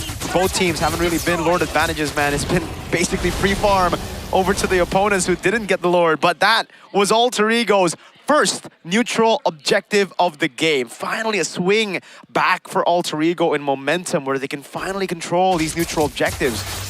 All the way from the start, it's been Na'Vi controlling the pace of these neutral objective fights. So what changed there to allow Alter Ego to control that pit? And what a time to get the objective, right? Getting that Lord definitely gives you more control. Take a look at the economy. Sure, 18 minutes in. But yeah, with this at least, with the bottom turret taken down as well. Got the far lane now. Lord is coming in 80 seconds. So definitely Na'Vi. Their lead is technically gone now. Now they're at the disadvantage. Yeah, this 1K gold for Alter Ego is bigger than you think, especially the fact that Moskov is on the other side, so it's much, much easier for Alter Ego to control the far lane. There's really no excuse for them to not win this game. No purple buff for Mr. Randoryu, as it's just gonna be Alter Ego delaying and waiting.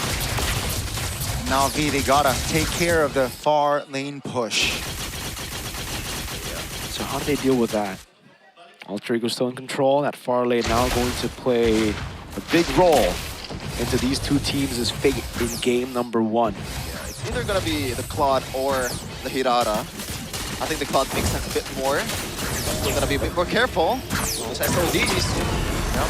Lost shows, that's why Alter Ego pulled the trigger now. It's gonna be a Fatal Links and Daytona's welcome here. Oh no! Afro misses the Fatal Links! That's gonna be damage coming in. Dingarai, 3 hits in the back. Afro taken very low. Still has immortality, but Noryu Oh my goodness! The base damage from Midoriya finds a triple kill, and down goes Dino, and suddenly, in a blink of an eye, 4 members of Alter Ego are lying in the Lanadon. No way did that just happen! Everybody corralled into the Hirara, into the Kairazu that gets 3!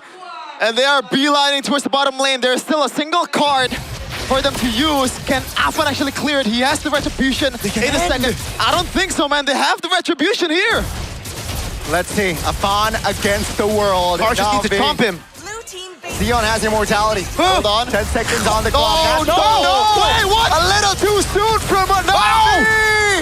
They got a little bit hasty, and Afan finds the shutdown and the double to save Alter Ego, to give Alter Ego a chance to win this game. This is plot armor, bro. This is plot armor. Amazing item swap by Zeon, but it was still on cooldown. What the heck did I just see? Andoyu now Afan? I don't know what to say, brother. I'm speechless. That's one way to put it. Alter Ego, with literally one swing of that haymaker, put themselves back in the game. Heck, put themselves in the advantage. Oh no, thankfully the death timers is not too crazy for Na'Vi. They can still somehow clear this one, but once again, wow, the siege potential for Alter Ego is crazy as well. I thought that was it. Guys, everyone thought that was it. That was Na'Vi secure game 1, GG, but Alter Ego now with the Lord involved one, folks. Definitely can close it out. It was a hero play from Endoryu that set him up for that possible end, and now it's a hero play for Afan that sets up for Alter Ego's comeback. Dingara and Dalvin, they're ready. Conceal from Alexander. Doesn't find the stun. That's gonna be the munch from the Barat. Go! The Lord still 50% HP. Afan forcing Black Shoes. That's gonna be the Fatalings in the mid lane. Lord is still not taking care of. Afan finds the kill. Bought the immortality. And take a look at the back. That's gonna be Dingarai Pops though. Win of nature. Free hitting! And that's Afan claiming the double, ladies and gentlemen. It was 4 members of Alter Ego lying earlier. Now it's Na'Vi. Oh God, Zeon and Cars. Do they have enough to deal with 4? I don't know. Base turn's gonna fall, that's for sure, but now the waves, it's all up to Zeon. Yep, Cars trying to defend the top lane. Neon has to go back, and there you go, ladies and gentlemen. It is all over as Alter Ego and Na'Vi, after an action-packed game, it is going to be Alter Ego that will drew first blood. Well played, Alter Ego. One haymaker to send them back into contention of the game. Crazy. To end the run of that possible siege down below, to end for Na'Vi. Oi, oi, oi. That was heart-wrecking for Na'Vi Nation. They thought they had it. Barat's chomping animation was triggered, but unfortunately, the base still has some true damage to save Alter Ego from defeat. Oh my God, that could have gone south for Alter Ego. Game of inches here in MPL ID. The brawly type of gameplay from Na'Vi and Alter Ego. And that was the most competitive game yet this season. Look at this. What? The animation was triggered. But he got shot by the turret, and here Zeon buys with a nature, but he'd already used the with a nature prior in the team fight, so it was still on cooldown, couldn't get on it. And even here, he was on the Winter Crown.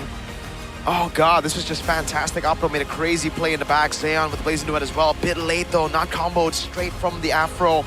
Fatal Links. Decent try though for the defense. Very. For Na'Vi, especially when you're up against a Moskov and Akimi, like there's no way you can defend that. As a single target Claude. Oh, I don't know, man. Coming into game number 2, it might be the tilt that gets into the face, or to the heads rather, of Na'Vi. Having a game almost settled, almost scored. Crazy. Then in that fashion, to be turned around by a wild haymaker from Afan, I don't know. Mentally, can they reset from a loss like that? They only got 8 minutes to do so right now between game 1 and game number 2. gotta throw all the should've, could've, would've out of the window for the second game here. All they need to do is reset. Thankfully though, it's Why Not, so I think I have some trust in him to be able to get the mood right for Na'Vi players, and they have more players, more experience since season 17. I'd say that, but that was, I mean, I know we just been through like a couple of games and that, but that was the best of the game of the season so far, at least. Of course, the standard is pretty low. Right now, I mean, it's RQ Evo's match number 1. That was pretty lopsided, I'm not gonna lie here, but the Alter Ego fans in the building certainly agrees with Mr. Gonman over here. Gonman, got a question though. Is Hirata just a bad hero? It's been picked up twice, 0% win rate, something that was not in my in my book for season 18. Same question. I mean, I wanted to ask the same question, right? Is it just a rank hero? Is it strong in ranks, or I don't know? But man, this guy, of course, practically saved Alter Ego in that 1v3 defense, bro. Have fun. He's always been amazing on fighters, Was man. the barrage too early? I don't think the barrage was too early. I think they were just too low. It was right. I mean, I think they should have just gone Lord, but it doesn't. It's not even that bad to stay. I mean, they had to choose one. The decision to go into bottom lane wasn't. Dude. I mean, I guess it was bad after they saw the cannon minion, right? It was just one, like you said, and it's Paquito who can clear really quickly. But I see the vision. I see the vision still. Yeah, but still though, like this is just. You can pause and draw for us. Yeah, I know, but like that's it though. Oh. I want to see the outplay here from Afan. No, we don't. This is a bit too late. We don't feel even like the see last it. clip. No, they don't even. This is the last. Wait, push. Okay, how do we not have that play? Yeah, unfortunately.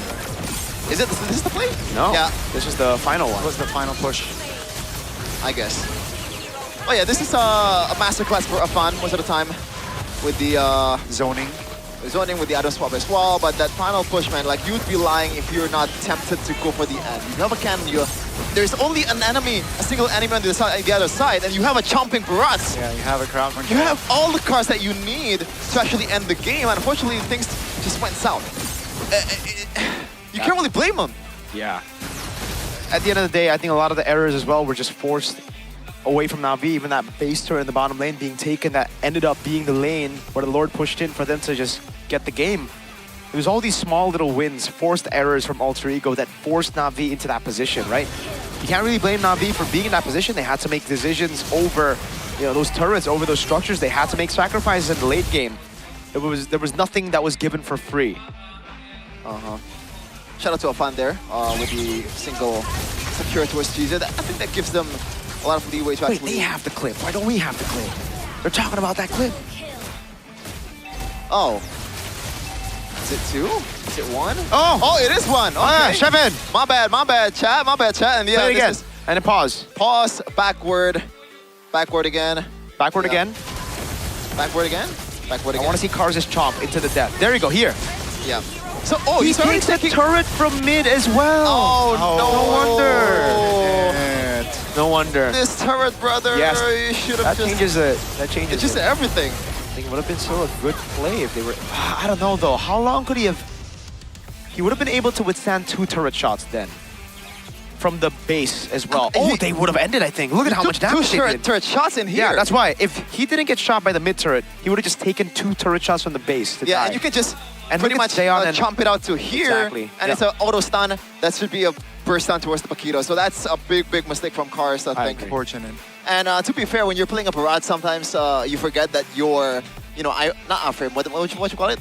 Your hitbox. The hitbox is getting bigger and bigger. Because he was playing as small Barats a lot of times and he was just relying on ultimate for the big guy stack. So that's exactly the small miscalculations that would, turn a game around. Literally one. Just a pixel away from the range of the base. Wow. He was big, so maybe 2. It is what it is pixels. at this point. 2 pixels. There's no use of, thinking about the past at this point. Just try to reset however you can. 22 minutes game time, man. All heroes are top. And Doryu actually, I think, played, I guess, like a decent game. Maybe they could have done something better, but Could have gone worse. outplay, that 3 kills was crazy. pretty insane, brother. He already died. I can't believe it, The bro. skill Like, procs after he died. yeah, we're using Kairazu. Like, that's just, that's literally like, you don't do that much damage, you know, with Kairazu. But I guess in the late game with all those items, sure. But they were also very low. To have everybody be that low and be that grouped up, it's not even a big skill, Kairazu. It's a small little fan-shaped, you know, skill. Yeah, sometimes you forget that it's like 2 damage consecutively, procs, right? yes. Maybe they thought this was just 1, or maybe like they thought after he dies, there's no more skills or something, but the fact that he connected on towards 3 at the same time is pretty goddamn ridiculous. And no, that is not the longest game of Season 18. Unfortunate. We got game number 2 of RQ and Evo's to crown the longest game for now. It was 24 minutes, a whole 2 minutes. That's a long time, Gani. Yeah, 24 minutes, but it's a bit one-sided compared to this. It's a bit shorter, but it was the pendulum swings quickly in this match compared to the previous one. So would you like the games to be a bit longer but easier, or harder but shorter? For the viewers, harder but shorter is better, I think. I agree. More competitive. I mean, for you personally. But yeah. He's asking you for personally. Would you like this longer, easier games or harder, shorter games? Longer the better. Okay. The longer the better. I agree, because at the end of the day, if it goes super long, it will be hard in the end. I agree. Right? It'll always be difficult. It will. It will. So, I don't think there's much to say about the drafts, because Na'Vi did a good job. Yeah, like, it was this solid. is They a had very everything down. 50-50, I think. They won neutral objectives, 3. Until it came down to the late game. I feel like it's a bit lopsided in terms of like damage profile and also the wave clear and all that. It's a bit tough for Na'Vi, but for that, they got a lot of, I guess, like a window of opportunity for them to abuse. Yeah. It's just unfortunate they didn't abuse it enough in the mid game. For Xeon though, what a I guess I want to say debut for Season 18, right? That's fair to say. And he was able to at least deliver, right? Deliver as a Claude in this game. Unfortunately, it wasn't enough. Being the rich guy by Todak, being the carry, unfortunately wasn't enough to get the dub, man. Yeah, that's the expression that I have, you know. Nino? Yeah. If I'm... What about Alexander's? He's too much of an aura farmer, brother. He looks like you, though. Alexander? Does he? Does he? Are you rich fitting? Oh, you know what? Xeon looks like Clay a bit. What? Can you not see it? Not at all, bro. What the heck? Squint your eyes, squint your eyes. No. Come on, bro. It's just the hair, bro. It's just the hair. From here, it looks a bit like Clay. I don't even think the hair looks like Clay. Yeah, definitely not the hair. It's just like the face in this angle. What do you mean? Why are you guys laughing? Because Gani said the hair. And I said, I don't think it's the hair. And you said, definitely not the hair. Straight up. Like, what do you mean? You It's factual, brother. You did not disagree when I said it. I'm not even hating on Clay's hair or anything like that. No, we're not. No. Yeah, but like, honest observation. Why did you not disagree when I said, like, probably the hair?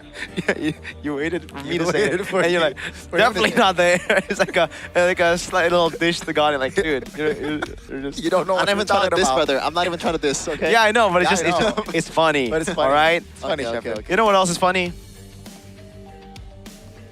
You know what else is funny? Well, that's pretty funny, not gonna lie. Arashi's signature, whenever someone throws over to him.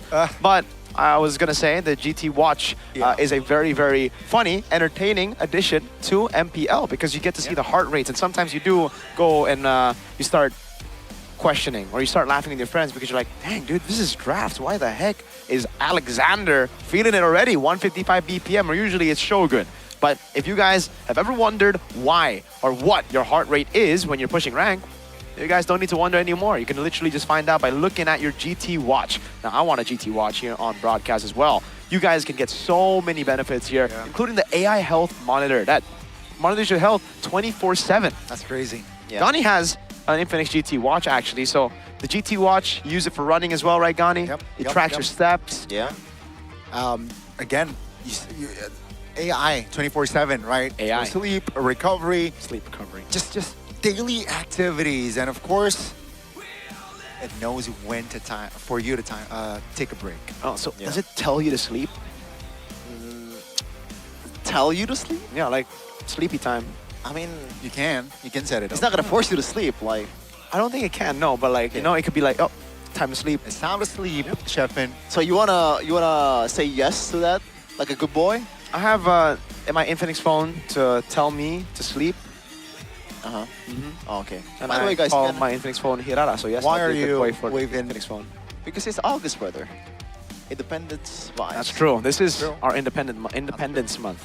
Yeah, 17th of August. Next 1945. Monday. Yeah, next Yeah. Monday, right? Next month. I don't know, but it's 17th of August. Yeah, don't forget. Sing the song, bro. GT Watch. 17 Agustus tahun 45. We're gonna sing it Oh? probably Sunday. Okay. Probably. Really? So when I'm not there, y'all sing it. Oh, you're not there? No, I don't think so. But I don't know. Maybe. Sucks for you. Yeah. Yeah, it's a good experience. So you're missing out on the experience. I feel bad for you. That's why I said sucks for you. For me, I don't think it sucks for me because I'll be able to watch y'all from home. I'll be able to enjoy. I'll be there in spirit. I'll be there in spirit. I'll be there in spirit. Like this guy. I'll be there in spirit. I'll be there in spirit. We are going. We're stooping down to puns now. Yeah. Now, Alexander. that's a great name though. Alexander is great. Now, but if you put Nicholas in front of Alexander, Oh, that's where it that's gets okay. kind of cringe. Shout out What to about my you boy. put the great in the back of it? Ooh. Now, I mean, a lot of people, Gani, are actually afraid of sitting in the cam zone by Infinix. Now, for me, it's like Alexander the Great conquered the world at 18, and you're afraid of a camera? Go onto the cam zone if you have an Infinix phone. Walk up. I ask why, but sometimes I ask why not. Because Coach, why not? Yeah, yeah. We get it. Yeah, this is. A lot of people are pushing rank, but when you're pushing 30, you made jokes like this. Oh, God. That was a good one, Chefin. That was a good one. Good. That was good. Ah, that was good. Oh. Oh, I thought he's sleeping. Who's sleeping? Who was sleeping? Like when it was blurry, I thought Afan was sleeping in the shoulder of the Marshall man. Of Santos? Yeah. That would be a sight to behold there. It's like, why are you sleeping on his shoulder right before a game? Well, it's not allowed? Before a game? I mean, maybe it's his ritual. you know? There's nothing wrong with that. There's nothing wrong, but it's usually like you want to do something like hype. You want to jump maybe. Maybe your pre-game ritual is to move your fingers, you know? To like be a little bit more warmed up. Different things to get themselves going, you know? Yeah, and what do? Listen to country music. Listen to country music. You listen to country like music? country Indonesia or... Yeah, country Indonesia. Like Indonesian, what is Indonesian country music? You know... I'm just chatting, bro. I'm just waffling. Yeah, you're Dangdut is waffling. the... Dangdut. That's the Indonesian country music. Nah. No, that's for Is real. it? Yeah. What is our country music? Trex says country roads. We have...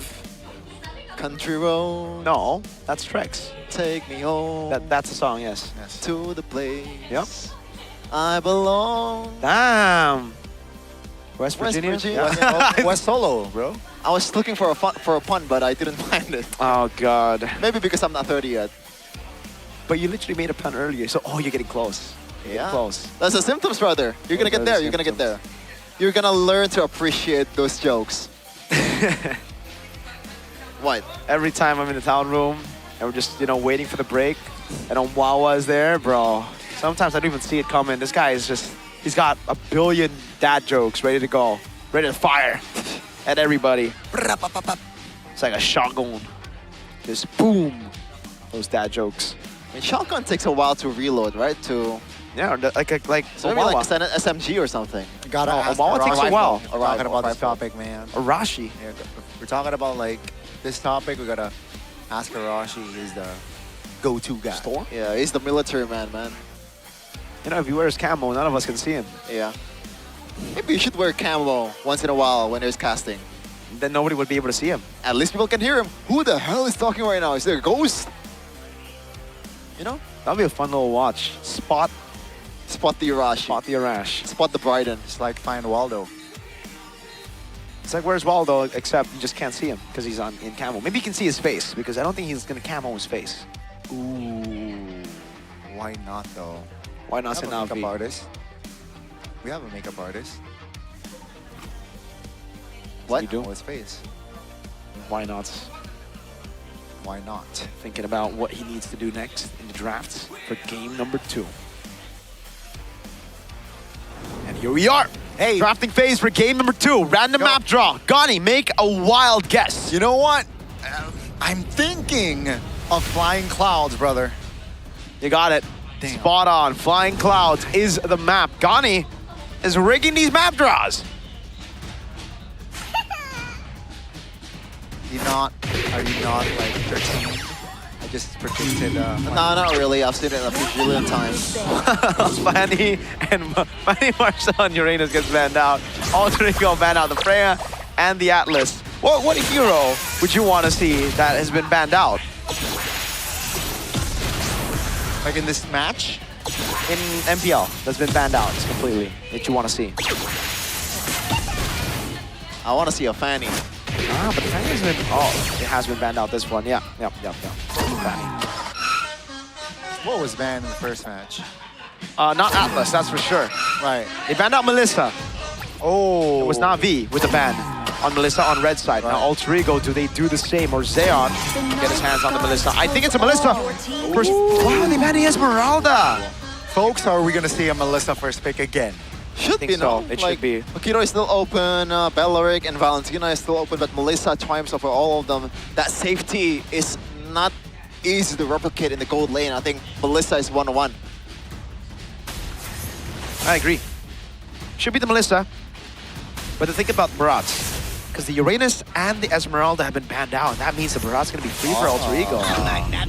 Could be the case. Why? They go Barats. It's going to be a Barats. This should be the Melissa. Oh, okay. Do they want to go Melissa? See, if they go Melissa, it'll be tough to play the Paquito. They might want to Hirara and Melissa. There you go. All right, so no Paquito. If they go Melissa, it's Melissa Hirara. If they want a Paquito, different. All right. Okay, let's go. Hirara, finally. No more 0% win rate. What do you mean? This is confirmed for Alter Ego? Maybe? Whoa. You should have told me that at the start then. But actually, no, I predicted 2-0 too, so maybe. I did predict 2-0-2, but now it's going to be a Paquito. They still go Paquito against a Melissa. That's crazy. 100% win rate, but damn. I think it's just a way for them to go ban for ban against the Hirara, you know? You can still trade blows, you know, burst down the Hirara just a bit, and then, especially if you caught her off guard. I think they should pick up a gold lane here. Klon, but then they'll reveal everyone. But right? How else will you counter the Melissa though? Do you want to go something like a Farsa? I think that's a bit too crazy. Oh! How does it fare in the lane? It's not the best against the Melissa, I'll be honest with you. I think I saw a hesitant pick in EWC, and I was questioning, like, is Melissa losing against the Brody? The Brody won, I think, in lane, I believe, in that match. Like, particular match. It really depends on how you play it, man. But I think for me, especially, if you know you're playing weak side on Melissa, all you need to do is the last hit. Unless 5 people come and gank you, really shouldn't be a problem. Yeah. So Navi, they might want to shift their focus towards the gold lane, which they can do with the fact that they picked the Paquito. So maybe they want to match the tempo here in the mid lane with something that has a lot of kill potential early on at the mid and the roam. So, the Mathilda gets banned out. Really good ban, considering they have the Barats. The Paquito pick, though, this time, and the Brody. I remember seeing a crazy Brody that flickered away from Bellaric, with the crown from Bellaric as well. Don't know think that or Zeon can do it. Now, Zeon, he's been clean. But, look, again, against the Bellaric, these two guys should struggle on paper, Brody and Paquito. That's true. A lot of dives, and Bellaric is probably the best There's way nowhere for you to for counter the that. evil to Man out all the healers here. Yep. The 2 healers that's very dynamic. I don't think Florian and Angela is an option for Alter Ego unless they're crazy enough. Oh, I know what they're gonna do, bro. Is it Valen? It might be a Bellaric XP to deal with the Barats. We've seen that as a way to deal with Barats when there's no Uranus, no Esmeralda, and no Alice. Or they might pull a sneaky one on us and put a Baksha, pick a Baksha for XP. We've seen that as well. It was Lutpi who played it at GOTF. The Sora is another ban for Why Not away from Alter Ego. They ban out the sets here with the Throne of Ruin and also the Sora. Why Not You know what? I think the Farsa works really well. But I mean, I was just thinking. So it's gonna be a Carmilla last pick, most likely. No. Yeah. I was thinking about the. Oh wait, no way, right? Oh, that makes a lot of sense actually. Yes, the Carmilla would be pretty disgusting. Carmilla Belleric is actually nutty as hell. Yep. And then the Hirata Melissa. How much AoE do you want? Yes. Everything. Everything on the table. So a lot right of now, AoEs, bro. I think you gotta gamble on something like a Farsa, no? Oh. Like how else you wanna penetrate the defense? I agree. I think something like a Farsa should work against the Melissa, especially, right? You need some artillery here to deal with the Melissa. And even the Sicilian, they gotta double down on snowballs, basically what we're saying right now. The Paquitos locked in the jungle, they need a roamer as well. And that I don't know what they go for. They go Eudora and Cho. So mid-prio into rotation for the Eudora so that the Brody, yes, try to gank into the gold lane, play for the Brody, get him out of lane, and then 5v5. Sure. But then again, their window is quite small here. Yeah, it is, the but win con they is pretty hard to execute. They locked themselves into this win con with the first 3 picks. So I think doubling down on it isn't a bad route. Okay. Once you're in deep waters, I guess. And last pick here, will it be the Carmilla? I think the box is not bad either, bro. For XP, put the Rome Belleric. You gotta improvise sometimes, right? Because the Carmilla here, you're not gonna get mid-prio at all with the Sicilian and the Carmilla, I don't think. It's like blood. Yeah, They still go Carmilla. The idea is not in the mid-prio, maybe in the total fight, it becomes even more dangerous with the Belleric as someone that can actually elevate the Carmilla's potential. Not level 3 though, so first yeah, hurdle you're right. This is why for Na'Vi, they want to double down on that. They saw the Carmilla coming, and that's why they want to try to just guarantee mid-prio, have someone in Rome, like a Cho, to be useful, level 1 to 3, get some damage across the board as the Brody and Eudora just eliminates everybody and to get a snowball. But now at least Alter Ego, if they fail the early game, they have a lot of safety net. They got a Melissa, they got a Casilio, that's a lot of range to deal with, and there is no, I guess, like long-range artillery from the opposing side to actually cover for that. Lineup rating though, it feels like it actually favors Na'Vi by a landslide. I don't know if I can agree with that, but we'll see though. Well, the second game here. Na'Vi and Alter Ego, will it be a comeback? Or a first sweep towards game 3, or is it gonna be a 2-0? Let's find out, folks. Here we go. Game number 2. Na'Vi with the ultimate gamble. Win early game or lose the series. Oh, they shift the level 4 to the Carmilla, but you don't have the rest of the Dryad. But at least you are a bit stronger, maybe, if you execute properly, but we'll see though. If you land those. This is not a combination that we see very often. Not just yet, folks. Carmilla XP. I like it, actually. A lot more. Well played. And you got a better riff clear too, right? Yeah. Compared to Belleric. Plus the concussive blast, so Nino can rotate around quite easily. And there's nothing that can stop Nino maybe from cutting the lane in the mid-game.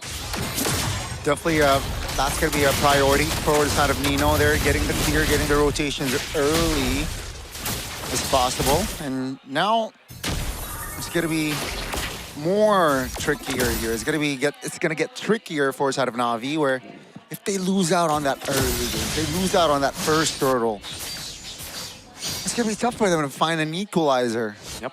Okay, almost identical emblem here from both the XP lane. They prioritize the tankiness because they're going to be the front line for opposing team.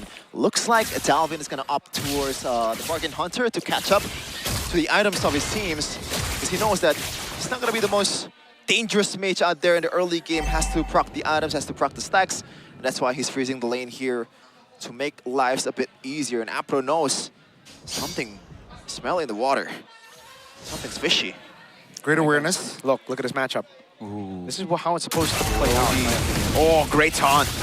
Afro though, 50% HP. Alter Ego, they're aware of this. Now, what's the call? Seems like kind of proactive. That's going to be the Andoryu providing damage on towards the Belleric. That's a great catch with the Sanguine Claws by Dalvin. And that's going to be a green light for Afan to go on the Lord.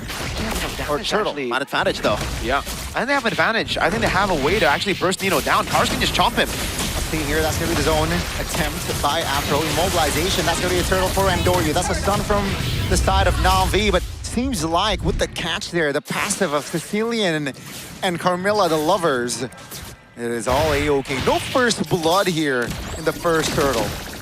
Well played, again, for Na'Vi. Playing the early game is what they need to do with this composition. They've done a good job getting mid-prio, and Doryu, this game, not too hasty as he was on the Hirara, died twice for the first two neutral objectives. Afan, I think he was able to secure that one, yeah? Yeah. But at least Alter Ego, this is within expectation, though. They're still leading in gold, by the way, so it's not like they're in deep waters just yet. Nope. They expect to kind of not have the advantage the first turtle, as they're going to take the Lethal Wonder as well here. Good steal by Dalvin. So, yeah, all still according to Keikaku for Alter Ego. First item for Zeon is going to be that Heptasis for him to pack more punches in each of every hit that is going to deal first towards Tinggaray. But he's been playing pretty good Tinggaray, playing a safe game, and expectedly prioritize that warrior boost to lane against the Brody. Yeah. There's a lot more pressure on Na'Vi to make these moves in the early game. And there you go. Opera with a kick into Andoryu. Yep, on towards Alex. Oh, that's a taunt! What a turnaround! That's gonna be Andoryu looking for a kill on towards Afanino. That's heated, that's the bunch. But Cars figure out danger. Alter Ego, though, providing bodies on this Dino. And it seems like Cars will not be able to sustain the damage. That's gonna be Afan picking up another kill. I think it was just a bad move there for Na'Vi, trying to go for the Alexander of all people. Yeah. Oh, you looking to jump Tinggaray. With the go away, at least, Tinggaray is safe. I think one of the reasons why they want to go for the Belleric is they realize that it's on a flicker, so it's not going to be as tanky as compared to Belleric with a Revitalize. But still, that was a big miscalculation, I guess, from Apro and the whole team. And now Alter Ego, I don't think they even need to secure the second objective game, even though they're stronger now. These are some really bad moves by Na'Vi. Or, sorry, maybe just Apro, yeah. He's just using the way the dragon every time he sees Alexander. That gives Alter Ego so much space. They know there's no more pick threat. It now just comes down to Cars, and he has no flick. Yeah, and so far Cars on this Dino looks very, very awkward. Not many great plays from this guy just yet. He's getting poked down to the ground. Yeah, seems like with 5 members occupying the turtle, it's gonna be a clean take for Afan to take it. So they share objectives here at least. 2 turtles, 1 piece of each. It's so difficult now for Na'Vi. They should be the ones winning the early game. Through those pickoffs, maybe, but not on Alexander, man. They need to at least bait out some of these Purifies so the Barats can come in. Or maybe even the Paquito. And they're not even playing into their strong side again. Instead of playing neutral objectives, really feel like that should have been the better angle to play into the bottom lane, get this Brody out of lane. I think Na'Vi have just botched their execution. Yeah, I think also the fact that Tinggaray, hold on, Alexander, no one saw that, don't worry. Yeah, that was quite awkward from Alexander. That's gonna be the cover. Here comes Cars though, again from another angle. Oh, this might be deja vu for Cars, but this time he's sustainable, durable enough to hold the damage. He's just revving, bro, Cars. They're losing composure straight up in the early game as well. Cars having an ult when it's, I think, unnecessary at that point. Yeah, I think it goes back to how close of a window they have in this win con from this composition. I also think that this Cho and Barrage does not synergize well enough. Or maybe the synergy was never there to begin with. It's a single target, also with a single target.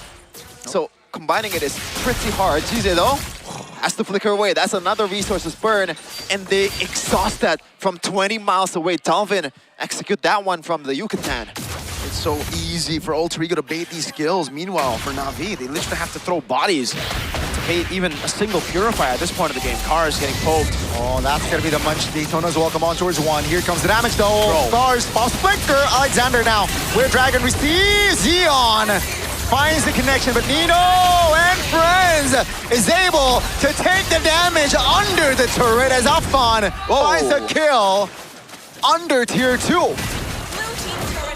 Yeah, this is pretty unsalvageable, I gotta say. How do you break through Na'Vi, or I'm sorry, Alter Ego's defense at this point? Talvin is hitting it from downtown, same with Tinggaray as well. They have range for days, brother. And the front lines cannot be bursted down as well. Alexander died there with a lot of CCs locking him down, and also plus the turret hits as well. And now it's all but confirmed, I think. Alter Ego will scale past Na'Vi, that's for sure. That's something that has always been the case with the drafts here. Na'Vi were put on a clock with this draft. They didn't really make use of that early time the way we expected. Dingarai is about to hit that Swift Trinity. Dalvin's racking up on stacks as he constantly just free hits Apro. And Doryu, there's actually just 0 openings now. Maybe if he got a snowball, he'd be able to just burst through these players. But now, he jumps in, there's gonna be a Wrath of the Dryad.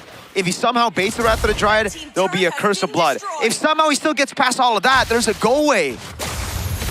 Okay, at least Na'Vi, they kind of found a way to somehow get something on the map, you know, because this composition so far for Alter Ego, the one that can actually, or maybe there are more benefits for them to group up than to split up, right? So that's why Na'Vi's trying to split the map here, trying to just divert the attention from Alter Ego, but it's definitely easier said than done. And Alter Ego is also converting on the other side of the map, so turns out it's not a good idea either. Nope. Gold rank by Torak though. Dingarai is topping the chart. Afan next. Xeon though. So maybe that's a silver lining for Na'Vi. But how do you keep him safe in this scenario with this amount of flickers? Now Alexander finds a flicker around the Dryad here on the back. That's going to be, again, just Cars taking a lot of damage and taken down. Xeon flickers out of danger. Pops the region. Almost taken down there. 20 seconds on the clock for the next neutral objective as Alter Ego right now. They're having a blast. It's completely chopped. They can't even do anything with a stun on Dalvin. Look at that, Eudora tickling Dingarai. Against a Melissa, you should be like one-shotting this guy, but that's what happens when he's so far ahead. He's 3 levels ahead of Jize, bro. He's 2 levels ahead. Oh my goodness gracious. Yeah. Well, if they did win the early game, this is, I think, what we all expected. And Doryu has a chance to pull off a very funny steal. They're not. They're gonna open it. I don't think so. Wait. I don't think so. Dog. Oh, there you go. Dalvin showing experience. Hey. And Doryu failed to find the clutch steal. Afan now and Dalvin on him.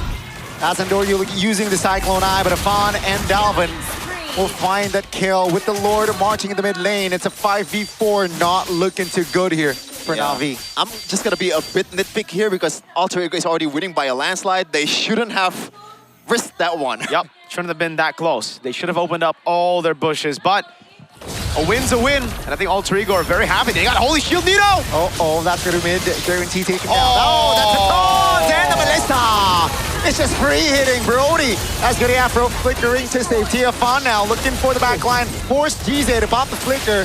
The Lord now should enter the premises of the main base. Afro and friends now looking to desperately defend this top lane turret. Will not be defended as Alter Ego says it's enough. Let's go back. Oh, never mind. They're going for Cars. He will be taken down 3 times this game already. Afro into no man's land, surely. Looking to find Dalvin, but it seems like with the kick, it will not enough to take Dalvin down. Now take a look at Afan now with the untargetable, still not able to get to safety. Now it's the main base as Alter Ego. They're eyeing for that win, and ladies and gentlemen, it will be a repeat of clean sweeps today as Alter Ego, they will find the closer here with a 2-0 fashion. 2-0, 2-0, Alter Ego. Indonesia's Asian game representatives with a clean sweep against Na'Vi. 2-0 for Nino. He's thankful for this win for sure. It's been a while. Last time we saw him, again, it was a no playoff run last season. Sticking to the lineup, building upon it. So far, has given them a win. Yeah, I'm not even sure if the MVP is a player for Alter Ego in game number 2. It was Zephyr, bro. That second phase was a genius. That Carmilla Sicilian just locks the victory down for Alter Ego. The win con for Na'Vi is just super slim, and they can only hope for mistakes from Alter Ego, and unfortunately they're not making any mistakes here to end the game. Very clean, possibly the cleanest game so far today, or this season. No throws. Just dominance. Here and there, avoiding everything. There was one chance for Andorio to steal, but even then, Afan was just better on the retribution. Straight up 50-50, and he won it. Here in the end, it was just a very sad sight to behold for the Brody, man. They locked themselves in for that early game, and it did not pay off, but that's the risk you take when you try to go early game, when you go Brody. Some people can pull it off, like Kelra and Eman maybe, but not everybody. We're gonna throw it over to an interview with Alter Ego up on stage.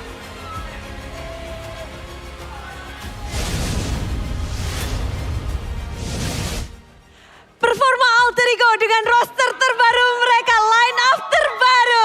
Inilah dia kemenangan 2-0. Langsung kita sudah bisa mendengar ya. Ini siapa tadi tuh? Siapa tadi kalau boleh tahu siapa? Oh, Nino. Jadi Nino tadi yang yang gitu. Teriak-teriak. Cuman excited aja. Cuman excited aja, iya tahu kok. Karena match pembukaan dari Alter Ego langsung 2-0, langsung galak banget mainnya. Angin yang baik ya Nino. Alhamdulillah awal yang baik, soalnya season sebelumnya nggak ngerasain 2-0. Wow, awal yang baik. Tapi dari Nino sendiri, gimana nih? Kembali lagi di MPL Indonesia, udah lebih siap belum untuk season ini? Sejujur-jujurnya udah siap, cuman aku masih kurang, apa ya disebutnya, kurang maksimal lah match tadi walaupun menang. Aku rasa tim aku main bisa jauh lebih baik sih dibanding yang sekarang. Walaupun menang ya, kita ambil sisi baiknya aja. Oh oke, baik. Tapi kurang maksimal dari mananya? Kurang sabar. Kurang sabar, terlalu barbar ya. Kurang sabar. Tapi no, ini kan Alter Ego pakai line up terbaru. Ya. Susah nggak ngebentuk chemistry terbaru nih? Enggak kok, aman. Mereka dari mana-mana, ada yang dari sini, situ, beda-beda daerah. Ya, jadi gampang sih nyatuinnya, cukup ngobrol bareng aja. Ngobrol bareng. Ya, sama jangan lupa niup. Niup kayak gitu. Emang rahasia, tapi kalau ini kan tersisa Nino sendirian loh, yang lainnya beda loh. Iya, soalnya kalau Xiaoqi kemahalan katanya. Oke. Belum bisa beli Belum bisa. Kode Elvinnya lebih tepatnya kagak mau sih bayar Xiaoqi karena kemahalan. Lebih pilih Nino berarti? Iya, karena Nino anak emas katanya. Maksud gue ini bohongan ya. Ini maksudnya apa sih? Ya itulah pokoknya. Ini Kode Elvin langsung jawab, enggak no, kamu anak Iya maksudnya si Ninonya. Ninonya. Oke. Tapi luar biasa banget ya memang teman-teman dari Alter Ego ini untuk di season ini lebih happy walaupun lebih barbar tadi kata Nino untuk gameplaynya Bude. Iya menarik karena waduh yang sebelah Nino siapa namanya? Dalvin. Dalvin. Dalvin sebagai mid laner Alter Ego. Apa tadi 2-0 kok bisa kamu ngebawa 2-0 loh buat Alter Ego yang biasanya season lalu susah banget 2-0.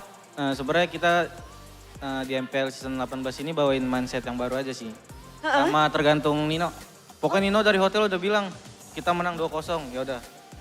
Sekarang bukan GH, hotel ya? Iya dari hotel. Baik. Karena menurut aku self talk itu penting. Manifesting. Iya manifesting, betul. Ngomong aja yang baik-baik biar hal-hal baik tuh datang. Asik. Kayak gitu. Dari catat dan kejadian kayak sekarang ya? Betul. Tapi kalau misalnya dari Dalvin sendiri nih, tadi kan bilang kalau misalnya dari Nino aman aja untuk mencari chemistry-nya udah dapet banget. Dari Dalvin sendiri tetap yang penting kuncinya berarti ngikutin Nino aja? Ngikutin Nino, ngikutin aturan Nino, semua tentang Nino. Semua tentang Nino berarti ya? Semua tentang Nino. Seluruh dunia berpusat pada Nino. Benar, Bude. Kata-kata apa nih yang Nino camkan hari ini untuk kalian? Rapi dah hari ini mah. Rapi buat hari ini. Rapi. Nilainya berapa kerapian Alter Ego hari ini Nino? Nilainya berapa kerapian Alter Ego hari ini? Apa Bude? Nilainya berapa? Nilainya masih karena menang 2-0 ya mungkin 7 lah. Kenapa 7? Karena klasmen kita sebelumnya 7. 7. Oke. Masih bisa dikembangkan berarti? Masih jauh. Masih jauh. Sebenarnya kalau ngebahas jauh yang jauh-jauh ini, nah. Jauh banget nih dari mana? Jauh-jauh ini dari mana nih? Dari mana? Dari mana aja nih kawan-kawan Alter Ego? Dari mana? Oh di Vietnam. Habis jalan-jalan. Iya. Oke. Namanya sendiri ya, susah banget serius ya. Di Ngarai. Kepengen dipanggil Ding Ding? Atau Rai Rai? Atau apa? Ngah. Hey. Panggil. Ngah. Gimana tadi Ngah? Nggak. Kaku sih Bude game pertama. Kaku. Tangan kayak ada es batu gitu kaku.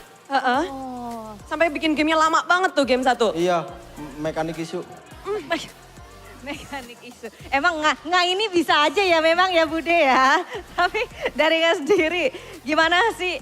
Dari Nggak ada juga teman-teman pada saat berada di posisi mungkin yang kurang enak nih di game yang pertama. Tapi tetap bisa sabar walaupun tetap barbar tadi mainnya. Gimana Nggak?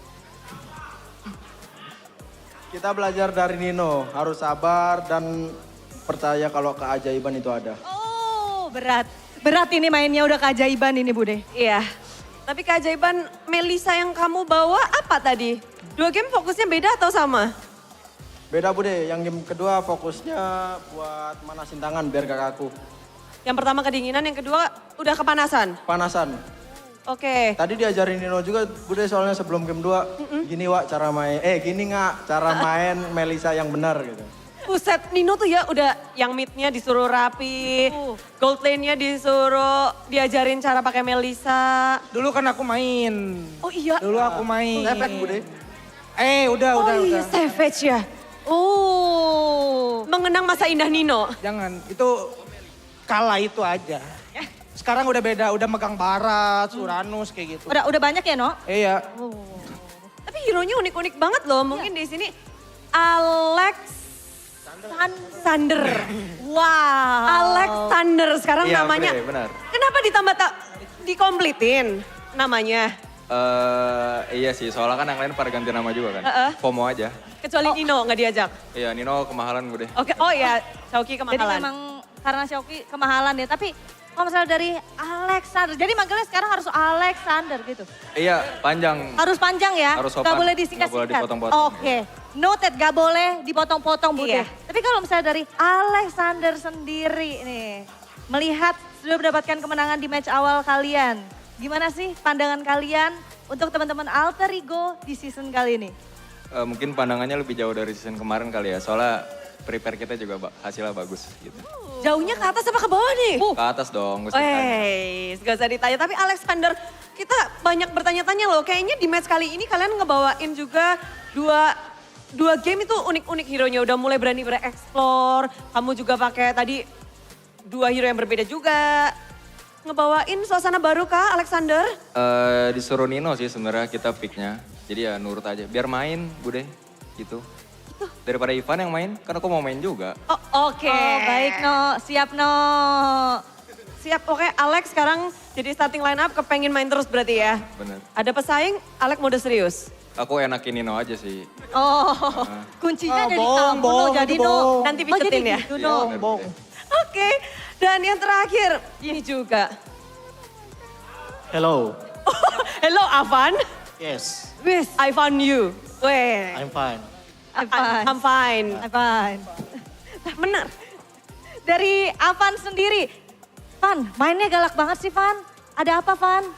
Ya udah pasti karena ada Ninonya. Oke, udah pasti ada Nino. Diomelin juga sama Nino?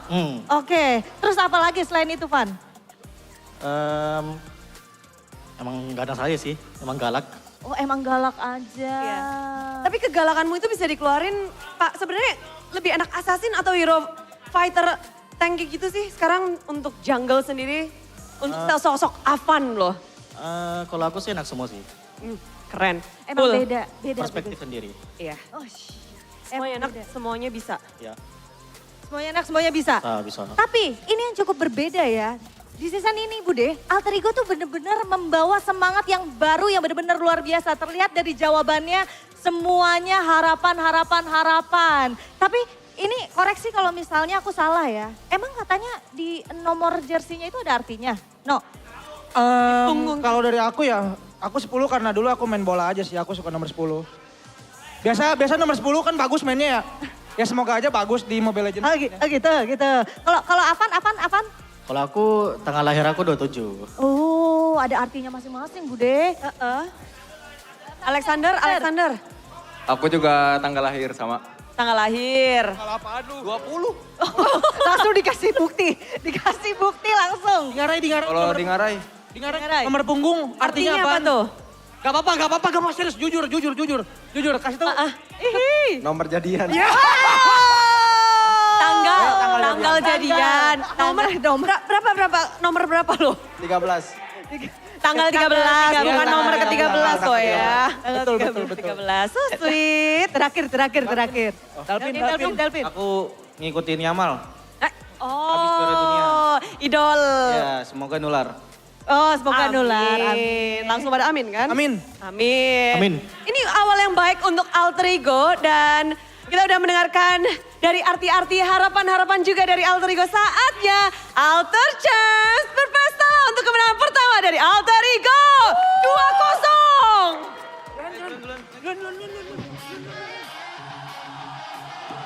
Makasih ya. Budi.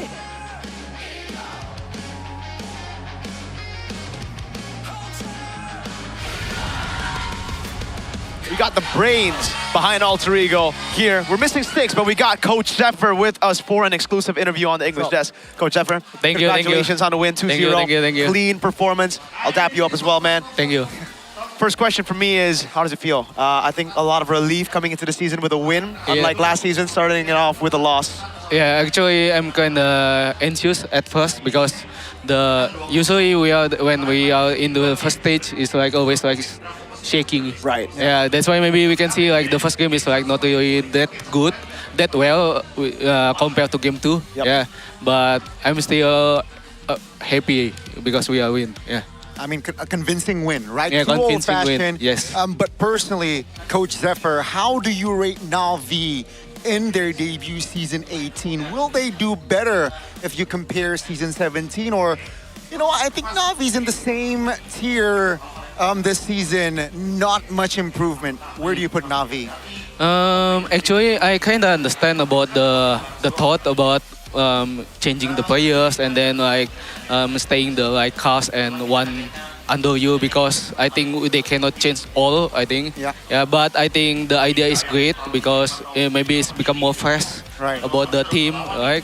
But we don't know yet how about the power or anything. Yeah, maybe. Too early. Yeah, but I think they play slightly better. I think slightly better. Yeah. Now I want to jump towards the games of Alter Ego, especially the game number 2. It was crisp, clean. You got the momentum all the way through until the end.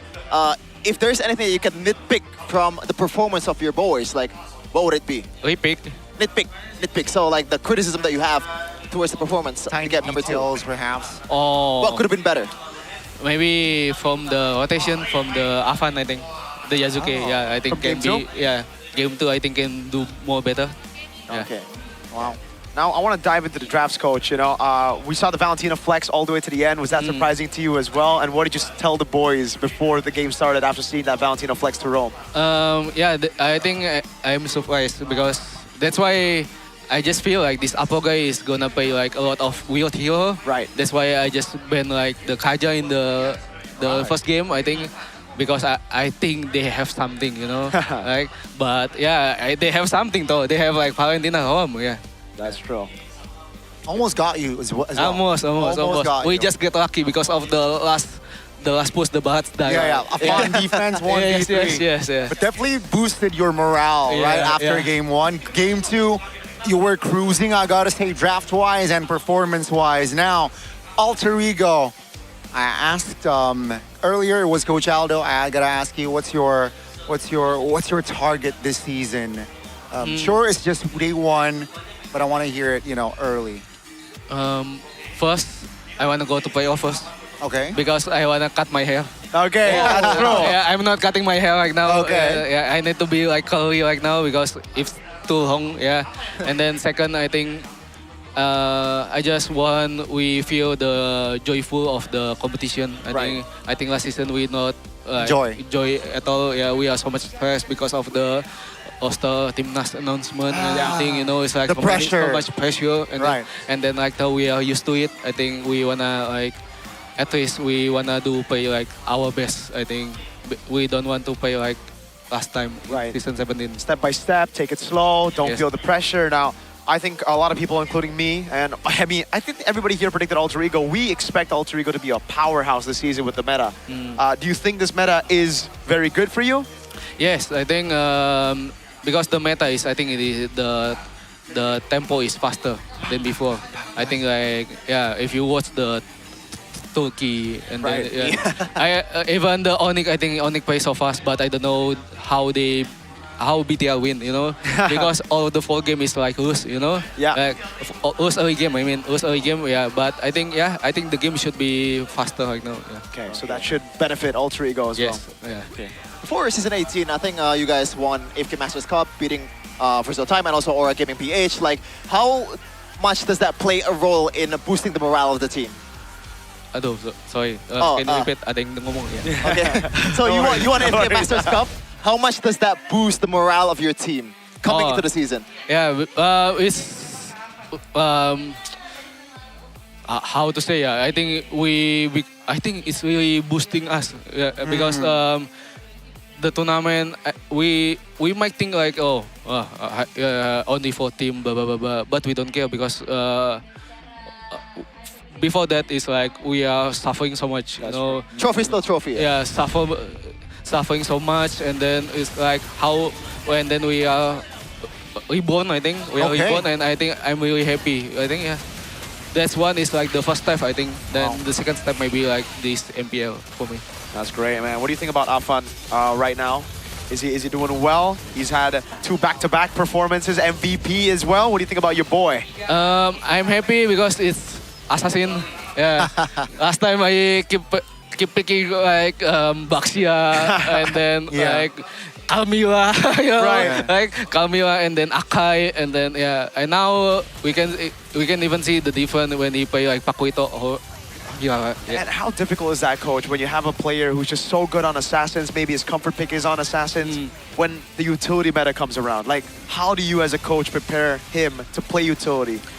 First we need to change the mindset again, because if you play like objective like for like 6 months, and then even you play assassin, you're gonna think like objective. So you need to like empty again your brain. And then, like, You gotta hit the reset button. You need to reset. You know, it's Hit like the reset we button. need to change the cup. You know, the cup. Yes. Oh, the cup. Yeah.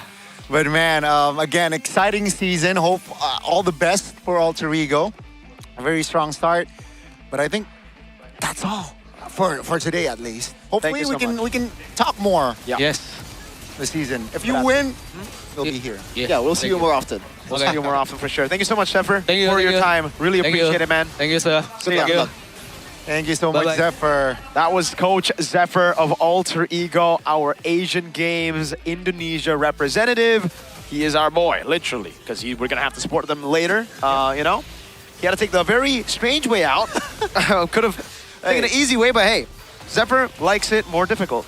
Sometimes Genius works that way, man. Like the mind works in a different way, and you can't really question how they operate.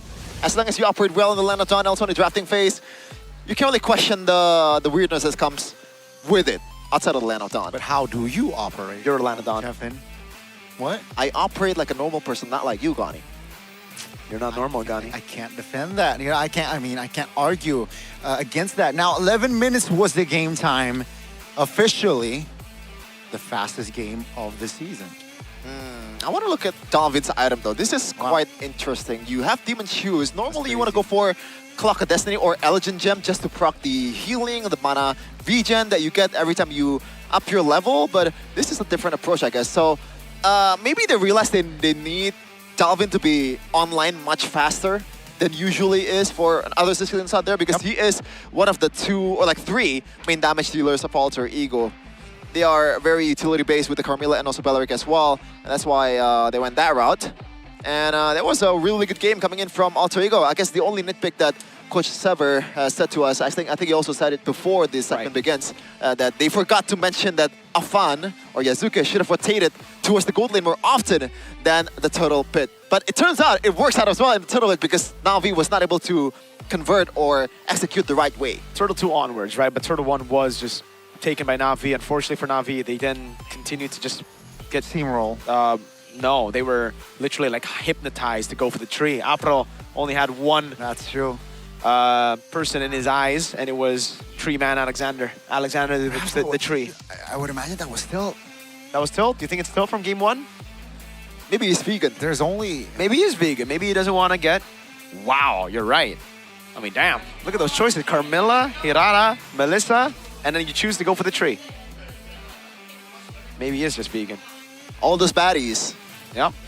One way to put it, that's for sure. I think the Carmilla would have been a bad choice either way, but, you know, I'm talking in-game here. If we're talking splash arts, then yes. Yes. Damn. Yeah. Yeah, Navi. That was just not the showing that we expected, especially after the hype from Coach Aldo. Because Coach Aldo was saying, bro, Navi, they gonna be the dark horse. And game one, they showed those qualities. They were like maybe like 1 meter away, one sidestep away from the turret to a victory, right? So we can't really say that Navi is not performing really bad, at least in the first game. No, second game, I think the draft was already set them up for doomed failure to begin with, yeah. In a way. But they did gamble on the early game. I also feel like, just like Zephyr put it for Mr. Afan, it could have been said the same for the boys, for Navi, because they could have ganked the Melissa instead of controlling neutral objectives against a Carmilla Belleric for Turtle 2. But it is what it is. Yeah, it's also unfortunate the fact that Karst is probably, this is the worst meta that we could have been in. And unfortunately, this is also the best meta in esports overall currently, or in Mobile Legends esports. At least for me, okay? It's very dynamic. I agree with you, though. But I also feel sad because my boy Sanford also won't really enjoy this meta too much. I mean, like, if Philippines lose, then we have more chance to win, brother. I'm sorry to say this. We didn't win MSC. Well, yeah, but like, at least we got better chance. We didn't get to the finals. Yeah. That's your fault, brother. You got 3-0 by Spirit. God damn. Couldn't be me. You know which team from Indonesia put Team Spirit or like Kid Bomba? I don't want to hear this. It's Geek Fam with Beloyski, and now you stole Beloyski because you don't know. Okay, you don't know how to figure out how to win against stealing Geek is Bomba. such a big word. Just don't steal Moreno, bro. Please. Go listen to the mic checks of the boys. Let's go. Then I'll come again. Oh, man. Guys, sabar. Angkat telek, apa enggak usah? Lihat gua nih, Lila nih, dua nih, lihat gua dua guys. Lila ulti. Tadi kalau udah guys. Ada gua. Jauh dulu. Mati. Rata guys, santai. Nice fun. Ada kasih main. Gua pakai nih. Kan boleh sih, no? Dia lagi di kakak bisa. Gua aman. Aman. Satu guys. Ayo gua aman. Let go dulu. Gua tintu belakang. Dua. Nice guys. Gua TP guys. Nice guys. Lihat apa dulu. Gua cukup guys. Nice fun. Flicker dah. Enggak kena. Lihat tuh Brody tuh. Ini nurut. Gustun. Nurut. Mati. Lihat Dora guys. Flicker. Edorapan. Gua TP orangnya guys. Flicker barat. Lihat apaan? Dora guys, sabar guys. Santai. Masih bisa. Nice Pak. Gua TP, Pak. I mean, that was to be expected of Alter Ego still. That chaotic energy within them, even though it's a different iteration of rosters. It's no longer the Leo Murphy, screaming at your opponents type of deal, but it's still very chaotic. You know what that reminds me of? Is this that one scene in Finding Nemo when they're quack, the seagulls? Yeah. It's a bunch of nonsense for all other people's out there. We can't really hear anything, like it's just too much info at once, but especially on speakers. Yeah. Just like, whoa, what are they even saying? We understand Indonesian, it was tough. I gotta respect Sheffin for watching Finding Nemo. That's a good. That's a good move. That's ball knowledge right there, bro. Ball knowledge? Yeah. Is this a rage bait? No. Every time you speak, bro, I always think that, are you serious or not? You don't need to think about anything if you just use GoPay Game. Exactly. Because you can just top up without a thought. Get your WDP for just around 19,000 IDR. That is literally €1. Don't forget to click use to actually. It's less than €1, which is crazy, to claim the code before you proceed with payment in the GoPay app. Get your WDP today. WDP. Yep. We have Rion W, we have CW. Yeah. And now we have DPW. Diamond Pass Weekly. Yeah. You can tap the QR code right here. It's super easy. Rion Weekly and Calvin Weekly. Calvin Weekly? Calvin Weekly. DPW stands for Diamond Pass Weekly. You have a W? Calvin roster? Weekly. Yeah, Calvin Weekly and Drion Weekly. Remember, Drion W. We should have asked Aldo why he has W in his name. Is it just his last name? Is his name Drian Wijanarko or something? Oh yeah, that's true. Or if it's actually maybe like he's like a Drian Glazer, like me. Oh, maybe. You're a Drian Glazer? Yeah, I think Drian is probably my second favorite player of all time. Wow, who's your first? Beloski, bro. He was Not he was Lemon. ex-Onyx, by the way. Huh? Not Lemon. What? Not Lemon. Not Lemon. Yeah, not Lemon. I'm sorry. Okay. Oh, he's a bit It's overrated. Drian. Then third is Renbo. Renbo! XBTR, by the way. That's yeah. BTR right there. Drian My boy. ex-Onyx. That's good. Good ball knowledge right there. It's common ball knowledge. Renbo? No. No, don't for think so. us casters, bro. Oh. Okay. Arashi would have already forgotten Renbo, if I'm being honest with you. Yeah. Go and vote on the GoPay app to get your prizes, bro. There's so much being given away right now for y'all. So check in daily, get 1 million diamonds worth of rewards if you're able to make the right vote. Just like last season, you can vote for your favorite team in every MPL Indonesia Season 18 match through the GoPay app. And this season, again, it's up to 1 million diamonds. Not $1 million, $1 million diamonds. But there's also 18 GoPay X Fairy rings and up to 1.8 million GoPay coins every day. Now, we have been great, but you can be so good if you just take a chill pill, sit down, Where's the sausage? and grab yourself some so good stuff. We got 3 right here, 1 for each. Now, which one do you guys want? I want the cheese one. You want the cheese, all right. But it has names on it. Oh, I get the lemon sauce. I get the lemon sauce. Gandhi gets this, and you get the hot truffle, my boy. I'll take that, I'll take that. Okay. Wait, don't queue up just yet. To all you ranked warriors, good sausage is so good, packed with plenty of meat before you go for those stars. It's the perfect snack before war, so you can stay focused while grinding ranked and chasing that immortal. So far, none of us have hit immortal, so we actually lost to Realize, and that's why. Realize has been munching on these, so why are you doing Guys, that? I'm beating it. So, okay. Okay. Like, not right here, Sheffin. Not live, bro. But hey, so I went to a trip with, I went hiking and eating sausage Kanzler. So good, so good. Oh, did he eat it on his chair? On his portable chair? This is so good. Like it. Wait, it's. Oh my God. Oh, you gotta clean that later. Johnny, what the heck? You got sausage all over you. Club it all at once. All at once. Thank you. You're welcome. Thank you. It's so How good. does the lemon one taste? I feel like that doesn't go. You'd like the lemon one. Really? Okay. What's this again? Hot truffle. Okay. Finish it. We gotta get immortal. So good. You gotta get a snack in before you play. Oh my God. Fun fact, guys. In the playoffs, this is also one of our snacks. Yeah. Every day I eat 5 of them. I'm not even joking.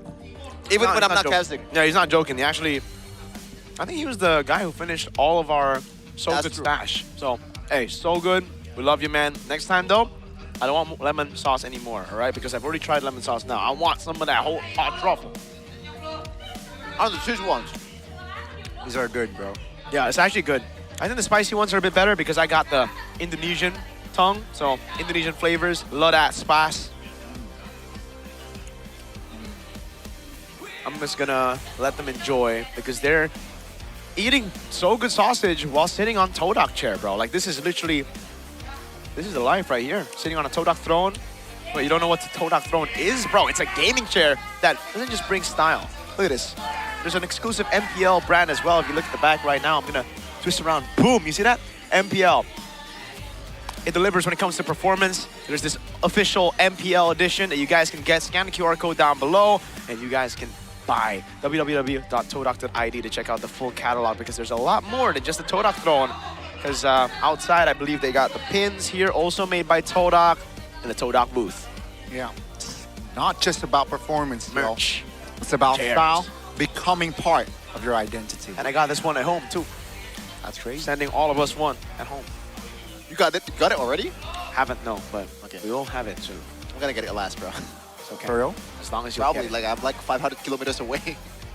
But look, Todak X MPL Indonesia, sekarang. What does sekarang mean? What does sekarang mean? Now. What does dapatkan kursi gaming throne then merchandise exclusive mean? Get a Todak gaming throne and exclusive merchandise. For a non-Bahasa speaker, Miracle, What about you're shop now? You're actually really good at pronouncing these words, Hey, bro. thank you, man. Thank you, man. What even is Todak? I'm not talking about the brand. I'm talking about like, what's the Todak? Todak is a swordfish, I believe. Look, you have the logo. It is. It looks like a swordfish, but does it mean a swordfish? You can look it up in your It's like- downtime, Chefin. Yeah. Use your Infinix phone. Here, you want to use mine? Here. This is my Infinix phone. Oh my Todak god. Inning. Chefin, look. It's your wallpaper. It's your wallpaper. Oh yeah. Unlock it, Gani. In Unlock it. Malay, Gani, Todak- unlock it. In Malay, Todak translates to swordfish or needlefish. There you go. So Todak literally means swordfish. Who the hell calls it needlefish, bro? I don't know, but Like imagine you're being a fish, you know, I got a sword for my nose, you know. It's a sword. well, But people call it a needle. hey, not everybody has a long sword. Size matters. Yeah. Some people have needles. You think size matters though? Like if you're swordfish, like it's. I would like to have a sword more than a needle. Yeah. Okay. I'd love to have a big phone with a bigger display so I can see the wallpaper. Fair enough. Anyway, it's been a good day. This is 2-0-2-0. the best way to open up MPL Indonesia Season 18, right? Competitive 2-0 games, but to get you up to speed, we're going to take a look at the regular season standings as of right now. 2 matches played in day number 1. Here we go. Number Oh, 1 is look at- Alter Ego. Look at the style, 1-0. brother. Shout out production. Shout out to production. They've been on fire. And then Evos follows through. Oh no, Gani. Onyx are not making it to playoffs. Oh. The yellows are the bottoms. Wait. That's not right. What? Navi and RQ are still 0-0. Oh, yeah. Okay, but at least their game win Minor loss spelling is mistake. 0-2, yeah. Yeah, minor Yeah, spelling you're mistake. right. It's all good. It's all good. The Alter Ego and EVOS. Should have Stop the been- count. Stop the count. They'd love for this to be the final one. But the thing is, it's not a sprint, it's a marathon. That's why we always say, when you start things good, it might not always be good. Dewa and Navi were the ones that started really good. Ooh. Navi didn't make it to playoffs. Dewa? Almost. No, they just lost day 1 on playoffs. What do you think about Almost made it. Dewa United, though? Almost didn't make it to playoffs. I think Dewa are great. I think Kesu is amazing. I think Kane is Kane. amazing. How about Kane? I think Kane's decent. Especially in this assassin meta, right? Because he brought the Ling. I don't know. Actually, I think he might have been better on utility, but we'll see. We'll see. I'm excited to see who will replace Moeza on that team too. Kesu. It's Kes. Kesu, yeah. He's great, yeah. To see him play. Yeah, to see him play. It's actually pronounced Kes. Maybe, I don't know. If you're a weeb, We have to ask Arashi. Gotta ask. you gotta ask the Eldritch God weeb. That's a good way to put it. Yeah. That's a good way to put it. Yeah. On a scale of 0 to Rashi, how much of a weeb are you? 0 to Rashi is kind of. I'd be mainstream level of weeb. Like, you know, I don't really follow that much. There's a little bit of niche picks for me. What about you know? Bro, you got an anime tattoo to your hand. Yeah, that's why they have some niche picks. Wait, can I mention that here? What about I you? think you can mention. Oh no. Okay, yeah. My bad. No one heard that. No one heard What that. about you? He's Arashi. Nah. I play Okay, maybe not Arashi. some anime games here and there. Oh, what kind? You know what I'm playing. Damn! I hope we get a collab from that game, bro, because that game has been collabing with every game. I think that's appropriate, bro. Huh? I think that's appropriate. Is it? Yeah, the game you I play. didn't. Wait, what? What are we talking about? What are we talking about, brother? Nah, but Navi had a very good. Oh yeah, you're right. I actually forgot. watched the video. Did you? Did you watch the Yeah, I did, roster I did, video? I It's did. great from Navi. So, if they can only replicate that. Oh wait, Superfans Cup is back as well. Whoa! Oh my God, RQ Kingdom though. We're able to get the dub over the Evo's fam. So at Evo's least Kingdom, they have something to celebrate today. Donnie, they were number 1 last season in the Whoa. Superfans Cup, but RQ Hoshi were number 9. They need to do the opposite. So I don't think they care.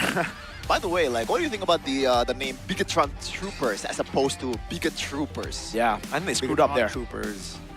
And it was Trooper sounds. By the way, in the opening it was Bigatron as well. I'm not a fan of that as well. Geek Community? What about just community? Yeah, Oh, I yeah. want Geek Community. I don't want Family. Where's the geek? We were a bunch of geeks, bro. Are you all immune? Yeah, look, like, this is Evo's fams. Why is that just Community?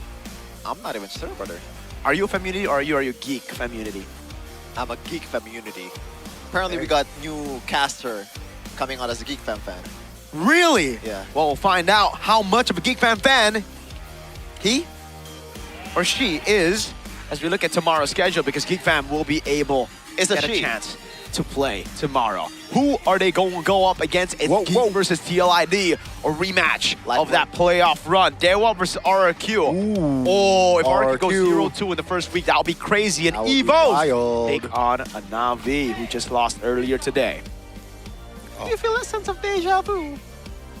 All right, Olivia Rodrigo. Are you Olivia Rodrigo? Do you get deja vu? No. Did you get your driver's license last week? What do you mean? That's also a title. Is this a Initial D reference or? No, that's It's just an Olivia song. Yeah, driver's license. I don't even know who Olivia Rodriguez is. That's crazy. No way. Is she a film actor? She's rage baiting, bro. No, I'm serious. Is she a film actor? Or a singer? Singer. A singer, okay. Which music does she make? Can you sing it? Yeah, that one earlier. The one you sung earlier. Yeah. I don't even know if that's from a song. It's like from a game. Deja vu? No, like. Have you ever had that feeling of deja vu? You should be a voice actor, Stefan. Yeah. Oh, by the way, fun fact: Hirata's voice actor is Indo-American. Whoa, what's her name? Is it Ame or? Damn, how do you know all these facts? You know the Edith voice actor and the Hirata voice actor. Because I can appreciate what goes on behind the scenes. Okay, what all about the voices? What about we are Edith? also? That's San Tae-wen. Who is she? She's a Vietnamese American. Okay. She also voiced a character in Persona 5. Whoa, just a name drop, bang, right there. Yeah, okay, fair enough. Are you a gamer, Stefan? I am a gamer. Kinda. Barely. What do you mean? We're all gamers. We play MLBB, bro. I guess. Yeah, I guess. And we'll see some more MLBB action tomorrow. There's going to be crazy action from all those matches. I really hope it goes 2-1. Every single one of those matches on day 3. Yeah, day 3 is... Damn, you're box beating. Why are you just... He's shaking. Why are you shaking, bro? He's moving. You listen to the music? I'm listening to some music. You listen to Olivia Rodrigo, bro? Sure. Bro, but like, why do people in the past, this is just a random topic, have such cool names? Such as? Alessandro Del Piero. Boom, one of them. Leonardo da Vinci. Because like nowadays, we just get Chayo people. I'm sorry. Dog, your name is Handy. Bro, but it's Frederick. Handy Loho. Frederick, all right? Handy Loho. Listen, what there's the heck is lore behind that Handy Loho. It was not meant to be. What about Seraphin Ghani, though? I think Bryden is worse. Bryden, oh God, he's got beef with Bryden. We'll have Bryden tomorrow, folks. And it's been me, Miracle. Ghani. Chafong. Did you just change your name? Yeah. I wasn't aware of that. Chafong. Chefet. Well, Bude, Clara, Mongstar is a Kartika, Chefin Sari, or Toyo. Chefon, I don't know. But what do you think about the last 2 matches and what do you have to say in this closing?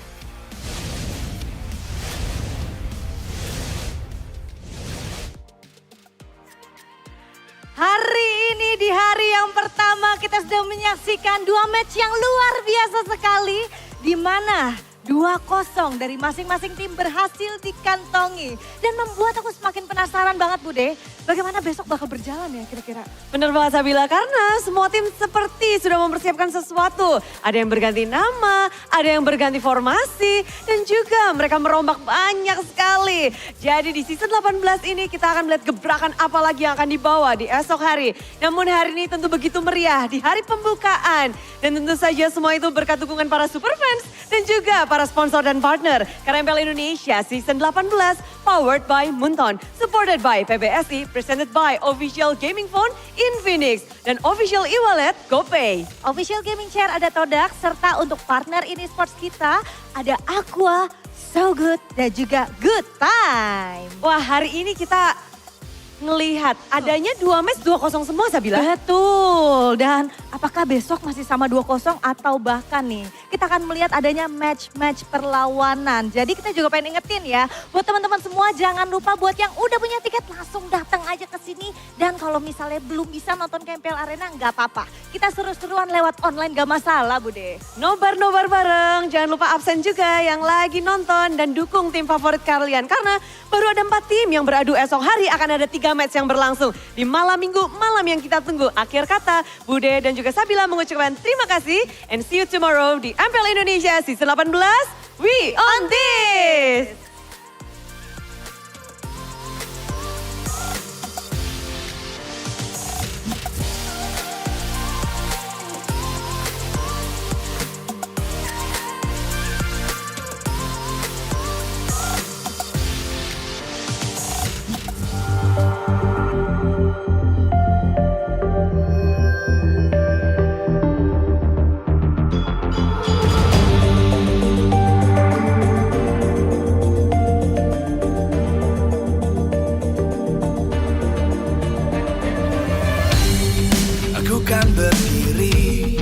Dan terus berlari, terus ke arah puncak tertinggi. Ku takkan berhenti.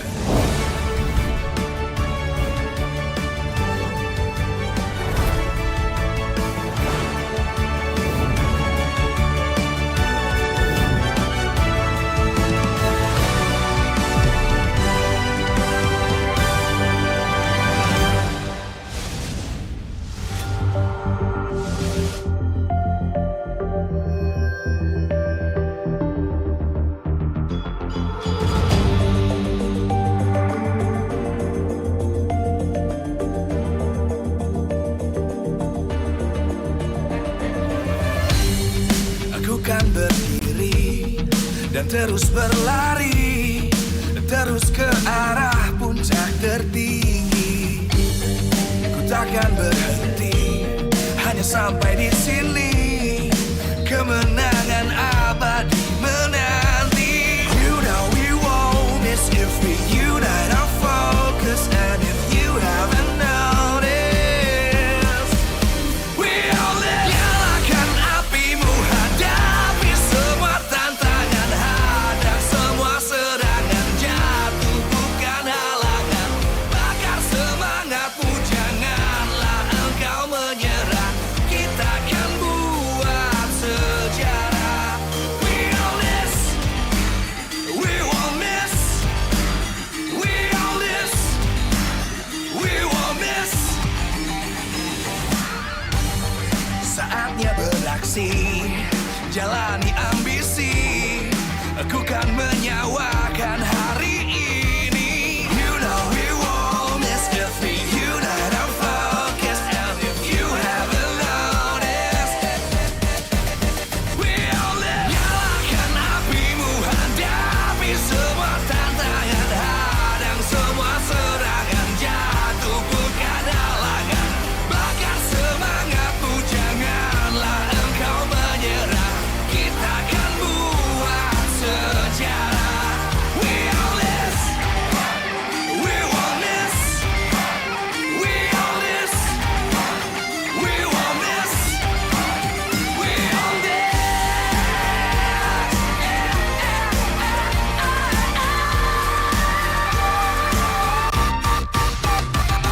Nyalakan apimu, hadapi semua tantangan, hadang semua serangan, jatuh bukan halangan, bakar semangatmu, janganlah engkau menyerah, kita akan buat sejarah. We all this.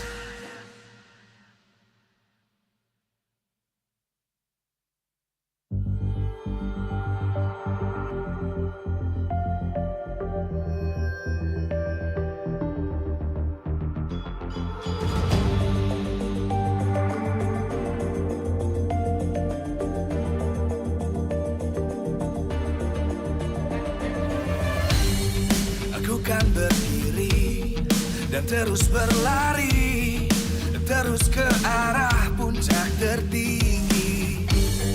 Ku takkan berhenti, hanya sampai di sini.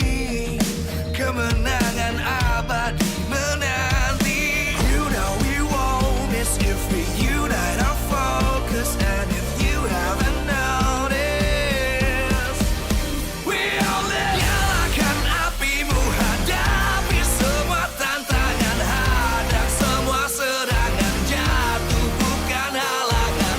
Bakar semangatmu, janganlah engkau menyerah. Kita akan buat sejarah. We all this, we won't miss.